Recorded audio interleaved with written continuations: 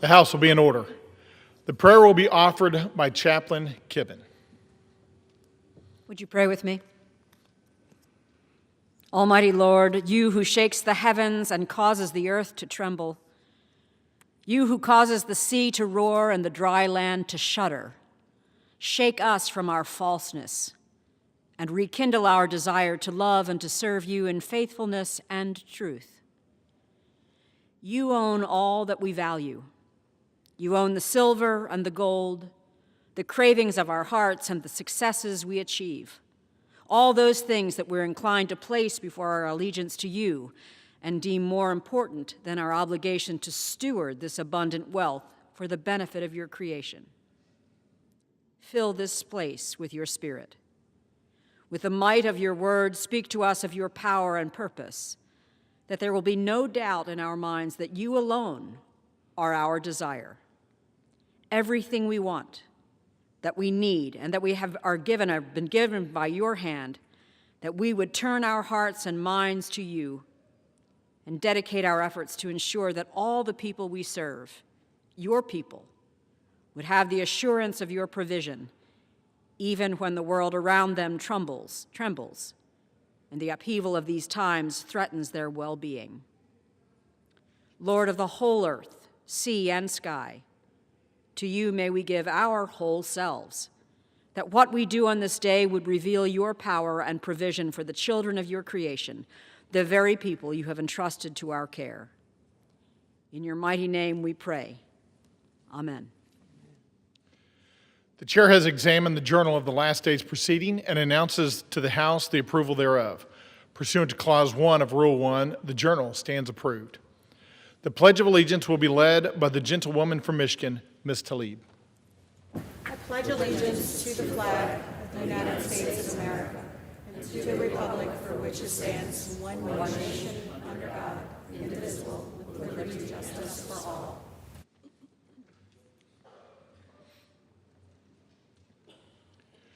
The chair will entertain requests for up to 15 one-minute speeches on each side of the aisle. For what purpose does the gentleman from South Carolina seek recognition?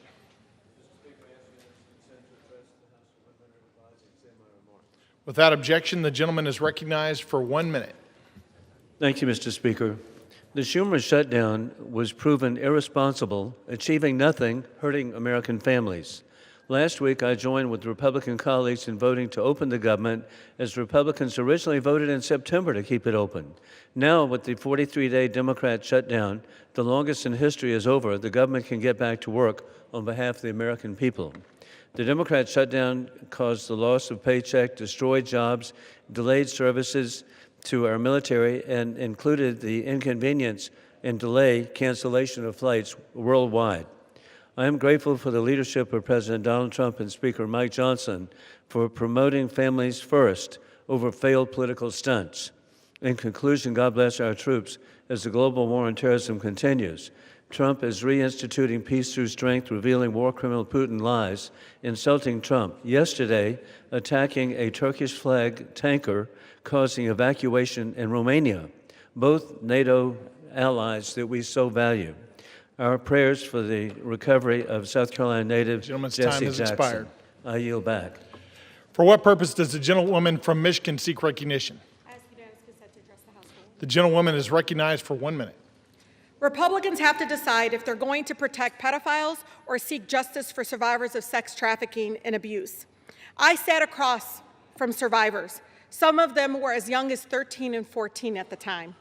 And they told us over and over again, follow the money. The Treasury Department, Mr. Speaker, is sitting on suspicious activity reports on Epstein's financial network detailing thousands of transactions totaling more than $1.5 billion. In fact, J.P. Morgan knew about these suspicious transactions for more than a decade. He had 134 accounts with J.P. Morgan, but they chose to look the other way and continue to profit.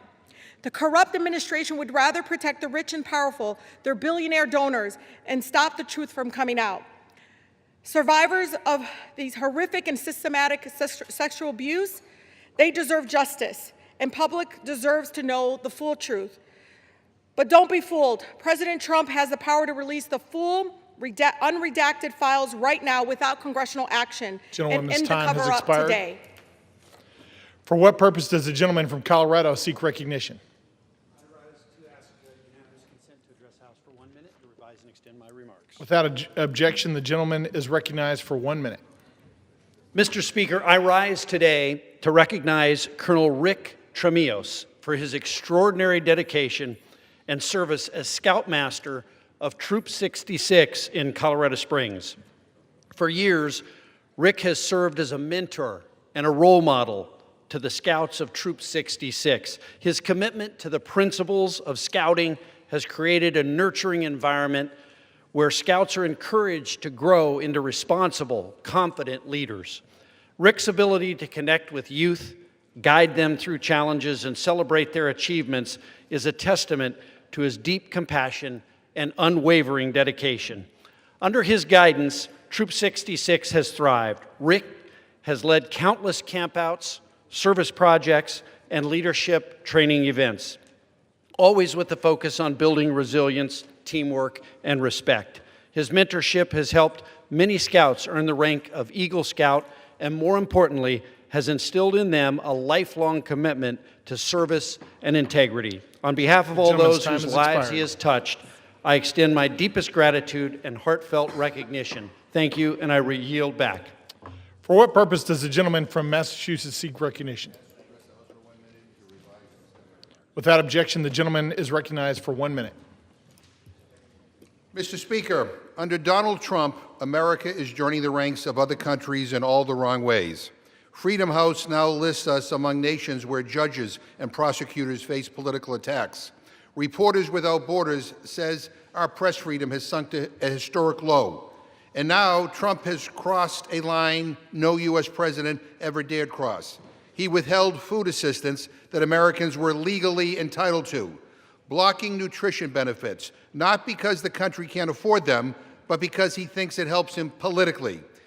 In my work as co-chair of the Tom Lantos Human Rights Commission, I've seen brutal regimes use food as a weapon and leaders starve their own people to hold on to power. I never, ever thought I would see a U.S. president try to rip a page from the same playbook. What a shameful moment in our history, and I will continue to fight to end hunger now. I yield back. For what purpose does the gentleman from Mississippi seek recognition?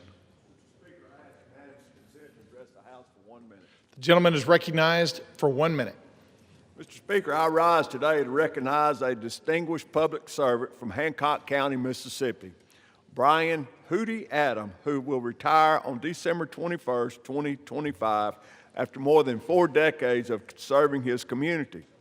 Hootie began his career in 1985 as a firefighter, answering the call when his neighbors needed him most. In 2003, he became director of Hancock Emergency Management Agency, a role he has carried with steady leadership for 22 years. During that time, he guided the county through many countless emergency destructive storms, and most notably, the unimaginable challenges of Hurricane Katrina. Through every crisis, Hootie was a source of strength, calm, prepared, and fully committed to protecting the people of Hancock County, Mississippi. His leadership saved lives, strengthened the emergency response across our region, and set a standard of service we should all admire. Mr. Speaker, I ask my colleagues to join me in thanking Hootie Adam for his extraordinary dedication and wishing him the very best in well-earned retirement. Mr. Speaker, I yield back. For what purpose does the gentlewoman from Michigan seek recognition? The gentlewoman is recognized for 1 minute.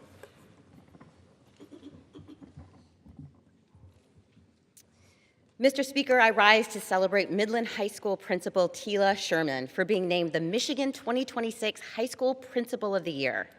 Principal Sherman's compassionate and hands-on leadership sets an example for schools across the country. She is an extraordinarily gifted leader who inspires those around her to stand up for every child in all of our communities. It is her passion for education and her fervent belief in every child's potential that guides the work she does every day. She encourages collaboration and teamwork among educators, making Midland High School a safe space that uplifts everyone under its roof. Principal Sherman pushes her students to dream big, asking them every single week, "Chemics, you determine your legacy. What will it be? There are years ahead in her leadership journey in education. I have no doubt that she will leave a legacy of educational excellence, deep caring, and a spark of hope for every student she encounters. Go Chemics. Thank you, and I yield back. For what purpose does the gentleman from North Carolina seek recognition? Without objection, the gentleman is recognized for 1 minute.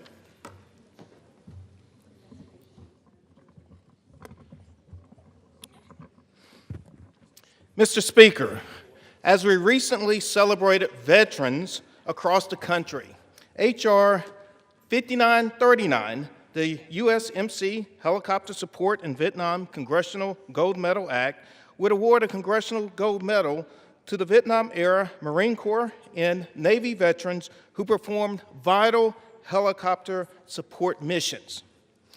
These flight crews executed incredibly risky and dangerous operations. They successfully carried out life-saving medical evacuations, transporting approximately 189,000 service members. Recognizing those who put their lives in harm's way to help out our wounded is long overdue.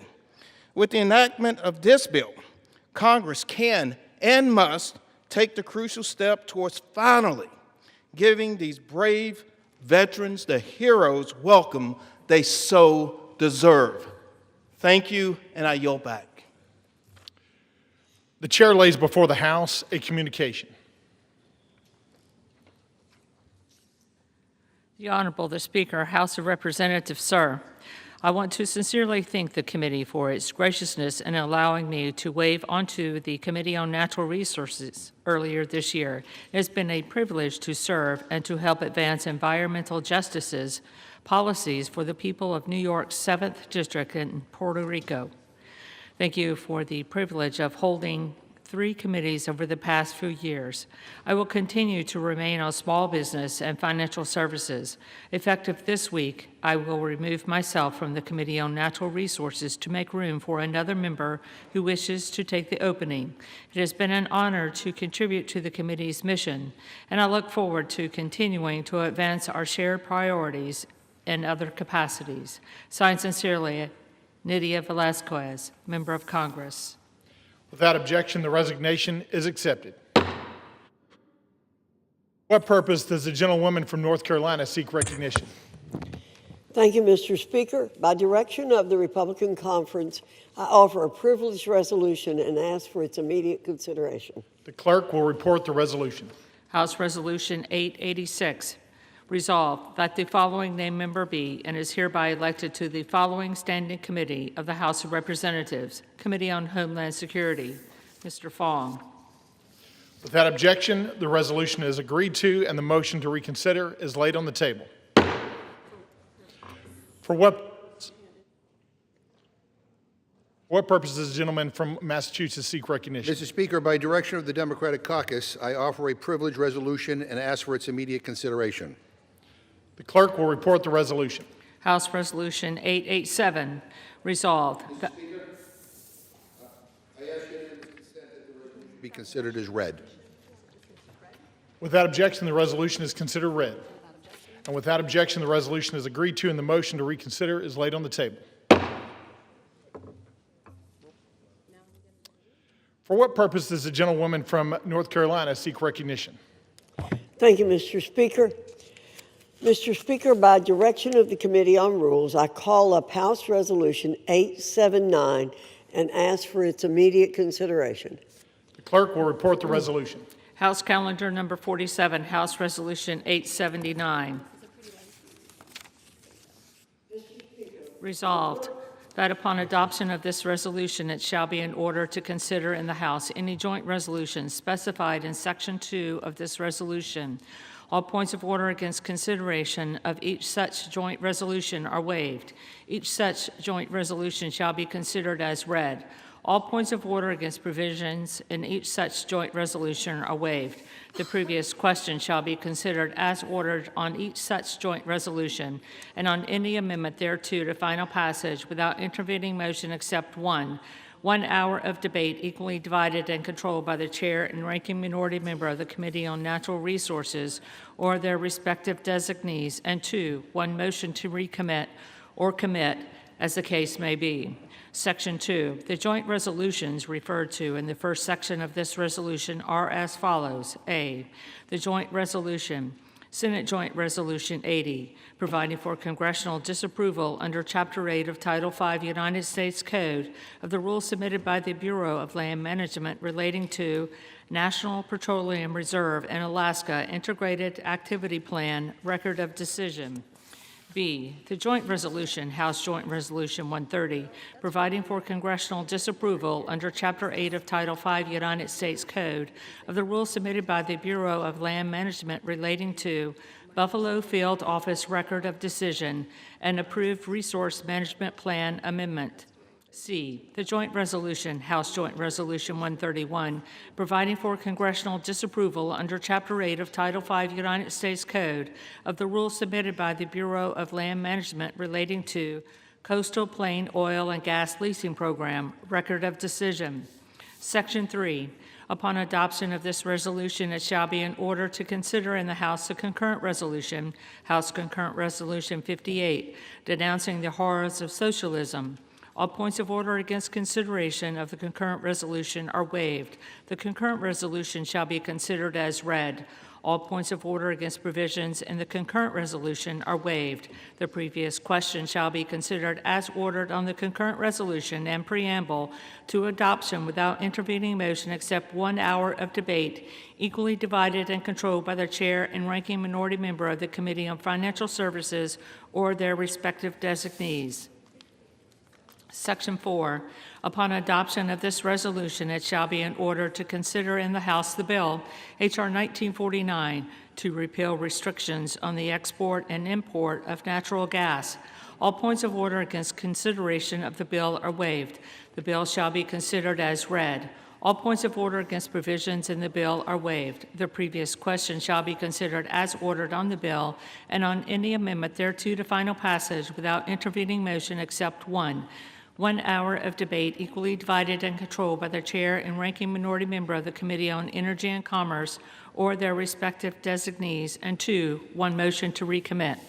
Section 5, upon adoption of this resolution, it shall be in order to consider in the House the bill H.R. 3109 to require the Secretary of Energy to direct the National Petroleum Council to issue a report with respect to petrochemical refineries in the United States and for other purposes. All points of order against consideration of the bill are waived. The bill shall be considered as read.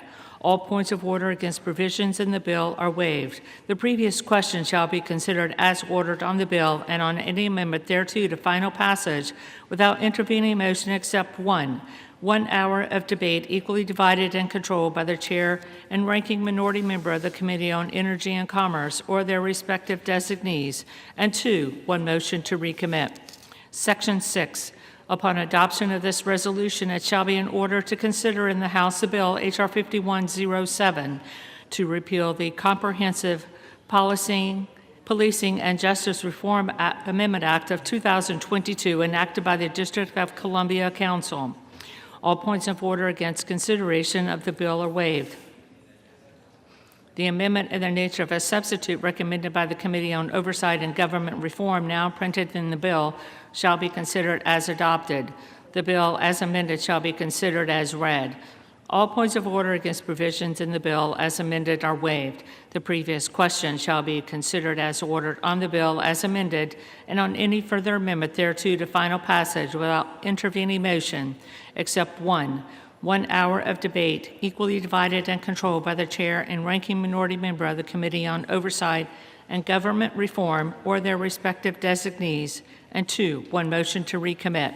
Section 7, upon adoption of this resolution, it shall be in order to consider in the House the bill H.R.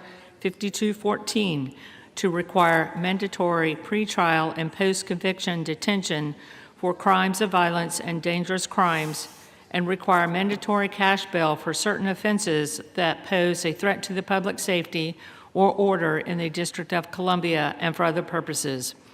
All points of order against consideration of the bill are waived. The amendment in the nature of a substitute recommended by the Committee on Oversight and Government Reform, now printed in the bill, shall be considered as adopted. The bill as amended shall be considered as read. All points of order against provisions in the bill as amended are waived. The previous question shall be considered as ordered on the bill as amended and on any further amendment thereto to final passage without intervening motion except one. 1 hour of debate equally divided and controlled by the chair and ranking minority member of the Committee on Oversight and Government Reform or their respective designees, and 2, 1 motion to recommit. Section 8, upon transmission to the Senate of a message that the House has passed H.R. 4405, House Resolution 581 shall be laid on the table. The gentlewoman from North Carolina is recognized for 1 hour. Thank you, Mr. Speaker. For the purpose of debate only, I yield the customary 30 minutes to the gentleman from Massachusetts, Mr. McGovern, pending which I yield myself such time as I may consume. During consideration of this resolution, all time yielded is for the purpose of debate only. Mr. Speaker, I ask unanimous consent that all members have 5 legislative days to revise and extend their remarks. Without objection. Thank you again, Mr. Speaker. I rise in support of the rule and the underlying legislation. Yesterday, the Rules Committee met and produced a rule, H.Res. 879, providing for the House's consideration of 8 separate measures. The rule provides closed rules for consideration of S.J. Res. 80, H.J. Res. 130, H.J. Res. 131, with 1 hour of debate equally divided and controlled by the chair and ranking minority member of the Committee on Natural Resources or their respective designees for each joint resolution. The rule provides each such joint resolution 1 motion to recommit. Further, the rule provides closed rules for the consideration of H.R. 1949 and H.R. 3109, with 1 hour debate equally divided and controlled by the chair and ranking minority member of the Committee on Energy and Commerce or their respective designees for each bill. The rule provides each bill with a motion to recommit. Additionally, the rule provides for consideration of H. Con. Res. 58 under a closed rule with 1 hour of debate equally divided and controlled by the chair and ranking minority member of the Committee on Financial Services or their respective designees. The rule also provides for consideration of H.R. 5214 and H.R. 5107 under closed rules with 1 hour debate equally divided and controlled by the chair and ranking minority member of the Committee on Oversight and Government Reform or their respective designees on each bill. The rule provides 1 motion to recommit for each bill. Finally, the rule tables House Resolution 581 upon the transmission of a message to the Senate that the House has passed H.R. 4405. Mr. Speaker, after over 40 days of the Democrat government shutdown, the House has returned to regular order, and this majority is continuing to push forward with the America First agenda, the American people's agenda. All of these pieces of legislation we're considering today are in alignment with the American people's demand and President Trump's executive orders that we maintain a robust posture of American energy dominance. You know, Mr. Speaker, our Democrat colleagues have developed a strong proclivity to thumb their noses at the development of energy that comes from American soil. One must wonder why they choose to do that. They pay lip service to environmental protections and reducing greenhouse gas emissions, but it's just a fact that American oil and American natural gas are cleaner and more environmentally friendly than any of our global competitors. Why would they cede our dominance on the global stage in favor of hostile actors who lack even the most basic environmental protections? We are blessed as a nation to have vast repositories of natural resources that we can draw from and utilize accordingly. When we ignore the opportunities to harness these resources for our benefit, we deny ourselves the opportunity to grow more self-sufficient. H.R. 5214 and H.R. 5107, two measures reported from the Oversight Committee, focus on restoring law and order in our nation's capital city, a city that ought to be a model for the rest of the nation to follow.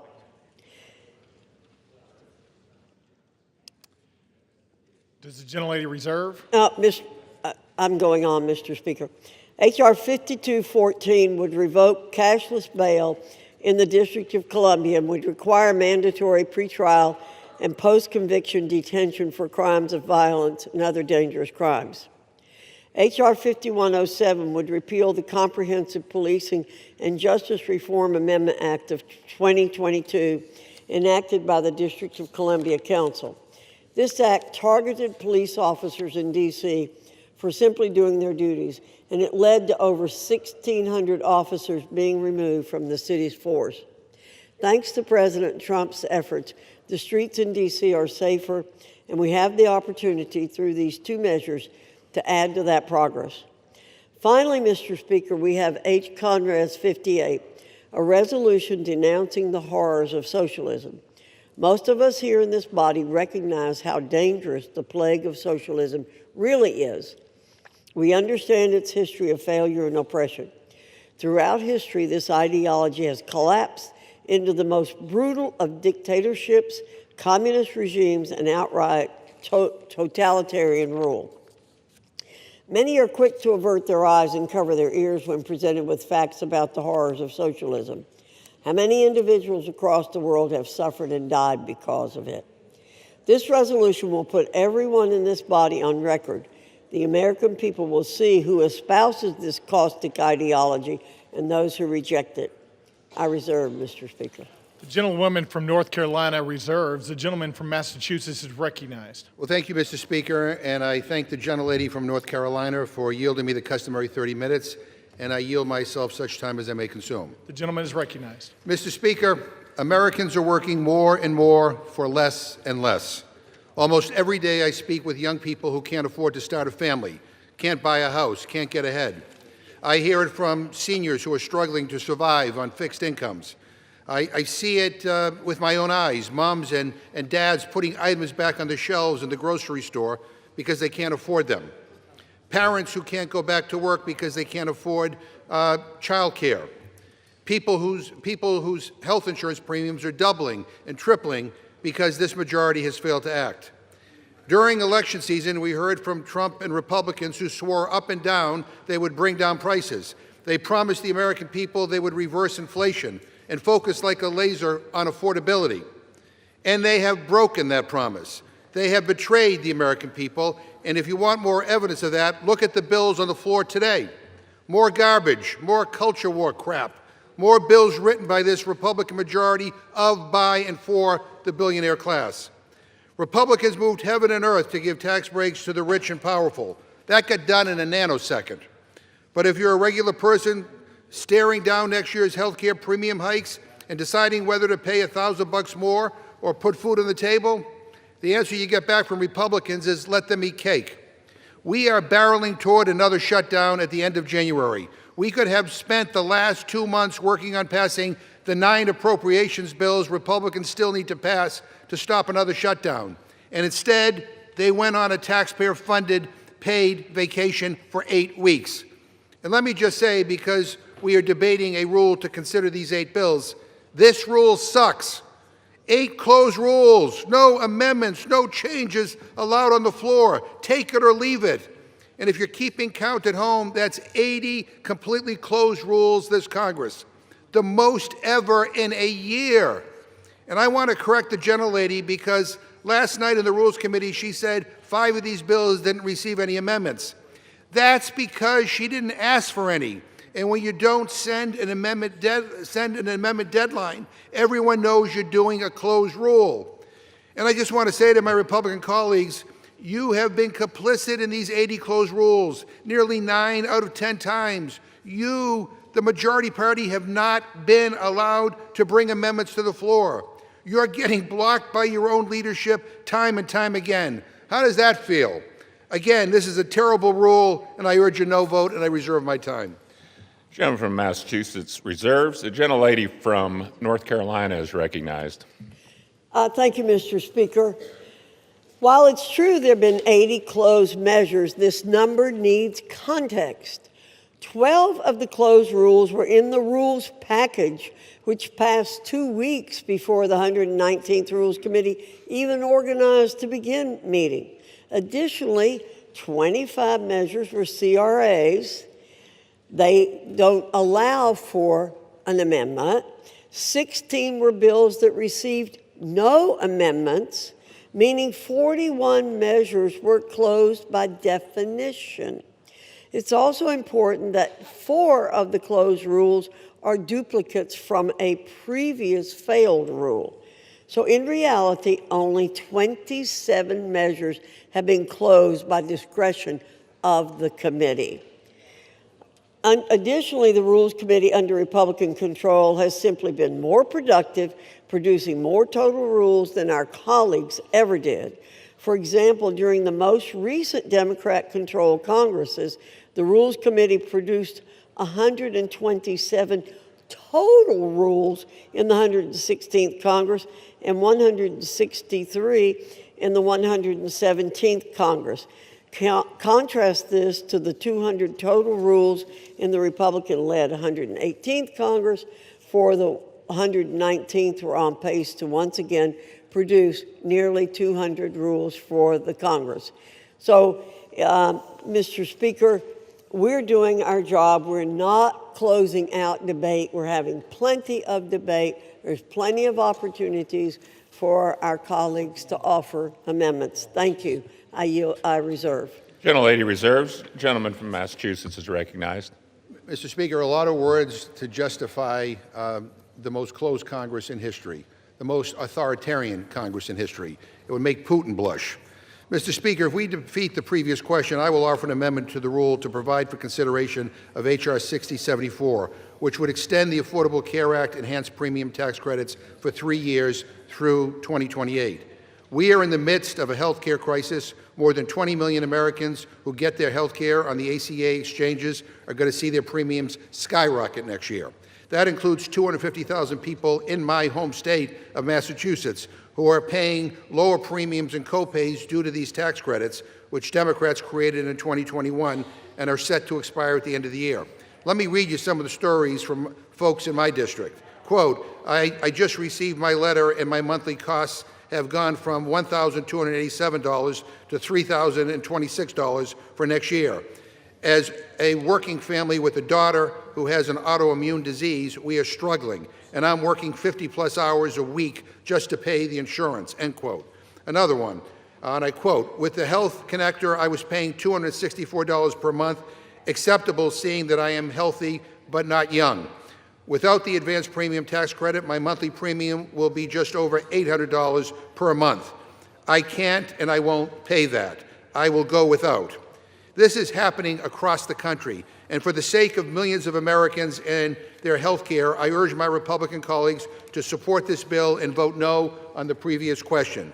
Mr. Speaker, I ask unanimous consent to insert the text of my amendment into the record along with any extraneous material immediately prior to the vote on the previous question, and I reserve. Without objection. Gentleman reserves. Gentlelady from North Carolina is recognized. Thank you, Mr. Speaker. I yield 2 minutes to the distinguished gentleman from Utah, Mr. Owens. Gentleman is recognized for 2 minutes. Thank you, Chairwoman, for yielding. Mr. Speaker, after blatant obstruction and prolonged delay on the part of congressional Democrats for over 40 days, the House has returned to regular order. It's good to be back, and it's about time. Today, we're here to advance 8 separate measures that meet the demands of the American people and strengthen President Trump's successful America First agenda. My constituents voted for the dissolution of the Biden bureaucratic barrage and for the safety of their communities, from bolstering American energy dominance to upholding law and order, strengthening the criminal justice system in the nation's capital, to rejecting the failed ideology of socialism. House Republicans continue to deliver measurable and substantial progress. I urge my colleagues to support the rule and the 8 underlying pieces of legislation. Let's continue delivering wins for the American people. Thank you. I yield back. Gentleman yields back. Gentlelady from North Carolina reserves. Gentleman from Massachusetts is recognized. Mr. Speaker, shortly on the floor, Republicans are about to finally bring up the Massey Counter bill to release the Epstein files. We had to drag this leadership here kicking and screaming. And I appreciate their sudden and stunning change of heart on this issue. But I want to state for the record that the Republican leadership has tried to block this day for months and months and months. And I also want to state for the record that Donald Trump could release these files on his own, today, right now, right this very second. He doesn't need to wait for Congress to pass the bill. He could release the files himself, but he won't. That is why we are here, because he refuses to act. Meanwhile, the Republican majority has blocked transparency at every turn. They stonewalled in committee. The gentlelady from North Carolina and every Republican on the Rules Committee voted 9 times to block my amendment to release the Epstein files. 9 times. Republicans were so afraid of my amendment that Speaker Johnson shut down the Rules Committee and sent us home early in July. And then he refused to swear in a new member of Congress for weeks because she promised to be the 218th signature to force this bill forward. Only four Republicans signed the discharge petition. Every single Democrat signed on.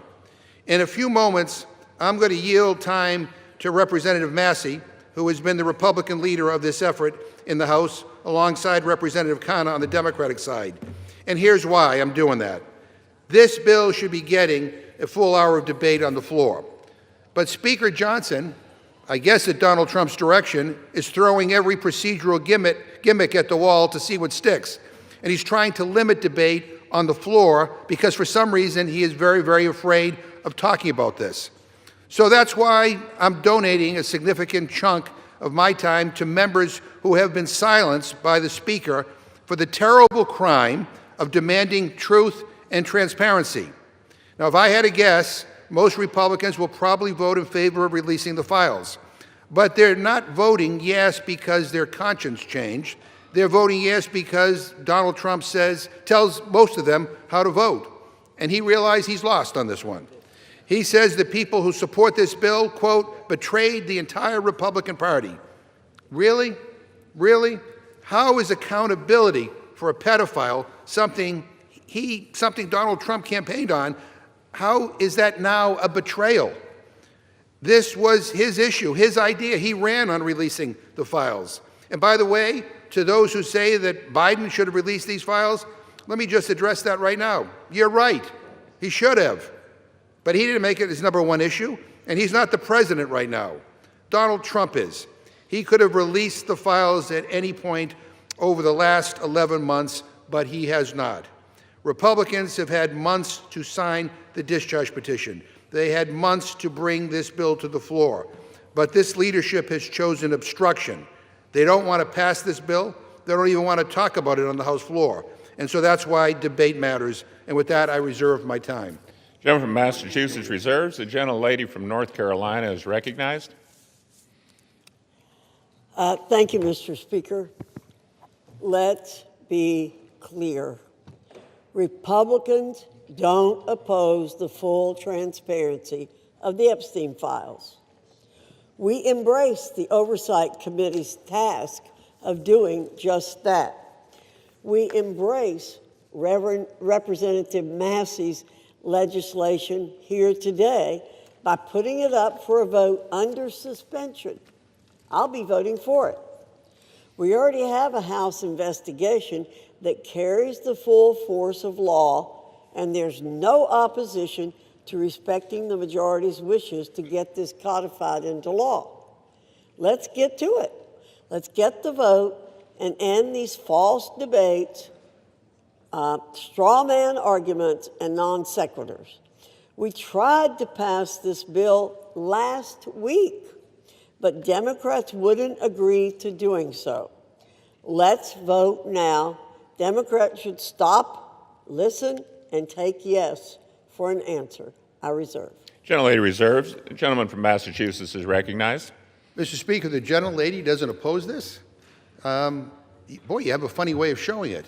I gave the gentlelady 9 opportunities in the Rules Committee to bring this measure to the floor. 9 opportunities. And every time I brought up an amendment, she voted it down. 9 opportunities. So to say that somehow this is always what you wanted, I don't know. That doesn't pass the smell test. Mr. Speaker, I yield 3 minutes to the gentleman from California, Mr. Khanna. Gentleman is recognized for 3 minutes. Thank you, Mr. Speaker. Thank you, Mr. Chairman, for your leadership over the last 5 months to make sure that this bill came to the floor. Thank you also to Don Sisson for his leadership and understanding of all the rules to make this possible. Now, as we are here today, I saw on CNN that the president is meeting with the Saudi prince. You know what America First means to me? How about meeting with the survivors?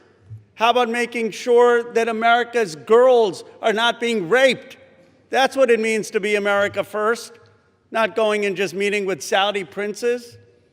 You know, I am so honored to be here and working together with Congressman Thomas Massie, who's shown so much courage and principle, and I'm so honored to be here next to Congresswoman Marjorie Taylor Greene and Congresswoman Nancy Mace. I was telling someone, they said, what did you learn through this process? I said, sometimes we have to see people not just through their caricature. And I had caricatures of Representative Greene and Representative Massey and Representative Mace. But what I saw is they cared as Americans and human beings, and they stood with courage. And they looked at this not from politics, they looked at this as what is right. And I'm proud today to be a member of Congress. I'm proud to work with them, and I'm proud of what we are showing this country is possible. That if we actually care about American values, maybe we can overcome some of the bitter divides in this country. If we don't care about just getting the credit and maybe work together, we could actually care about forgotten and abandoned Americans like the survivors that testified today. I was so moved by their testimony. How can you hear their testimony, as all of us have heard, see their tears, see them holding up photos at the age of 14, and think that they're not telling the truth? This is not politics, this is humanity. Sometimes we get into these chambers and we forget what happened, of how we grew up. Most of us, we grew up, we went to barbecue, we went to Little League games, we went to church or temple. We didn't fly around in private jets and go to a rape island. We didn't buy off politicians and tell them to keep quiet. We didn't think that it was normal to abuse or rape young girls. And then they're saying, well, we don't know if they were 18 or 22. Come on, it's rotten. Then they say, well, just care about the price of eggs, just care about the price of health care. You know what's more important than that? American values. These rich, greedy men abused American values. They abused what's sacred about this country. They abused what built this country. I yield the gentleman additional minute. And it is time that they're going to have a reckoning. The Epstein class is going to go. And the reason they're going to go is because the progressive left and the MAGA right and everyone in between is finally waking up against this rotten system. And when people are united, when people work across the aisle, amazing things can happen because the American people are kind and good and decent. So it's an honor, Congressman Massey, to have worked with you, and I salute particularly the courage of Marjorie Taylor Greene, Lauren Boebert, and Nancy Mace. None of this would have been possible without their courage in standing up on the petition and for what they did. I'll yield back. Gentleman yields back. Gentleman from Massachusetts reserves. Gentlelady from North Carolina is recognized. Mr. Speaker, at the top of this page that I have, I've written Democrat hypocrisy on Epstein. That's what we're hearing today. I'm proud to be a member of the Oversight and Government Reform Committee. I'm proud to have supported the full investigation into the Epstein files on that committee. Furthermore, I'm proud to have supported formalizing that investigation by taking the decisive step in directing that investigation by a special rule provided by the Rules Committee.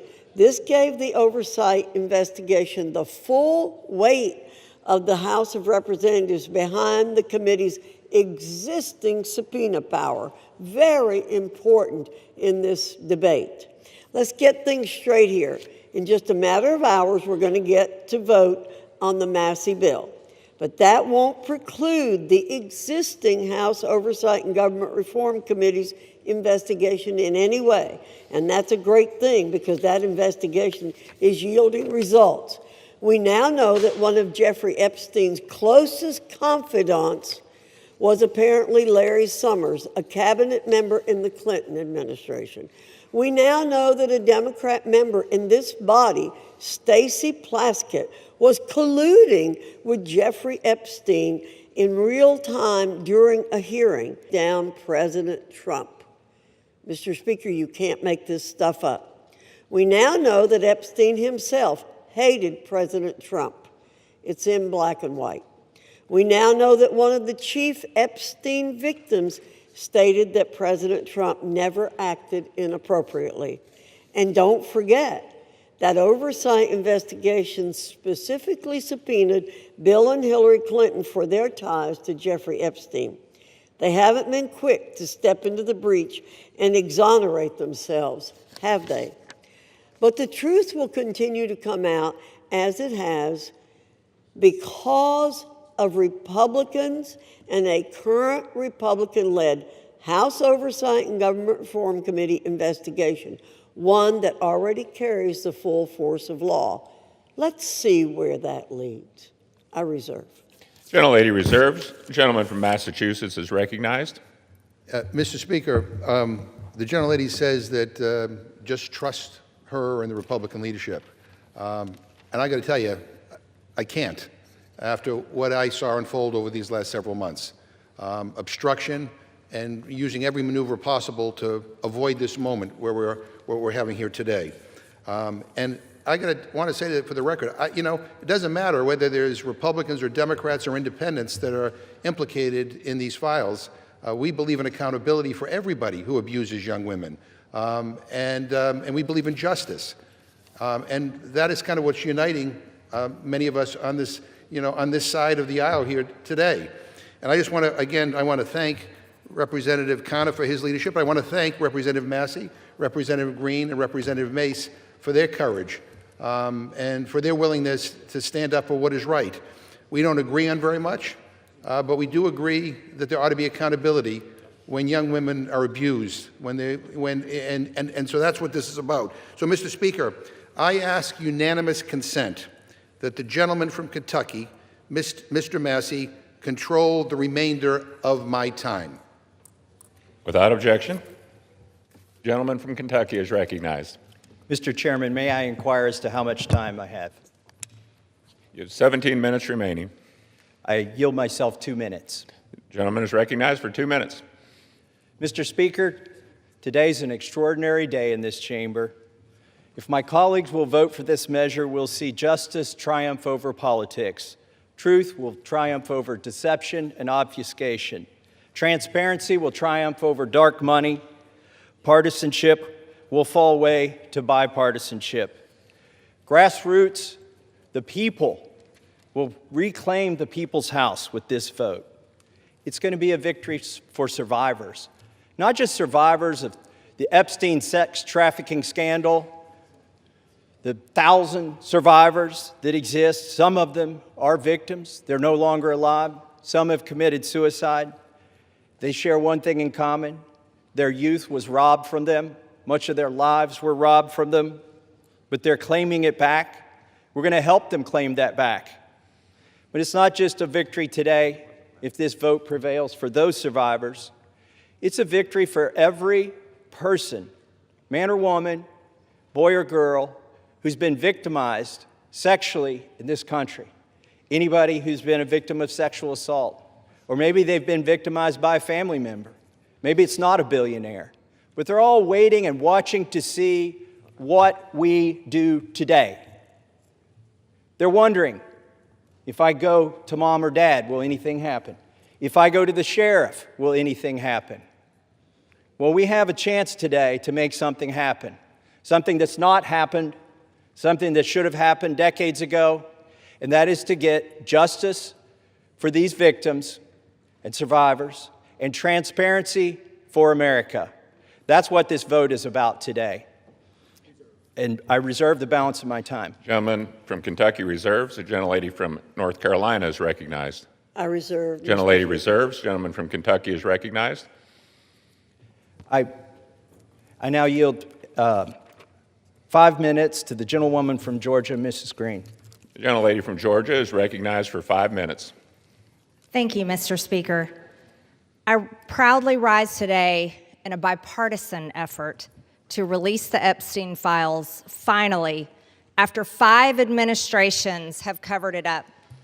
Earlier today, I attended the press conference where the survivors, they're not victims, the survivors of Jeffrey Epstein's sexual abuse and sex trafficking told their stories. And they told stories about how it started back in 1990, 1996, and they continued on through the decades. And they told stories about how they told someone and tried to get help. They told the FBI, and they weren't listened to. And they told law enforcement, and no one did anything. And these women don't just number a few. These women number around 1,000 women. And they are victims of something that's unthinkable. And this should have never, ever happened. This was the biggest fight I think I've seen in Washington, D.C. This is my 5th year here. And this was a fight that we should have never had to wage. It should have been the easiest thing for every single member of Congress. It should have been the easiest thing for the Speaker of the House. It should have been the easiest thing for the President of the United States to release all the information, every single file, on behalf of these American women. These American women aren't rich, powerful elites. They do not have someone paying for their airline tickets or paying for their trips or paying for their expenses every time they try to do something to get this information out. These are your average Americans. And you want to know what the Epstein files represent? The cover-up represents to average Americans. It represents the failures of the federal government and Congress to the American people. And that is what people rose up about in 2024. They wanted and demanded transparency from their government and for Americans finally to be put first. And today, with this vote, we are finally putting these victims and these survivors of Jeffrey Epstein and the cabal of rich, powerful elites that expands not just here in the United States of America, but to other countries as well. We're putting them last. And that is exactly what Americans want. You see, for far too long, Americans have been put last. And they're sick of it. They're sick and tired of it. And this is why they don't trust Congress. This is why they don't trust the government. And here's the problem. All of these women who have suffered in shame for years and years and years, women who were terrified, women who were intimidated, women who were threatened, just like Virginia Giuffre. And now she's dead. And these women should have never faced that, for this information to come out. And we, especially the 4 Republican members of the House of Representatives, we should have never faced intimidation and threats for us to get this vote to come to the floor. Never forget, there were 4. Thomas Massey, myself, Nancy Mace, and Lauren Boebert. We had to sign a discharge petition, and we had to fight through intimidation, and we had to endure it for months to push that discharge petition finally to 218 to get this vote to come out. This is what the American people are sick of. and rightfully so. Now, where does this go from here? The question will remain, will the Department of Justice release all the information? Will a judge in New York release the information? Will the CIA release the information? And will foreign governments release their information? Or will this continue after this vote today be a cover-up? A cover-up of the rich, powerful elites that bond together in sex and human trafficking abuse and all types of global business that enriches them but never serves Americans. The American people will know, and the victims, actually the survivors of Jeffrey Epstein, will know because they know the list of names. And I remain dedicated to my promise to read those names here on the House floor if those women ever find them in a place that it needs to be done. I yield back to Mr. Gentlelady Massey. from Georgia yields back. Gentleman from Kentucky reserves. Gentlelady from North Carolina is recognized. I reserve, Mr. Speaker. Gentlelady reserves. Gentleman from Kentucky is recognized. I yield myself a minute and 30 seconds. Gentleman's recognized for a minute. I want to thank the generosity of Jim McGovern, Representative McGovern, for granting us this time. I'm embarrassed for my own party today. I'm embarrassed we withheld signing in, swearing in a duly representative of the people for 49 days just to avoid this vote that's finally going to happen today. I'm embarrassed that my own party isn't going to yield me time to debate this, even though they say they support it, and I authored it. They don't even want to yield me time to debate this during the bill debate. But I'm thankful. Let me tell you who I'm thankful to. These three brave women, Marjorie Taylor Greene, Nancy Mace, and Lauren Boebert, they have been threatened. They have been intimidated. Physically, politically, it's disgusting. And not by the far left. They have been intimidated by people in our own party. And for what? For seeking justice for these victims. So my hat's off. I congratulate them for standing strong. I've always wondered, where were the Republican men during this battle? We've taken 5 months. These three women and I have had to drag our party to this floor today to even vote on this. And Ro Khanna is the most to be thanked here in an extraordinary display of bipartisanship. He did not hesitate when I asked if we wanted to bring this bill to the floor together, if he would stand in the trenches with me. He said yes. With that, I reserve. The gentleman reserves. Gentlelady from North Carolina is recognized. Thank you, Mr. Speaker. I yield myself such time as I may consume. Gentlelady is recognized. Boy, we need to get facts straight here. President Trump's DOJ, in his first term, arrested and prosecuted Jeffrey Epstein.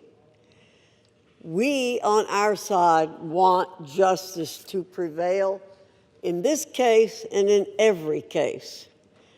Speaker Johnson has always been clear that if the discharge petition reached the necessary signatures, that the House would consider the legislation, and that's what we're providing for in our rule today. In fact, as soon as the petition hit 218 votes last Wednesday, House Republicans offered a unanimous consent request to pass the legislation then. However, the Democrat leader would not give consent to do that last week. Why?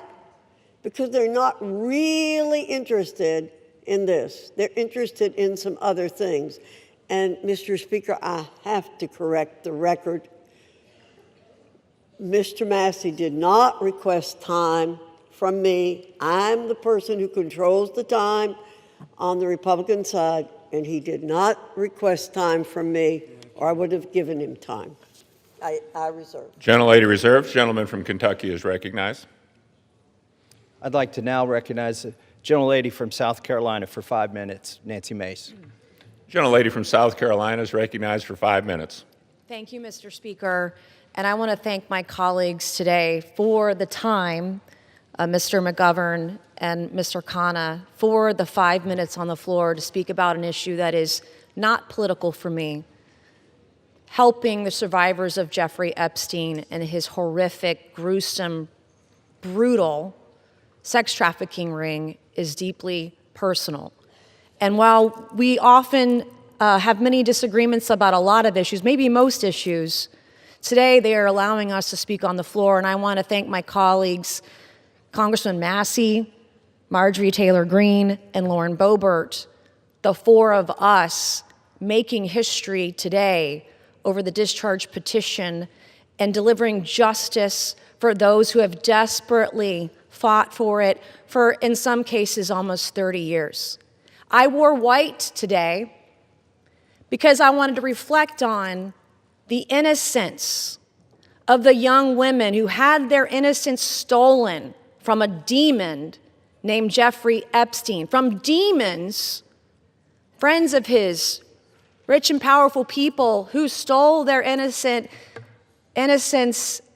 as young as 14 years old. It was taken from them, and they've never gotten it back.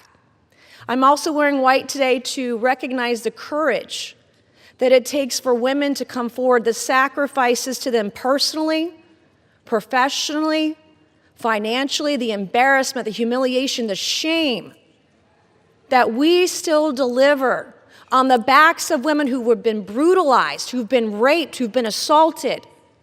The shame that the media pours over their heads, that their colleagues, their friends, their neighbors, their loved ones, because you come forward and because you talk about sexual assault, you are not a slut. It's not because of what you wore. You're not a whore. But that's how women are treated, and you're not lying. And I want every woman to know, every Epstein survivor to know, every woman across the country who is a survivor, who is a victim of assault, that today, we see you.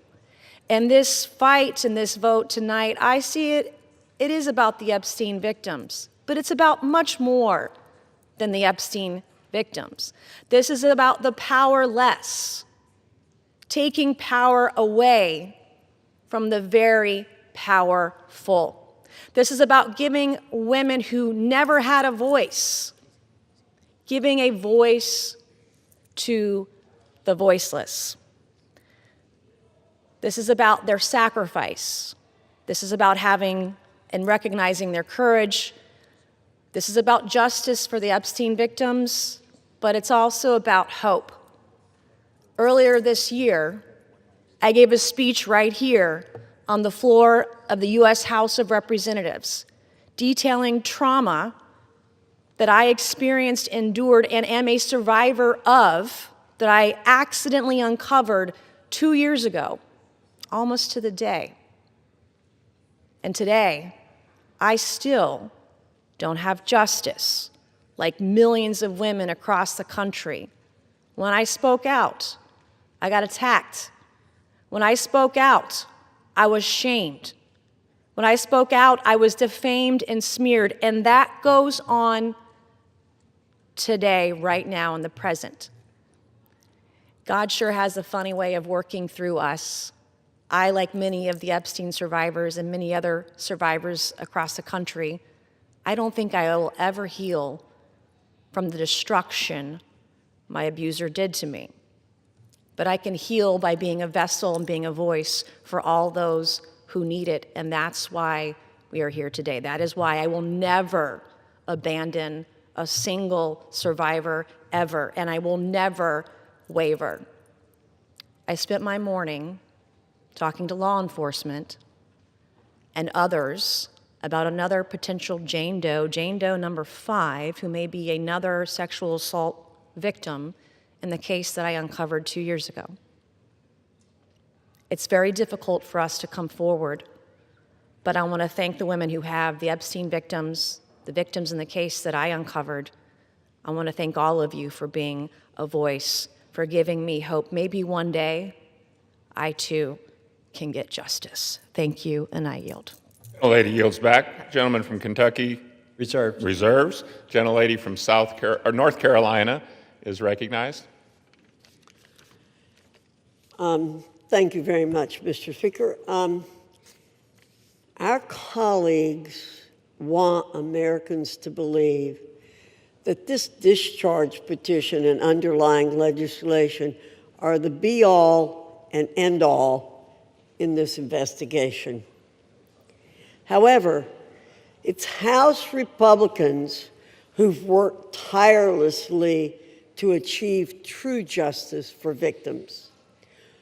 To date, the significant information that has come out has come from the Oversight and Government Reform Committee as a result of its issuing 13 subpoenas.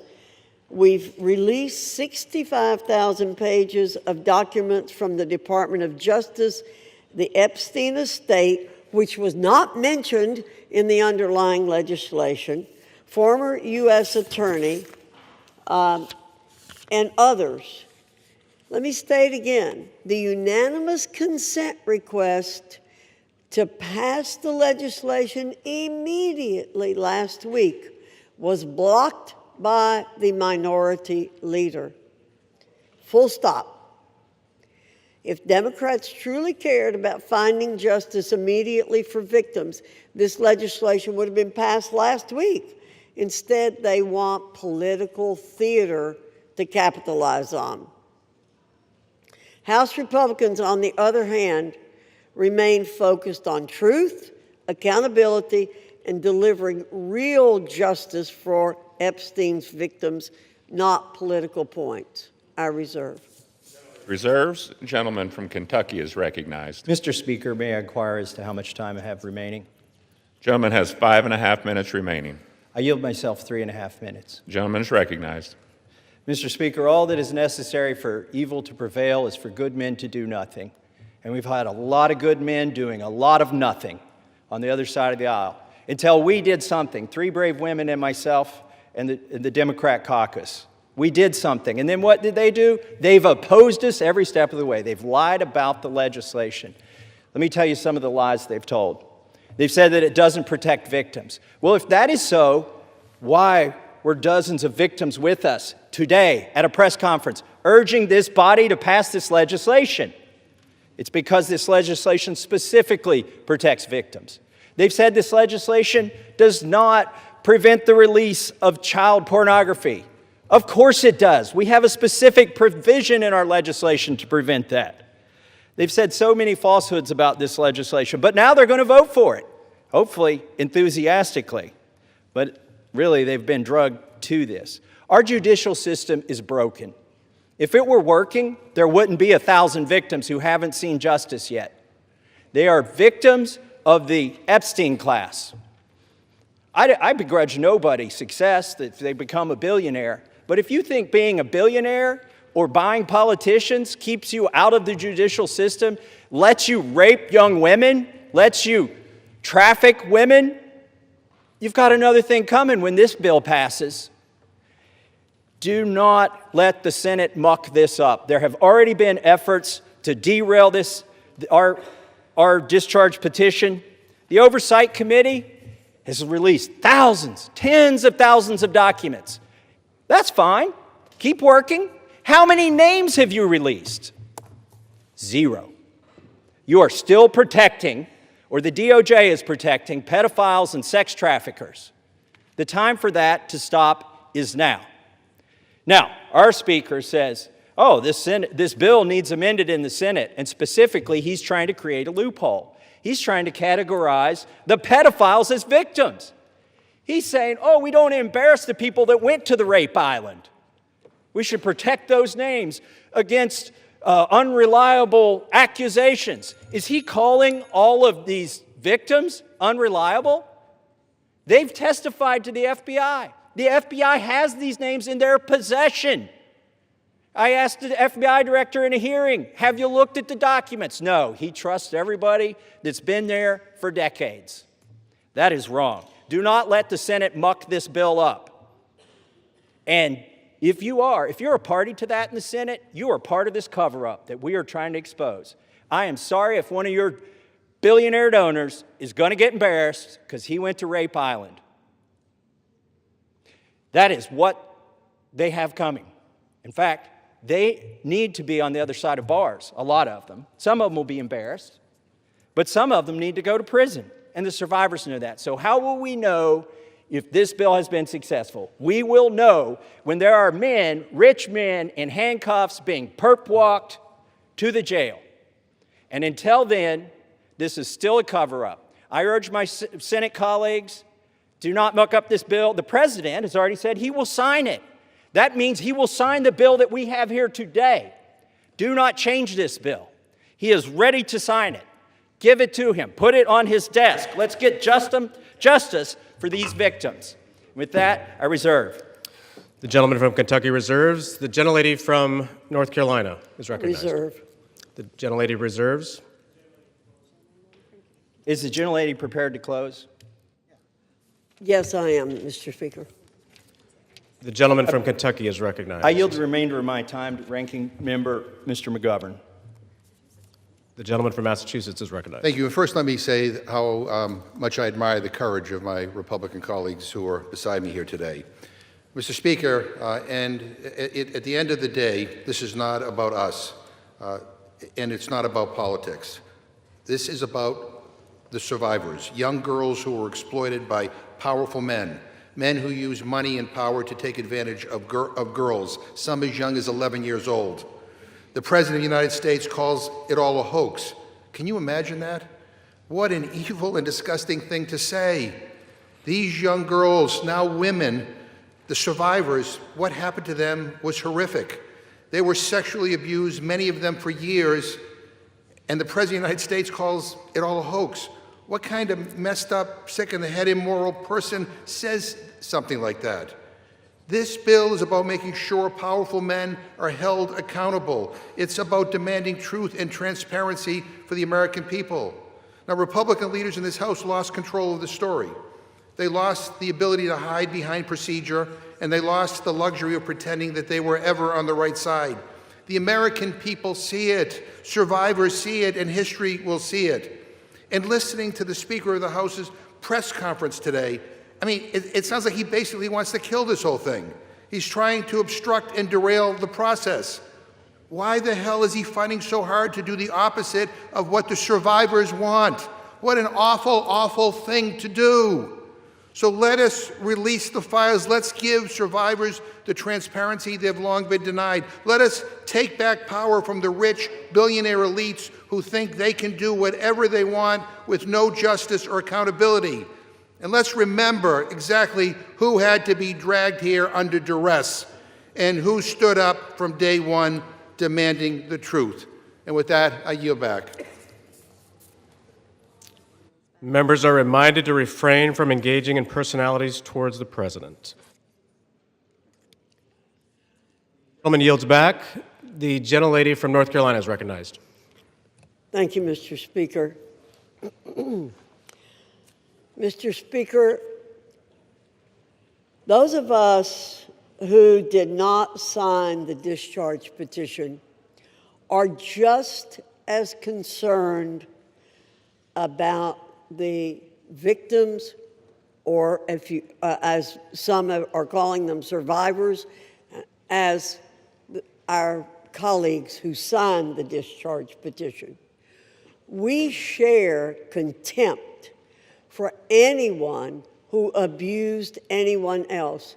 I've stood on this floor many times, Mr. Speaker, to speak out for victims and survivors of people who have been abused, and against anyone who breaks the law or takes advantage of an innocent person. We will not be characterized as insensitive to that. But what House Republicans who didn't sign the discharge petition remain focused on truth, accountability, and delivering real justice for Epstein victims. Again, I'll point out that it was under President Trump's Department of Justice that Jeffrey Epstein was arrested and tried.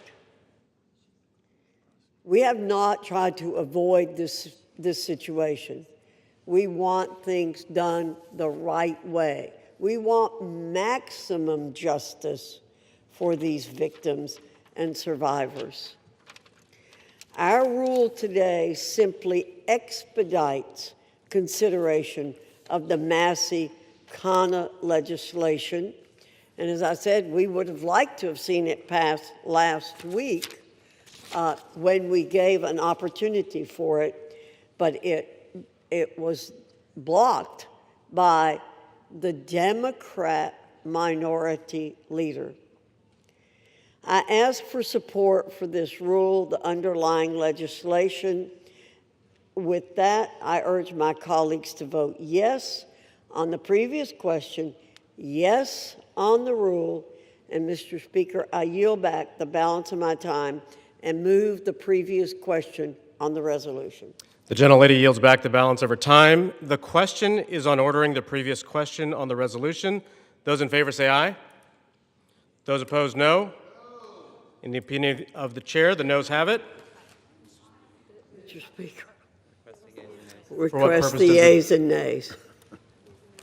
The yeas and nays are requested. Those favoring a vote by the yeas and nays will rise.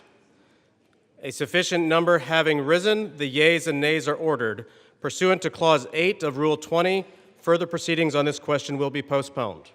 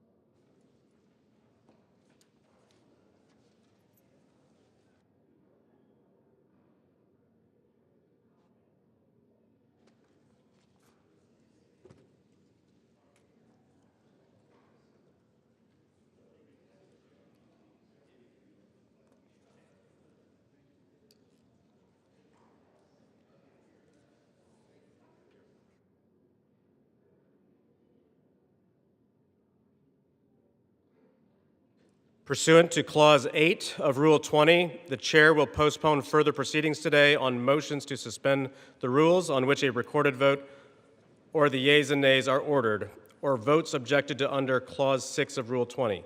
The House will resume proceedings on postponed questions at a later time.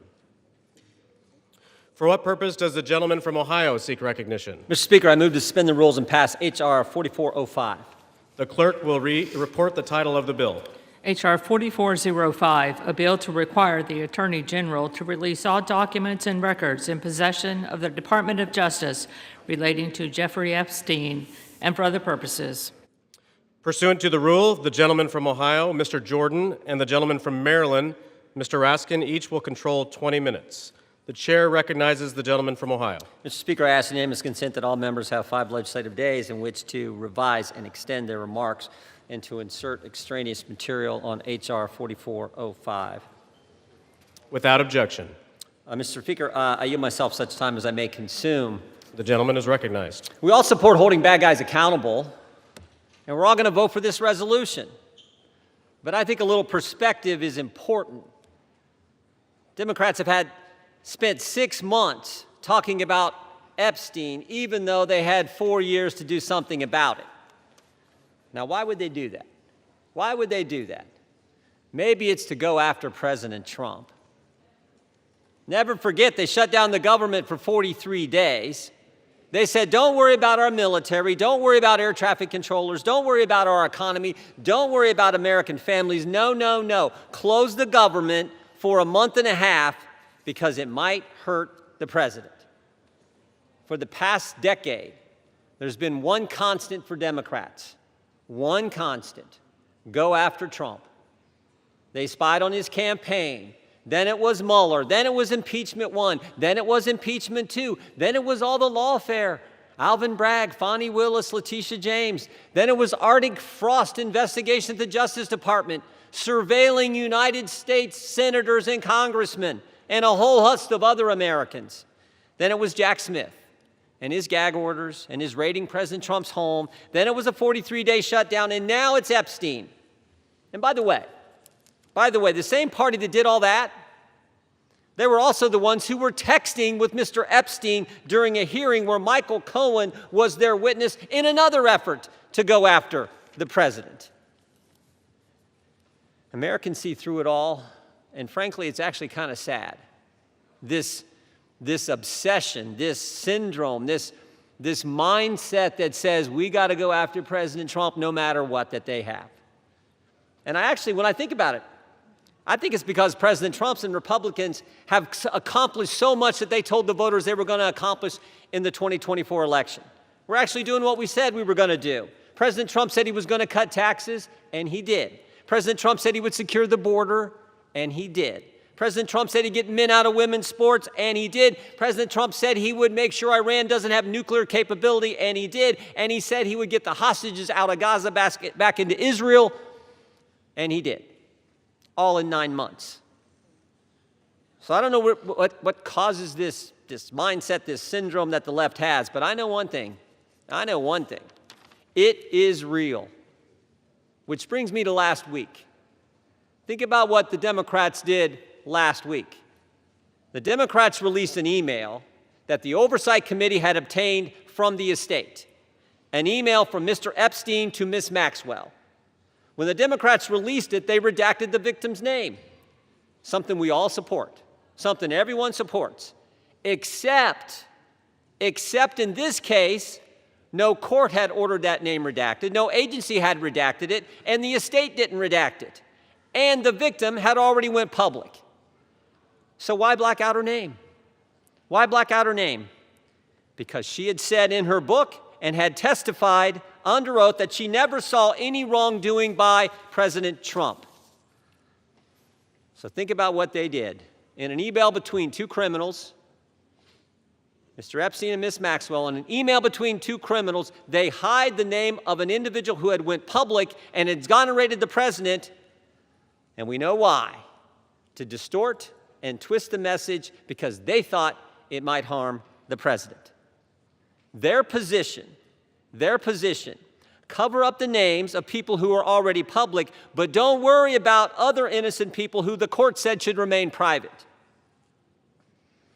Again, I think the American people see through it. They see through what the Democrats are doing.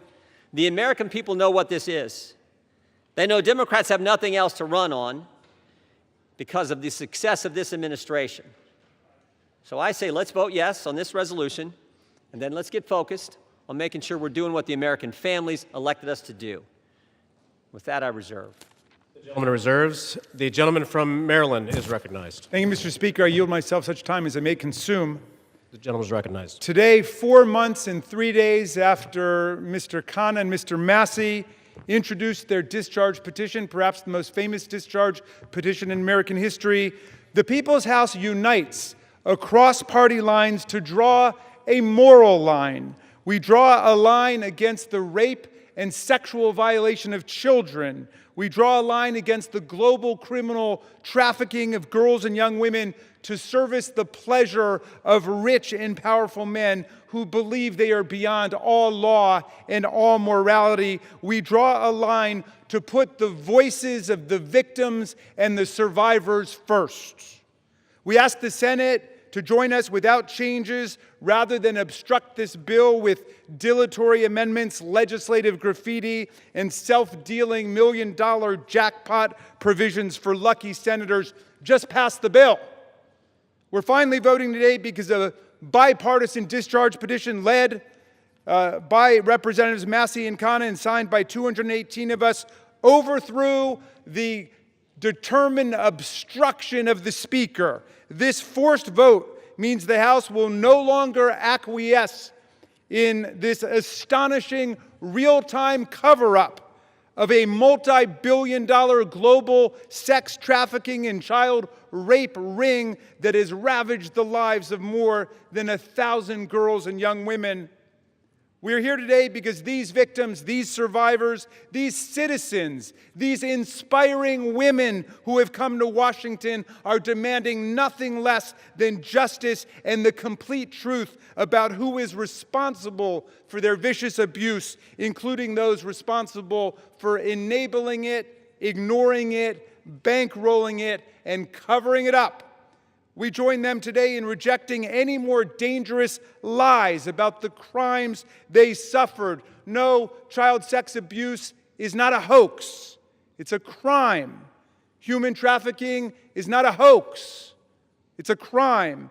These crimes are a curse on children and young people across America, in universities and elementary schools, in churches and mosques and synagogues, in Boy Scout troops and college sports teams and summer camps. Anywhere the powerful and the rich believe they've got the opportunity and the impunity to exploit the young, the poor, the powerless, and the vulnerable. We must face the truth and find the co-conspirators still at large in one of America's most extensive and sophisticated sex trafficking and child abuse rings in history.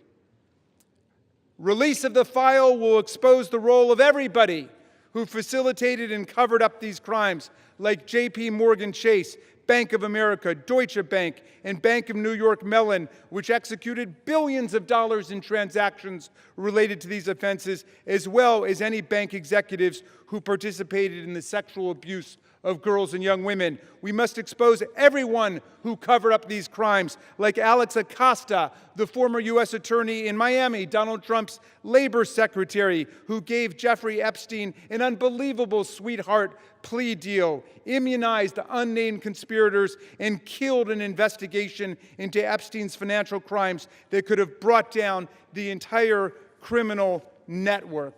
And with that, I'm going to yield. I'll reserve the balance of my time. The gentleman reserves. The gentleman from Ohio is recognized. Thank you, Mr. Speaker. I yield 4 minutes to the distinguished chair of the House Oversight Committee, Mr. Comer, the gentleman from Kentucky. The gentleman from Kentucky is recognized. Thank you, Mr. Speaker. As chairman of the House Oversight Committee, I've always believed that sunshine is the best disinfectant. For years, the American people have demanded transparency about Jeffrey Epstein and Ghislaine Maxwell's horrific crimes, and about the federal government's failure to protect the victims. The House Oversight Committee is conducting a thorough review of the federal government's investigation into Epstein. Our work goes far beyond the legislation before us today. We are committed to accountability, transparency, and justice for the American people and for the survivors of these appalling crimes. To date, the Oversight Committee has released more than 65,000 pages of documents, issued 13 subpoenas, and conducted interviews with 2 key witnesses, both of whom were Republicans. The Trump administration has provided us with Department of Justice materials and access to suspicious activity reports. Unfortunately, throughout this investigation, Democrats have chosen to manufacture yet another anti-Trump hoax instead of pursuing justice. They have mischaracterized witness testimony and selectively released documents complete with targeted redactions in an effort to smear President Trump. For example, former U.S. Attorney General Bill Barr, who oversaw the 2019 Epstein investigation, stated clearly under oath that the prosecution team found no evidence that President Trump committed wrongdoing. Despite this simple and straightforward fact, Ranking Member Robert Garcia, moments after that deposition, tiptoed out and publicly claimed that, quote, Barr could not clear Trump of wrongdoing. That was a lie, and we have the transcript to prove it. I invite the media to read the transcript. When the Oversight Committee interviewed former U.S. Attorney for the Southern District of Florida, Alex Acosta, Democrats whipped themselves into a frenzy trying to manufacture a gotcha moment, but they failed. Mr. Acosta dismantled the Democrats' narrative. His testimony confirmed there was no contact between President Trump and Mr. Acosta and no connection between President Trump in the Epstein case. Next, Democrats resorted to selective leaks and doctored documents to mislead the American people. Oversight Committee Republicans have posted 65,000 pages of documents we have received to date.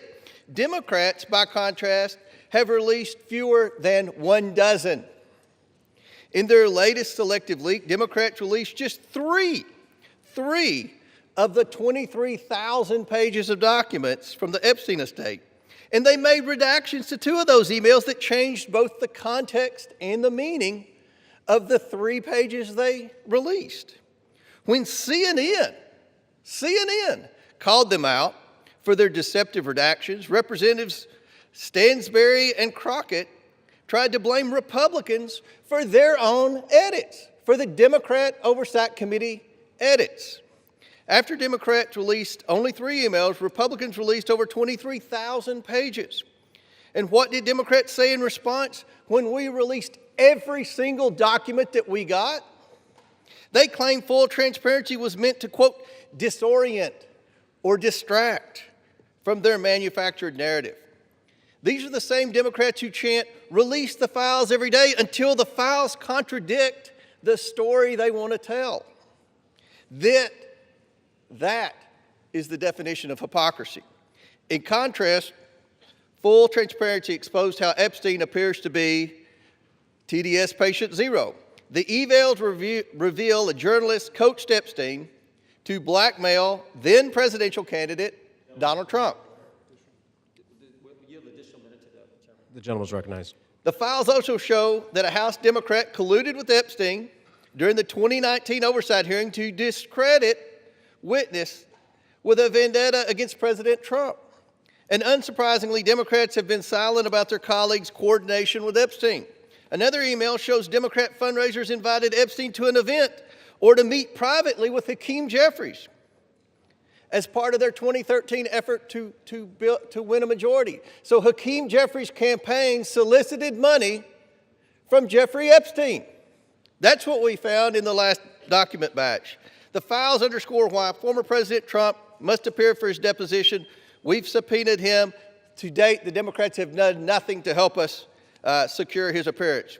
I support full transparency. The Oversight Committee will continue to work to get the truth to the American people and to get justice for the victims. That's our goal of this investigation. With that, I yield back. The gentleman yields back. Yeah, Mr. Speaker, we reserve. The gentleman reserves. The gentleman from Maryland is recognized. Thank you, Mr. Chairman. I should just point out that we've heard now from the 2 distinguished chairmen of the Judiciary and the Oversight Committee, and they've spoken almost exclusively to denounce Democrats. We have a bipartisan coalition here demanding the truth about the largest child sex abuse and trafficking ring, perhaps in American history, certainly in this century, and they want to just throw stones at the Democrats. What a remarkable failure of leadership we're seeing from the other side. And I imagine that the chairman of the Oversight Committee will follow up his spectacular failure in trying to impeach President Biden with his spectacular failure in trying to block the resolution we brought to the floor today. I'm happy to yield 1 minute. Excuse me, you're not recognized, whoever's speaking. And I'd like to yield 1 minute to the very distinguished minority leader on the House Oversight Committee. The gentleman is recognized. Thank you. And Mr. Speaker, it's wonderful to hear Republicans and certainly the chairman of our committee finally wanting transparency on this issue. It is time to end this White House cover-up now. Now, we know that Donald Trump has tried everything to kill our Jeffrey Epstein investigation, and he's failed. And now he's panicking. He's about to lose his Epstein vote to force the Department of Justice to release the files. And let's be crystal clear. Trump has the power to release the files today. He does not even need a vote. And he continues to defy the subpoena of the Oversight Committee to release all the files. What is Donald Trump hiding? What is Pam Bondi, the Attorney General, hiding? Why won't they release the Epstein files right now? And he must explain to the public why he moved sex trafficker and monster Ghislaine Maxwell to a cushy, low-security prison after her interview with Trump's personal lawyer. He should declare, and every Republican should say, that she does not deserve a pardon or a commutation. The gentleman's time has expired. 30 more seconds. I grant him 20 more seconds. We don't care how much money you have, what party you're in. how powerful you are. We should get justice for the survivors of Jeffrey Epstein. And our work on the committee is not over.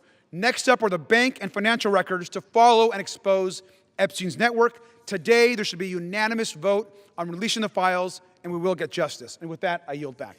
And we reserve. The gentleman reserves. The gentleman from Ohio is recognized. Thank you, Mr. Speaker. I yield a minute and a half to the distinguished gentleman from California and member of the Judiciary Committee, Mr. Kiley. The gentleman from California is recognized. I have consistently called for the maximum possible level of transparency when it comes to the heinous crimes of Jeffrey Epstein. That's why I've consistently said I am inclined to vote for this bill, and it's why I will be doing so today. The victims deserve the truth. They deserve justice, and they deserve closure. For months, they've had to wake up every day and see the name of their tormentor on the front page of every newspaper, on every TV channel, as has the broader American public. This issue has been so politicized by so many people in so many ways, which is deeply unfortunate when we're talking about matters of the highest sensitivity and untold suffering. It is my hope that the passage of this resolution today, together with the work of the Oversight Committee, will lead to the expeditious release of all pertinent material so that we can move on. Let's get accountability, let's get answers, and let's get this over with. I yield back. The gentleman yields back. The gentleman reserves. Yeah, we reserve. The gentleman from Maryland is recognized. I yield 1 minute to the very distinguished gentlelady from Washington, a member of the Judiciary Committee. The gentlelady from Washington is recognized. Mr. Speaker, thousands of girls, children, were abused by Jeffrey Epstein and his massive and powerful ring of pedophiles and protectors of pedophiles. We can't say all their names here. We don't have time. But let's at least bring a few of the courageous survivors and their names onto the House floor right here as we debate this.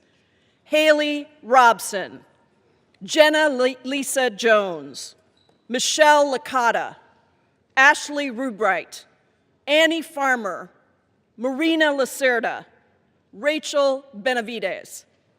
These women have carried a burden that they never should have had to bear. And today, they demand, we demand, the American people demand that we answer their clarion call to justice.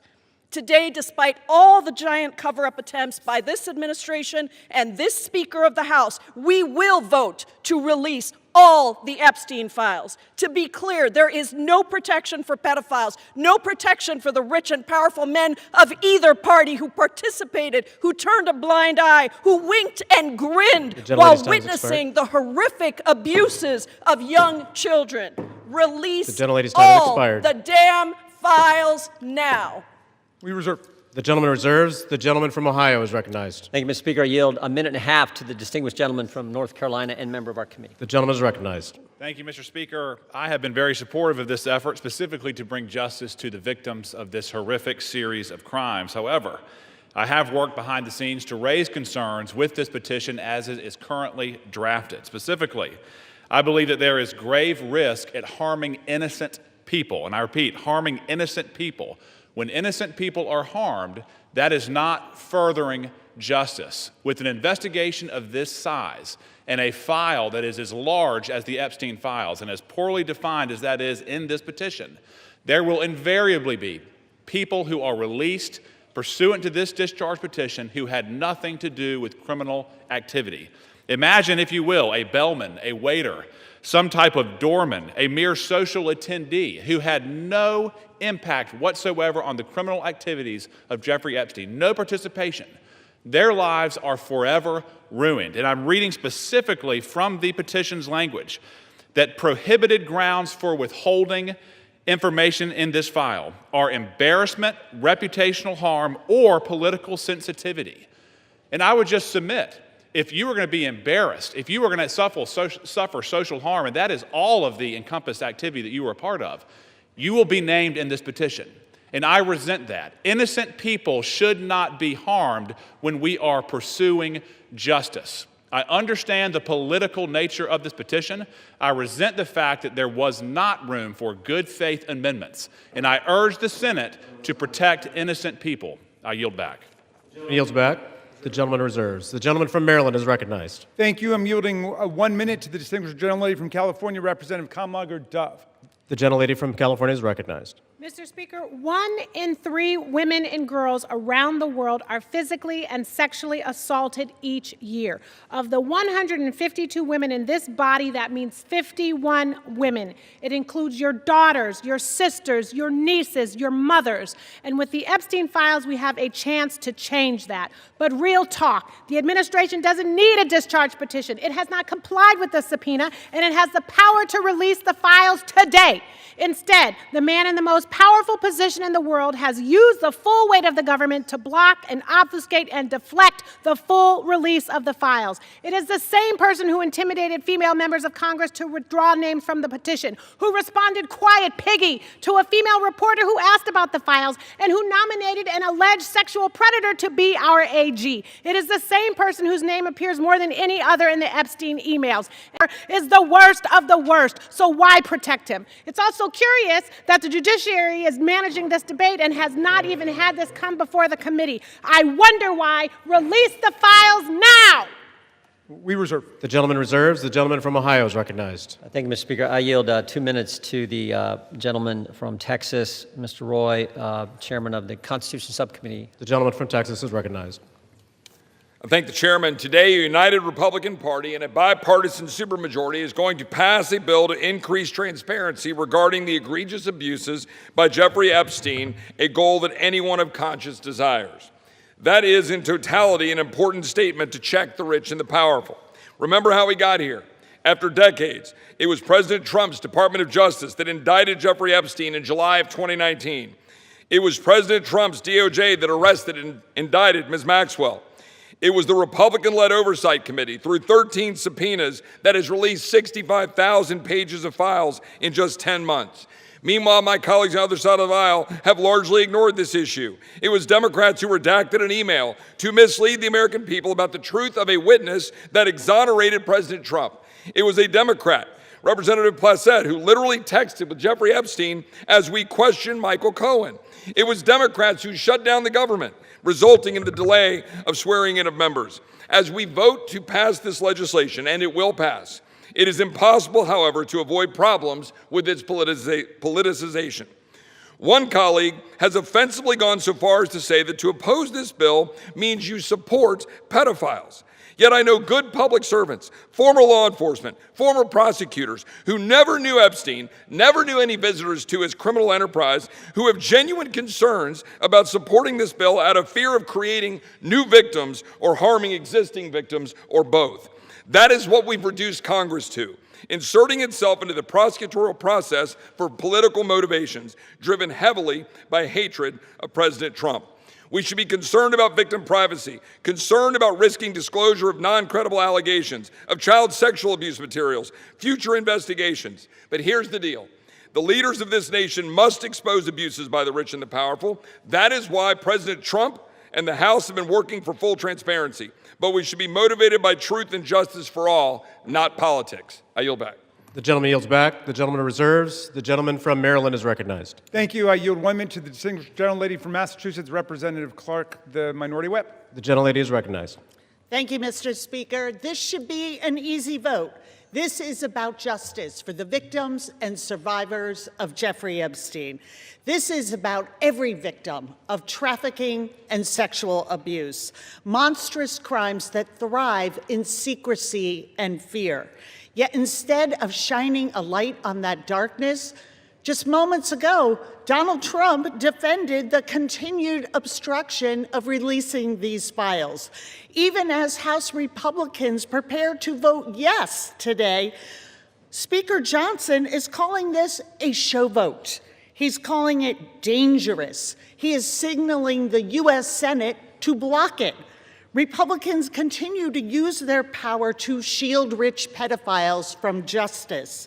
If you can't stand up for these survivors, how can anyone trust you to stand up for them?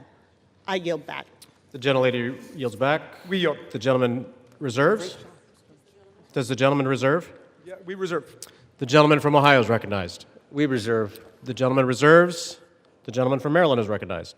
Yes, just very quickly, what happened under the Biden administration? Well, under the Biden administration, Ghislaine Maxwell was prosecuted for conspiring to sexually abuse and traffic girls in 2020.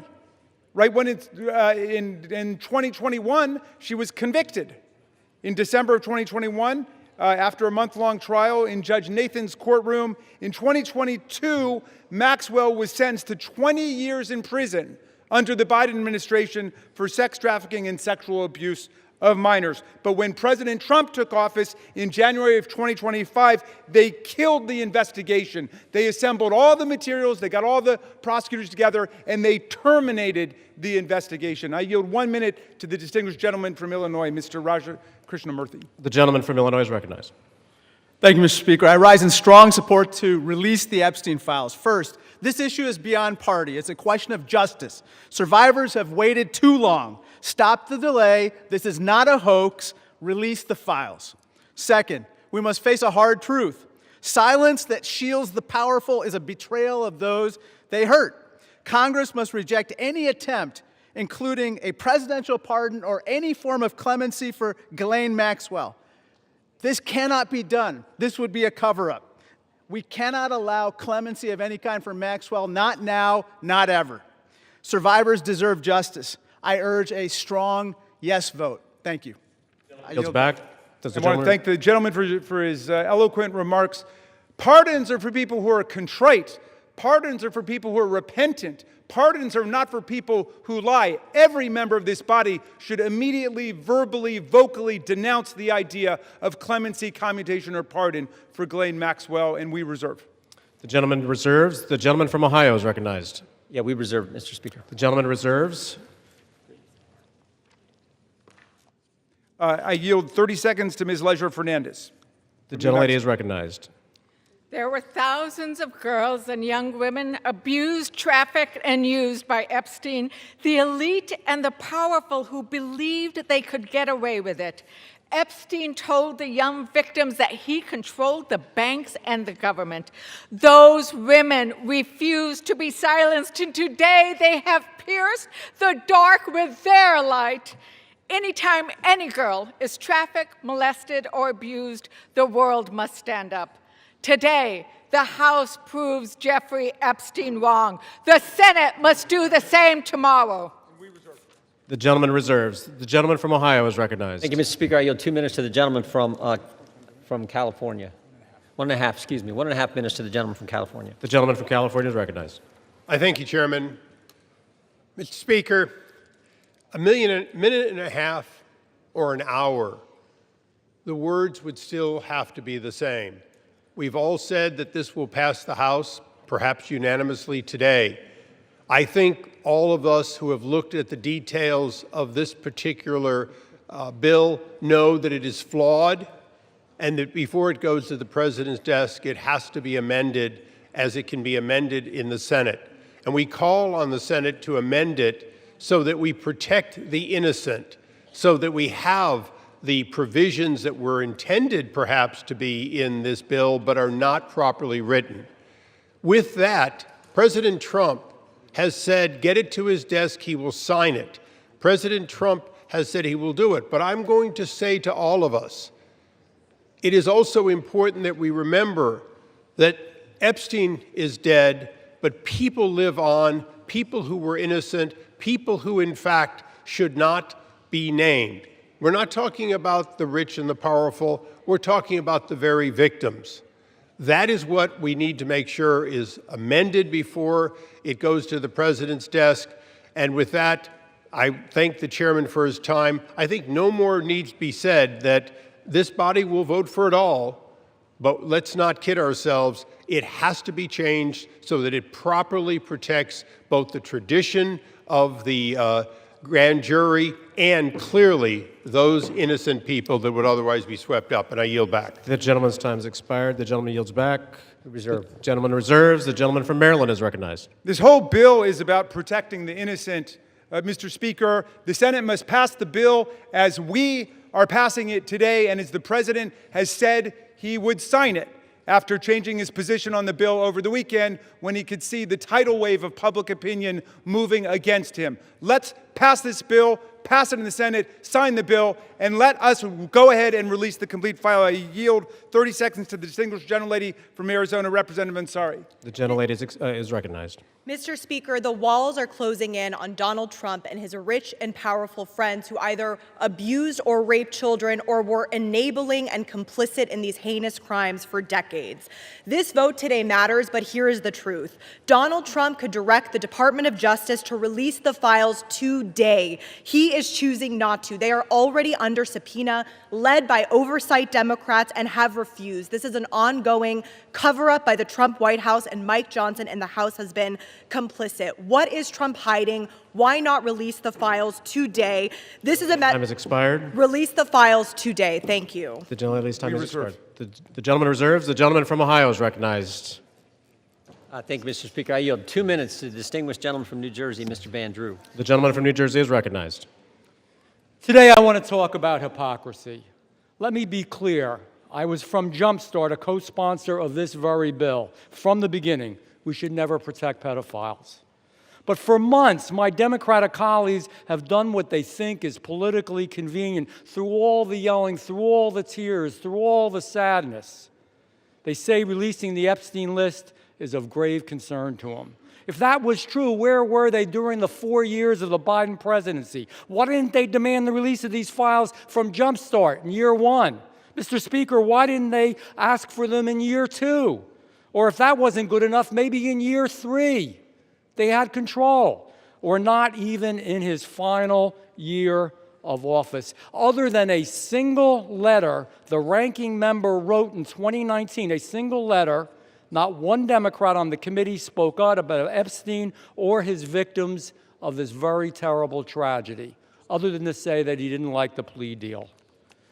Let me say this. When they stand here today insisting how badly they want these files released, why didn't they do it? Yet they stayed silent for year after year after year after year under Joe Biden. It's impossible. Mr. Speaker, it is impossible to see that as genuine. What I see is a group more focused on scoring political points and drama than on protecting abused children. The record is clear. Under Republicans, far more information has been released in the last 6 months than was done during all 4 years of the previous presidency under Joe Biden. We've actually been the party of transparency. We've released the information. We've told the truth. Unfortunately, and I'm sad to say it, they have been the party of hypocrisy. Mr. Chair, I reel back. The gentleman yields back. The gentleman reserves. The gentleman from Maryland is recognized. You know, I've never heard a more defensive presentation in my life than what we're hearing from over there. The gentleman should spend a little less time pointing out hypocrisy and a little more time trying to ferret out cruelty, humiliation, and rape. And that's what we're working on. I yield 30 seconds to the distinguished gentleman from California, Mr. Min. The gentleman from California is recognized. I want to remind you that we are all here voting on this bill because President Trump, who has the power to release the Epstein files at any time, has refused to do so, calling this a hoax. We're here because Speaker Mike Johnson and President Trump have gone to extraordinary lengths to try to kill and delay the discharge petition, including refusing to seat Adelita Grijalva for over 40 days and threatening House Republicans who signed on. Now, several of my Republican colleagues have accused those of us House Democrats who support justice here of having Trump derangement syndrome. You all suffer from something much worse, which is pedophile protection syndrome. Stop protecting pedophiles, release the Epstein files. The victims deserve justice. I yield back. We reserve. Members are reminded to direct their comments to the chair. No kidding. The No. gentleman from Maryland reserves. The gentleman from Ohio is recognized. We reserve. The gentleman from Ohio reserves. The gentleman from Maryland. I'm yielding 30 seconds to my friend, Representative Walkinshaw from Virginia. The gentleman is recognized. For years, Mr. Speaker, we have watched dangerous conspiracies like Pizzagate and QAnon shape our political landscape. They help fuel the rise of President Trump and were built on baseless claims about secret pedophile rings, while the real documented case of child sex trafficking involving Jeffrey Epstein remained shrouded in secrecy because President Trump refuses to release the files. What is President Trump hiding? Why won't he release the files? The House finally has the opportunity to act, release the files, and let the American people Gentleman's time see has the expired. truth. I yield back. The gentleman yields back. We reserve. The gentleman reserves. The gentleman from Ohio is recognized. We reserve. The gentleman reserves. The gentleman from Maryland is recognized. Granting 30 seconds to the very distinguished gentlelady who is finally with us, Representative Adelita Grijalva from Arizona 7th. The gentlelady is recognized. Thank you. Mr. Speaker, I rise today to acknowledge the survivors, family members, and advocates who are here today and have never given up. The legislation in front of us, at its core, is about something very simple. The survivors deserve justice. The American people deserve the truth. To every survivor watching, your courage is inspiring. You are the reason why this vote is happening today. Protecting women and children from pedophiles should not be a Democratic issue, should not be a Republican issue. It should be a human rights issue and a matter of justice. I urge my colleagues to vote yes on the Epstein Files Transparency Act. I yield back. Thank you. Thank you, and we reserve. The chair will remind all persons in the gallery that they are here as guests of the House and that any manifestation of approval or disapproval of proceedings is in violation of the rules of the House. The gentleman from Maryland. Yeah, but I'll just add they're here as honored guests of the House, and we're delighted they're here, and with that, we reserve. The gentleman reserves. The gentleman from Ohio is recognized. Yeah, we reserve. The gentleman reserves. The gentleman from Maryland. I'm granting 30 seconds to Representative Lois Franco from Florida. The gentlelady from Florida is recognized. Mr. Speaker, for far too long, the survivors of Jeffrey Epstein's abuse were failed by a justice system that minimized their suffering and prosecutors who treated young girls as if they were criminals. That was wrong, and I am here with my colleagues to promise this. We will get to the bottom of why the Epstein survivors were treated so badly, who made those decisions, and who were they protecting. No more secrecy, no more excuses. We all deserve the truth, and I thank the survivors for their courage and perseverance. Your voices are being heard. The gentlelady yields back. The gentleman reserves the balance of his time. The gentleman from Ohio. Thank you, Mr. Speaker. I yield 1 minute to the distinguished gentleman from the great state of Louisiana, the Speaker of the United States House of Representatives, Mr. The gentleman from Louisiana is recognized. Thank you, Mr. Speaker. Thank you, Chairman Jordan, for doing such an extraordinary job on all of this. For 43 long days, the Democrats held this House and the entire country hostage. Finally, with the lights back on, this body's returning to our regular legislative session. We have a lot of work to do.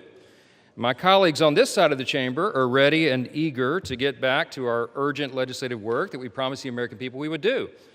We've got to continue lowering the cost of health care. We've got to bring down prices for American families, and we've got to finish the regular appropriations process, just to name a few of those priorities.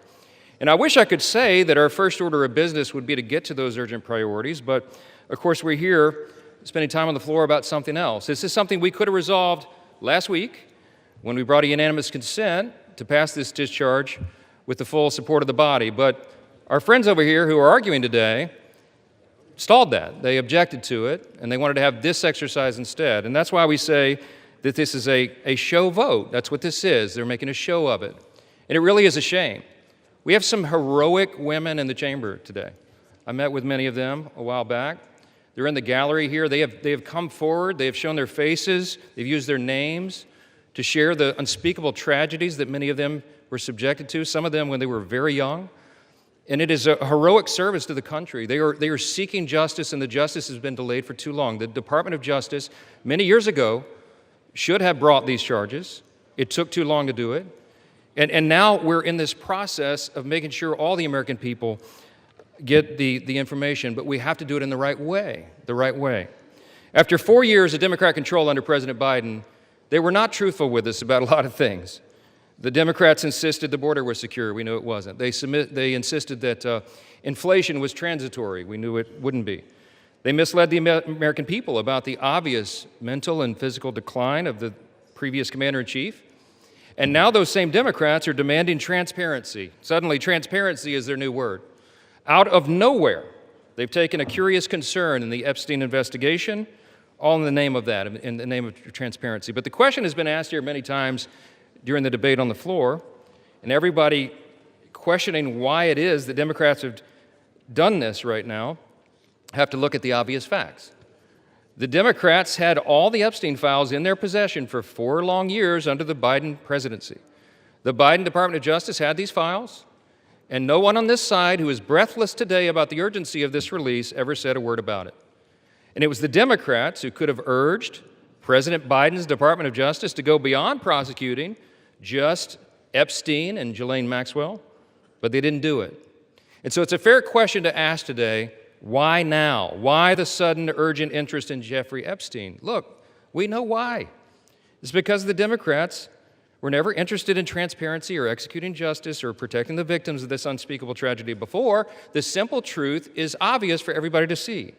This is a political exercise for Democrats, and it pains me to say it. I wish that was not the truth, but it is, and it's undeniable. This is as deceitful and dishonest as their pointless stunt was to shut the government down. Democrats are using the Epstein tragedy, the unspeakable evils that this guy committed with his trafficking ring and all of the abuses that they made these young women go through. They're using that as a political weapon to try to distract from their failures as a party and to try their best to try to tie President Trump somehow into this wretched scandal. The president had nothing to do with it. He's been very clear, and he has nothing to hide, and that's why he's endorsed the vote today. I suspect this vote will be probably unanimous. But here's the important point that everybody needs to understand. We have been advocates of maximum transparency, but we have also insisted that the victims be carefully protected. The Oversight Committee has been doing extraordinary work, and we've got some of the most vigorous advocates on the Republican and Democrat side on the Oversight Committee. They've been working in earnest to deliver transparency for the American people and to do it in a responsible manner. What do we mean by that? The bipartisan effort over there is already producing all the results that the discharge petition seeks and much, much more. Chairman Comer and all of these advocates over there have been releasing thousands of documents, for example, from the Epstein estate. By the way, in my view, that's been the greatest treasure trove of information because it's yielded for us Epstein's own personal flight logs, his financial records, his daily calendars, and so much more. But importantly, none of that was addressed or is addressed in the legislation that's being voted on today. The estate files wouldn't even have been encompassed in that. And so it goes to show that the Oversight Committee is doing it from the right way. From the very beginning, we've been insistent that this matter be handled carefully and with the utmost caution and care for the people who have been harmed. They should not be made to suffer any longer. We're talking about real people's lives at stake here, and young victims who don't want to be dragged into this political game that could get hurt further. But the Democrats are rushing the release of thousands of unsubstantiated documents that may be included in this, that are going to be in the public domain with the passage of this bill. And there are serious deficiencies in the legislation that I have noted at length, and Republicans have to work to address those deficiencies in the Senate if and when this legislation is advanced. I stood before the American public today at our press conference, and I explained in detail the dangers of the discharge petition. We have posted at my website, speaker.gov, a summary. The legal counsel, a small army of lawyers, put this together. I used to be a federal court litigator. Many of my colleagues who have spoken today were. We understand the dangers of how this was haphazardly drawn up. And among them, by the way, Mr. Speaker, before I forget, I seek unanimous consent to enter into this document into the record. It's on the website. It's entitled, How the Flaws of H.R. 4405 Could Re-Victimize Epstein's Victims, Create New Victims, and Damage the Judicial System. It is dated today. Thank you. And it summarizes just 5 or 6 of the major concerns. Among them, it fails to fully protect victim privacy. It could create new categories of victims. It potentially jeopardizes grand jury secrecy. It fails to prohibit release of child sexual abuse materials that are not appropriately defined in the legislation. It jeopardizes future federal investigations, and we have national security concerns regarding classified information. We'll put this in the record because we need the legislative record to reflect what is the legislative intent behind this vote. I used to litigate cases. We would litigate federal statutes and whether or not they could survive, and legislative intent is important, and we need to say clearly for the record, as a Speaker of the House, I'm saying to you, this legislation that will pass today is flawed and it must be amended. The question is, why didn't we amend it here before we passed it? Because the authors won't allow it. Because under the rules of the House, under a discharge petition, they have to agree to consent for the legislation to be amended, and they're not doing that. So now we rely upon our partners in the other chamber to get that done, and they need to do that. The victims deserve our utmost respect. In fact, they should be saluted for their courage. And the young women who have not come forward, who are now, some of them are middle-aged women who have not come forward, also deserve our respect, and they deserve to be protected. Republicans support transparency. We want maximum transparency, especially when it comes to disclosing the names of anybody who had anything to do with these evils, anybody who conspired with or aided in any way Jeffrey Epstein. They must be brought to justice. We want the bill to be amended so it doesn't, at the same time, violate victim privacy, create new victims, disclose the names of any whistleblower or informant, cause the release of grand jury materials or child sexual abuse materials, or undermine our national security. And if and when the Senate takes this up, we will work with our colleagues over there to make sure that these things are corrected. I'll just close with this simple thought. We've been at this a while. It's drug on for a while. But it's time for this to come to light. I expect that this will be a unanimous vote, and it will reflect what I think every member in this chamber, and I'll say this now, at least in recent days, every member of the chamber on the Democrat side, they didn't say anything for 4 years, but they're for maximum transparency now, and so is this side. But we want to do it in a respectful and careful manner so that we don't subject innocent people to further harm. And that has been the whole thing. I told all my members today I'll be voting yes on this, and I suspect almost everyone will. We'll send it to the Senate, and we hope it's corrected. Thank you for the time, Mr. Speaker, and I yield back.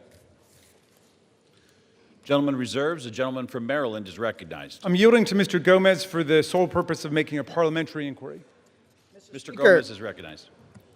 Mr. Speaker, I rise to ask a point of parliamentary inquiry. Is this an appropriate time to point out that the Republicans named children's savings account in their so-called One Big Beautiful Bill after Donald Trump, someone connected to one of the most notorious pedophiles in this country, or that the Speaker of the House just lied on the floor by stating that there was protection, there isn't protections for the victims in the Epstein bill? The gentleman is no longer recognized. The gentleman from Maryland, you are recognized. Thank you. I am prepared to close. I've got no more speakers on my side. The gentleman reserves. Gentleman from Ohio is recognized. Thank you, Mr. Speaker. No. Gentleman from Ohio has 30 seconds. Can I inquire how much time is remaining? 30 seconds.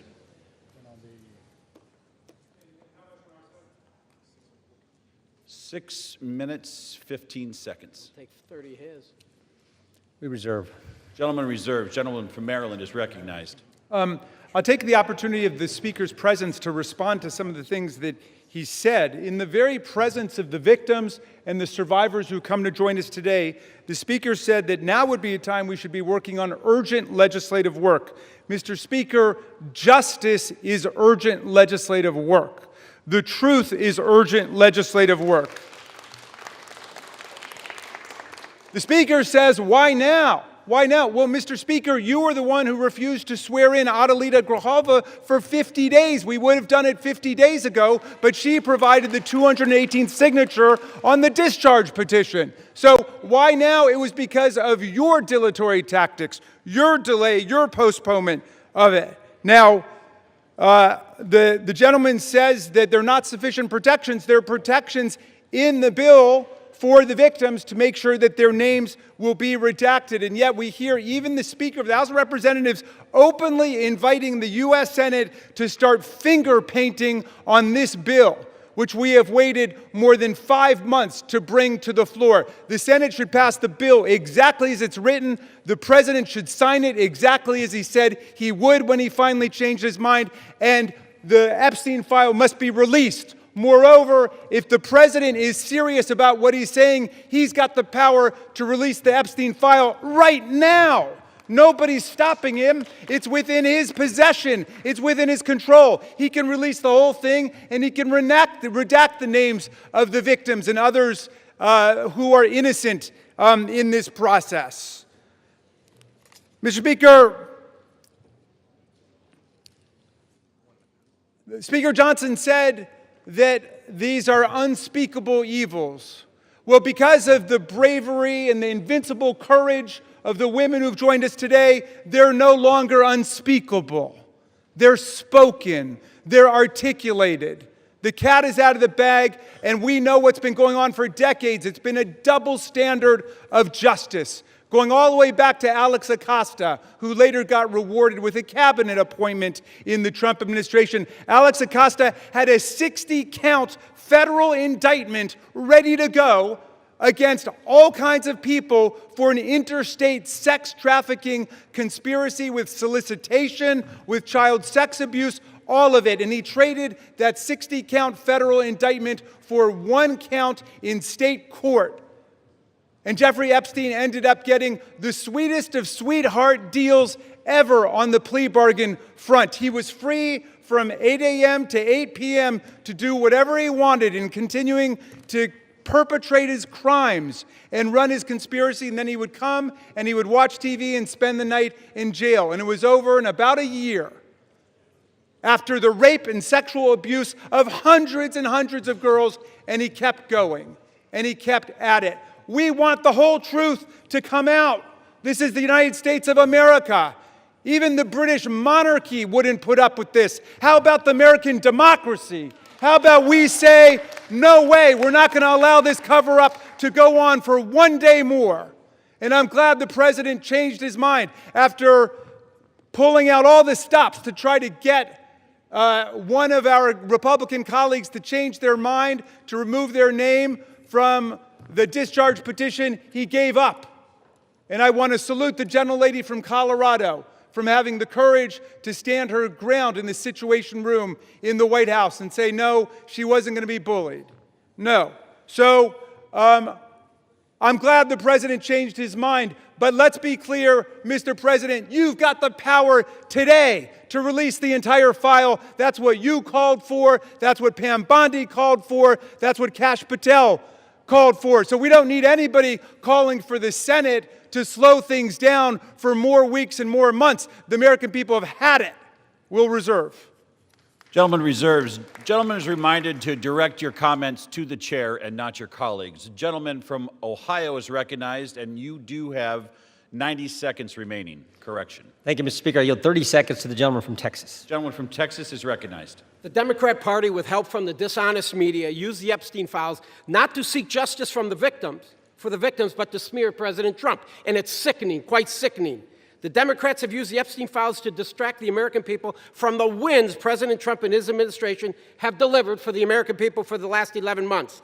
I'm proud to work with my Republican colleagues on the House Oversight Committee in coordination with the Justice Department. 65,000 pages of documents are related from Epstein released. What have my Democrat colleagues done? They selectively leaked and altered documents to mislead the American people. As President Trump has stated, we have nothing to hide here. I'm voting to release the files so that we can move on from this smear campaign the Democrats have manufactured. God bless Gentleman's Donald J. time has Trump. expired. Gentleman from Maryland is recognized. Reserve the balance of my time. Gentleman reserves. Gentleman from Ohio reserves. Gentleman from Maryland is recognized. All right. How much time do I have to close? You have 2 minutes. Thank you, Mr. Speaker. And I want to thank all of America for tuning in to this. I want to thank Representatives Massey and Khanna, Representative Green, all of those who have insisted upon bringing the truth forward and a reckoning with the reality of one of the worst international child sex trafficking rings ever to exist in the United States and the cover-up attendant to it. We've got the opportunity today to do justice for the victims, for the survivors who have come forward to say that the voice of the victims and the survivors must be put at the very center of our deliberations. Not shunted off to the side, not submerged, not subordinated, but put at the very center. We must hear from the people who themselves were victimized by this nightmare. Now, our colleagues across the aisle seem to want to make this into some sort of partisan contest. I haven't heard so much talk about the Democrats since the Democratic National Convention.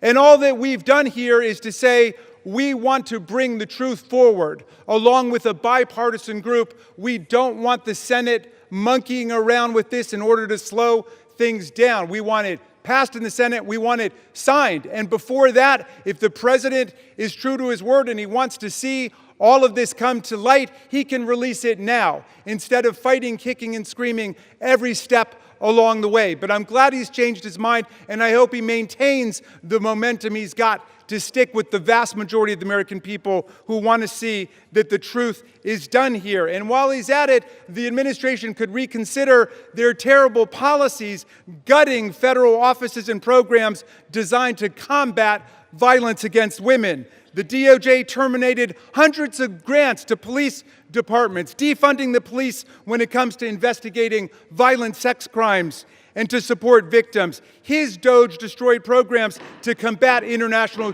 human trafficking rings. Let's get back on the side of the women. I yield back. Gentleman yields back. The gentleman from Ohio. Thank you, Mr. Speaker. Thank you, Mr. Speaker. The Speaker Johnson said it right. Why now after 4 years of doing nothing? Because going after President Trump is an obsession with these guys. Best example is John Brennan testified in front of our committee under oath, said he was not involved with the dossier. Only problem is Tulsi Gabbard declassified a report, released that report, and it said exactly the opposite. And she related a story in there where a CIA official went up to Mr. Brennan and said, we shouldn't include this in the report. And John Brennan's response was, yeah, but doesn't it ring true? Forget the facts, forget the truth, go after Trump, put it in. Same dynamic at work here. We're all for protecting innocent victims. We're all for exposing the bad guys who did bad things. But this is an obsession with the left. For 10 years, it's going after President Trump. So vote yes. Make sure the bad guys are held accountable. We all want to do that. Speaker Johnson's right. I think it's going to be unanimous. But understand what they're doing, because they had 4 years and didn't do a darn thing. With that, I yield back. Gentleman yields back. The question is, will the House suspend the rules and pass the bill H.R. 4405? Those in favor say aye. Those opposed say no. In the opinion of the chair, 2/3 being in the affirmative, the rules are suspended. The bill is passed, and without Can I request a recorded objection, vote, Mr. Speaker? The gentleman from Maryland is recognized. Yeah, I'm requesting a recorded vote. The gentleman from Maryland has requested a recorded vote. Those favoring a recorded vote will rise. A sufficient number having risen, a recorded vote is ordered. Members will record their votes by electronic device. Pursuant to Clause 9 of Rule 20, this 15-minute vote on the motion to suspend the rules will be followed by 5-minute votes on ordering the previous question on House Resolution 879, adoption of House Resolution 879 if ordered, and adoption of House Resolution 878. This is a 15-minute vote.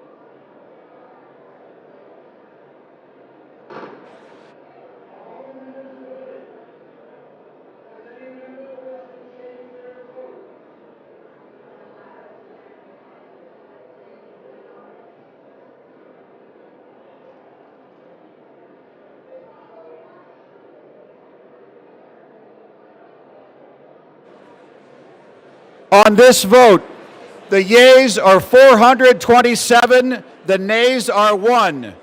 2/3 being in the affirmative, the rules are suspended, the bill is passed, and without objection, the motion to reconsider is laid on the table.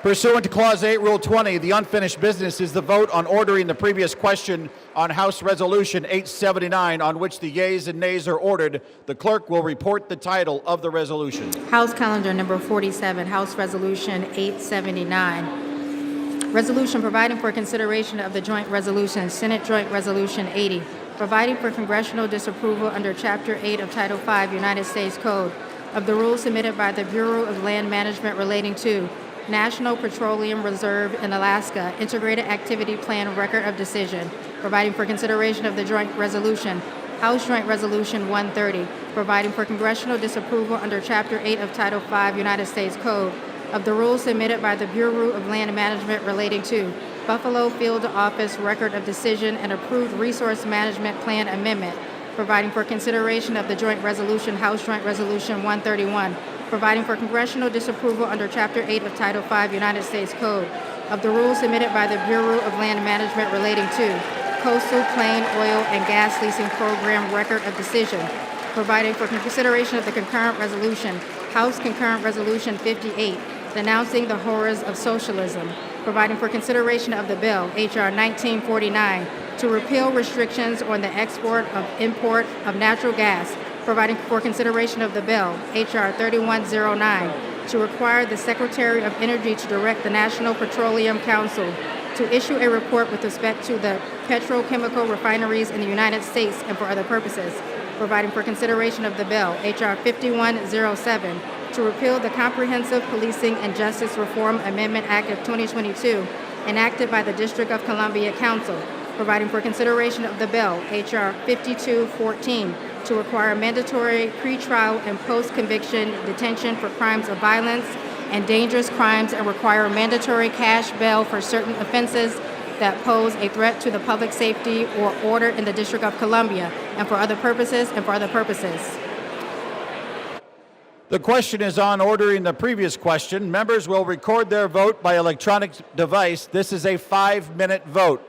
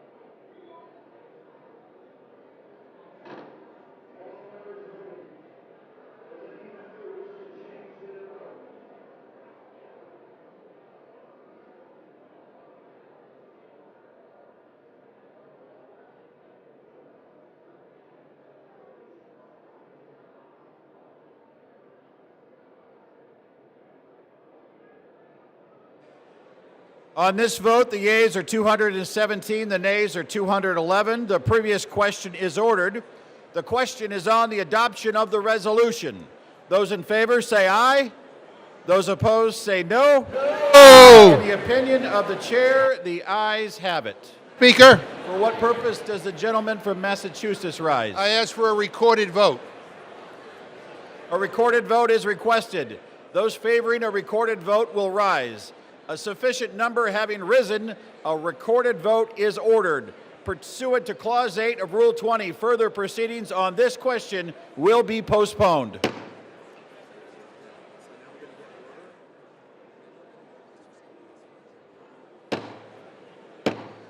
The House will be in order. The House will come to order. The House will come to order. For what purpose does the gentleman seek recognition? To speak out of order for 1 minute, Mr. Speaker. Without objection, the gentleman is recognized. Thank you, Mr. Speaker. Today I rise to recognize a man whose dedication, steadiness, and wisdom have shaped not only my work in this chamber, but the work of this institution itself. I'm talking about my Chief of Staff, Brett Horton.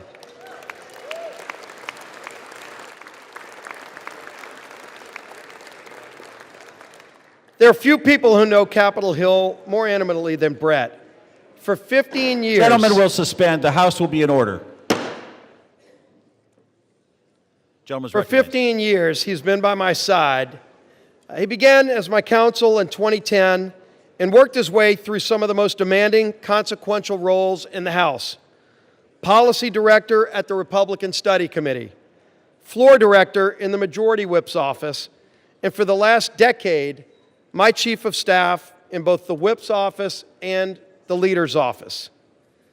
To me and to countless members of Congress and staff, Brett Horton has been far more than a colleague.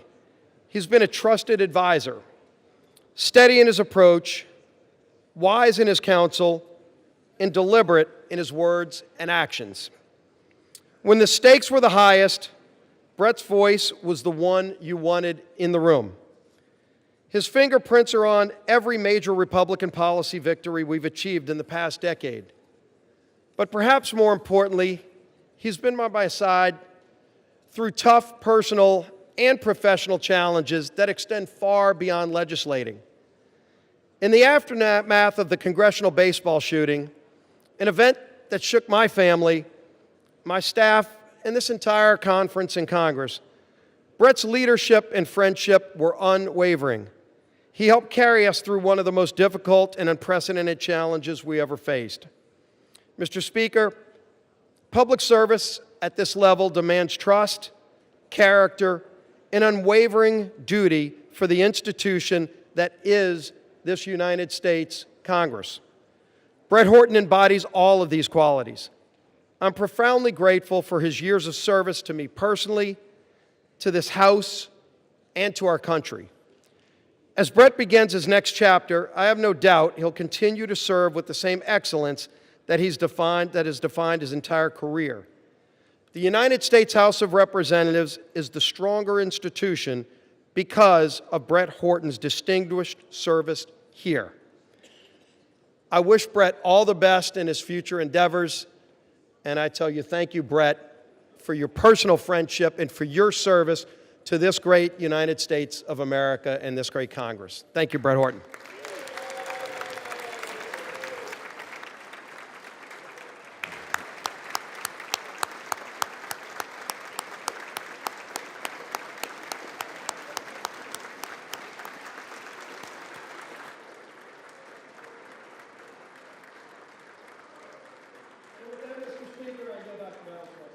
Gentleman yields back. Pursuant to Clause 8 of Rule 20, the unfinished business is the vote on the adoption of House Resolution 879, on which a recorded vote is ordered.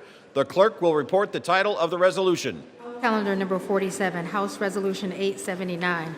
Resolution providing for consideration of the joint resolution, Senate Joint Resolution 80, providing for congressional disapproval under Chapter 8 of Title 5 United States Code of the rules submitted by the Bureau of Land Management relating to National Petroleum Reserve in Alaska Integrated Activity Plan Record of Decision, providing for consideration of the joint resolution, House Joint Resolution 130, providing for congressional disapproval under Chapter 8 of Title 5 United States Code of the rules submitted by the Bureau of Land Management relating to Buffalo Field Office Record of Decision and approved Resource Management Plan Amendment, providing for consideration of the joint resolution, House Joint Resolution 131, providing for congressional disapproval under Chapter 8 of Title 5 United States Code of the rules submitted by the Bureau of Land Management relating to Coastal Plain Oil and Gas Leasing Program Record of Decision, providing for consideration of the concurrent resolution, House Concurrent Resolution 58, denouncing the horrors of socialism, providing for consideration of the bill, H.R. 1949,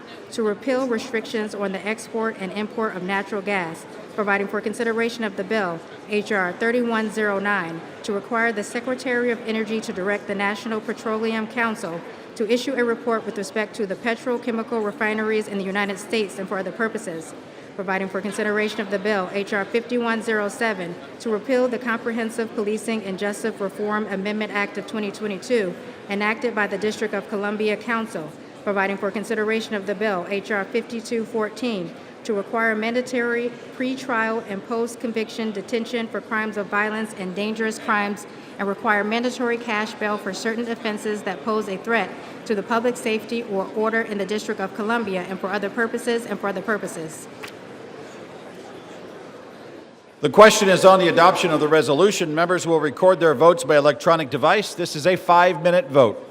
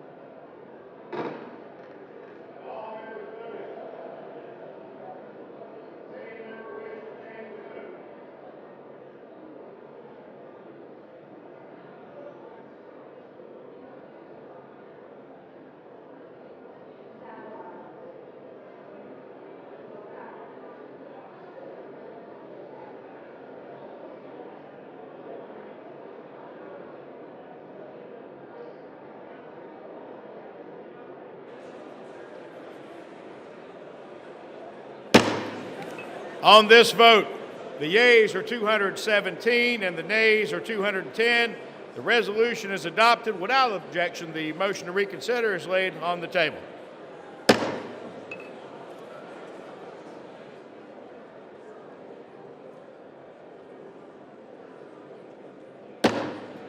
Pursuant to Clause 8 of Rule 20, the unfinished business is the vote on adoption of House Resolution 878, on which the yeas and nays are ordered. The clerk will report the title of the resolution. House Resolution 878, resolution disapproving the behavior of Representative Jesus G. Chuy Garcia of Illinois. The question is on adoption of the resolution. Members will record their votes by electronic device. This is a 5-minute vote.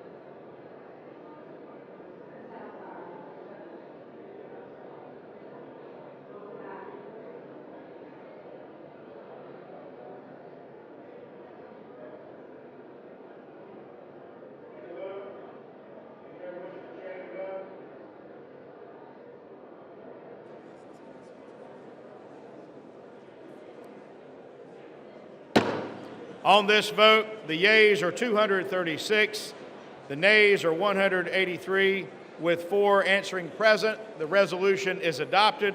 Without objection, the motion to reconsider is laid upon the table.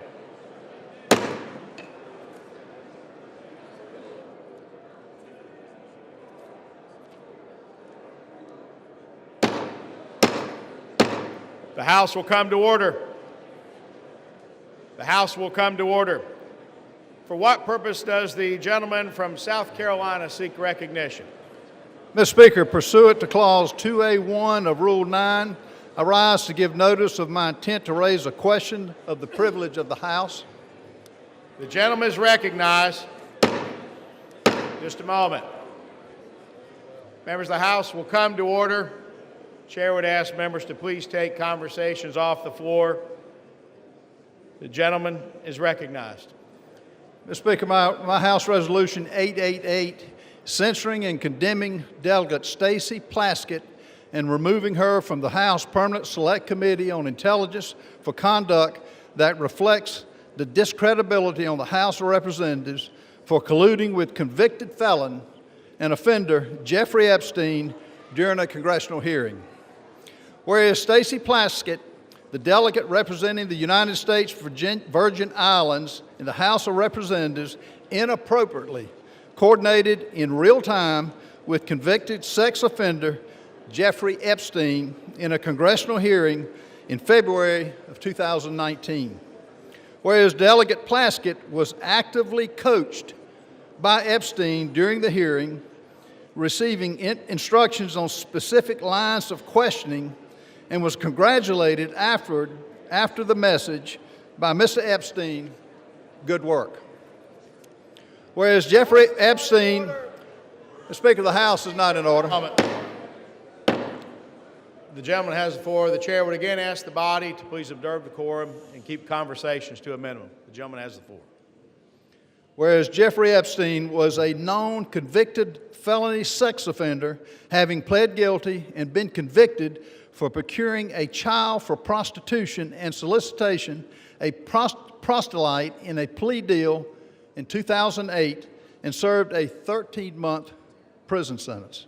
Whereas in the course of that investigation, the FBI compiled reports on dozens of confirmed minors who credibly alleged sexual abuse by Mr. Epstein.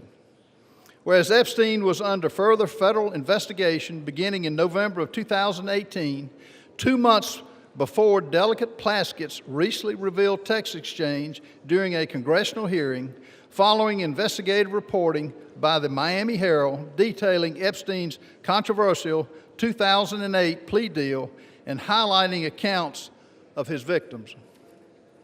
Whereas Epstein was arrested in July of 2019 and charged with 1 count of sex trafficking of minors and 1 count of conspiracy to commit sex trafficking of minors, he was later found dead in the New York Metropolitan Correctional Center.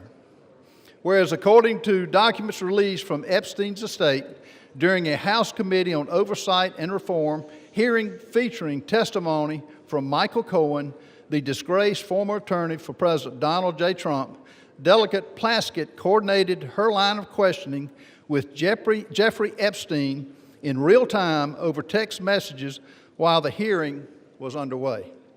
Whereas Delegate Plaskett, who previously served as an Assistant Attorney General in the United States Department of Justice Civil Division, is known to have had extensive political, personal, and professional connections with Epstein after his conviction as a sex offender up to the time of his arrest and then his death in 2019.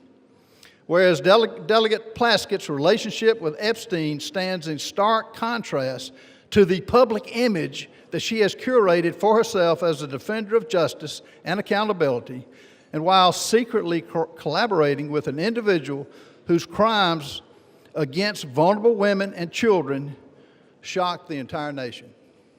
Whereas Delegate Plaskett's willingness to receive instructions on official congressional proceedings from Epstein, a convicted felony sex offender with deep concerning international associations, is especially alarming and inappropriate given her own past service in the United States Department of Justice and her current role on the House Permanent Select Committee on Intelligence, and raises serious questions about Delegate Plaskett's judgment, her integrity, and her fitness to serve. Whereas such associations erode public trust in Congress, particularly when they involve using input from a sex offender to advance partisan attacks during official proceedings. Now, therefore, be it resolved, Section 1, Censure of Delegate Stacey Plaskett.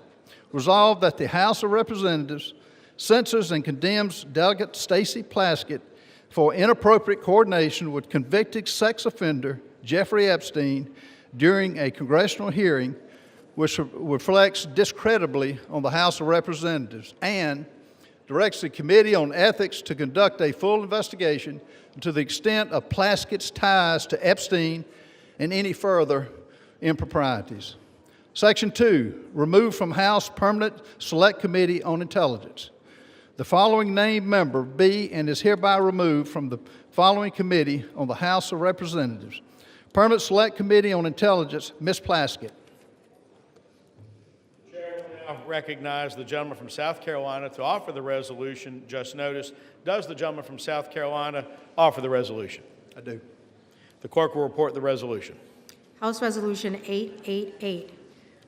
Whereas Stacey Plaskett, the delegate representing the United States Virgin Islands in the House of Representatives, inappropriately coordinated with convicted sex offender Jeffrey Epstein in a congressional hearing in February 2019. Whereas Delegate Plaskett was actively coached by Epstein during the hearing, received instructions on specific lines of questioning, and was congratulated afterwards with the message, "Good work." Whereas Jeffrey Epstein was a known convicted felony sex offender, having pled guilty and been convicted for procuring a child for prostitution and for soliciting a prostitute in a plea deal in 2008 and served a 13-month sentence. Whereas in the course of that investigation, the FBI compiled reports on dozens of confirmed minors who credibly alleged sexual abuse by Epstein. Whereas Epstein was under further federal investigation beginning November 2018, 2 months before Delegate Plaskett's recently revealed text exchange during a congressional hearing, following investigative reporting by the Miami Herald detailing Epstein's controversial 2008 plea deal and highlighting accounts of his victims. Whereas Epstein was arrested in July 2019 and charged with 1 count of sex trafficking of minors and 1 count of conspiracy to commit sex trafficking of minors, and he was later found dead in the New York Metropolitan Correctional Center. Whereas according to documents released from Epstein's estate, during a House Committee on Oversight and Reform hearing featuring testimony from Michael Cohen, disgraced former attorney to President Donald J. Trump, Delegate Plaskett coordinated her line of questioning with Jeffrey Epstein in real time over text message while the hearing was underway.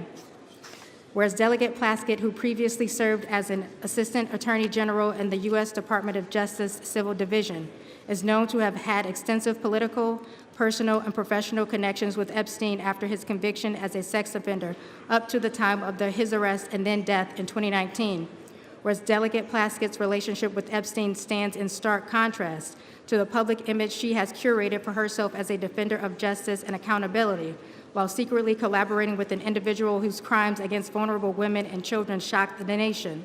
Whereas Delegate Plaskett's willingness to receive instructions on official congressional proceedings from Epstein, a convicted felony sex offender with deeply concerning international associations, is especially alarming and inappropriate given her own past service in the U.S. Department of Justice and her current role on the House Permanent Select Committee on Intelligence, and raises serious questions about Delegate Plaskett's judgment, integrity, and fitness to serve.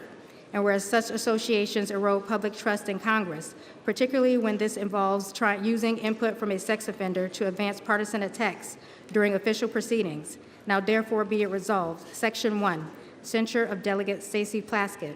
The House of Representatives, 1, censures and condemns Delegate Stacey Plaskett for inappropriate coordination with convicted sex offender Jeffrey Epstein during a congressional hearing, which reflects discreditably on the House of Representatives, and 2, directs the Committee on Ethics to conduct a full investigation into the extent of Plaskett's ties to Epstein and any potential further improprieties.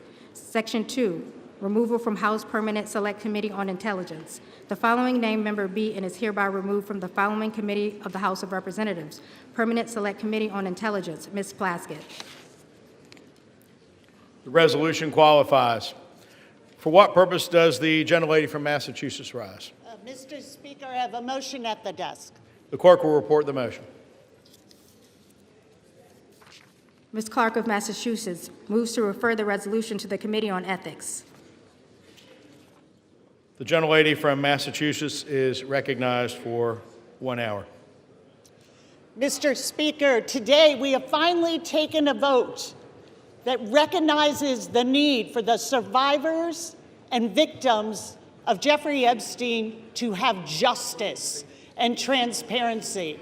And not minutes later, the gentleman from South Carolina is filing yet another partisan resolution. I ask all of my colleagues to support this motion to refer this to the Ethics Committee, and I yield back my time. Without objection, the previous question is ordered. The question is on the motion to refer. All those in favor say aye. Aye. All those opposed say no. No. In the opinion of the chair, the noes have it. Mr. Speaker. And the motion is not up. What Mr. purpose? Speaker, I request to call the yeas and nays. The yeas and nays are requested. Those favoring a vote by the yeas and nays will rise. A sufficient number having risen, the yeas and nays are ordered. Members will record their votes by electronic device. 5 minutes will be allowed for this vote.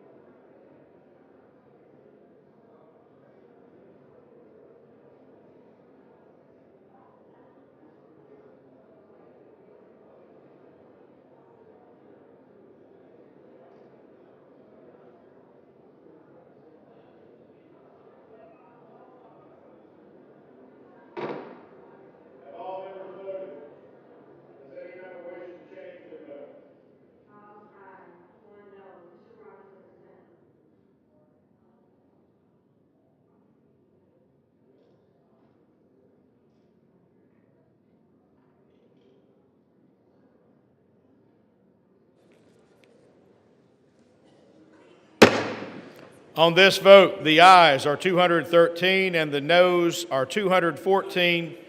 The motion is not adopted. Without objection, the motion to reconsider is laid on the table.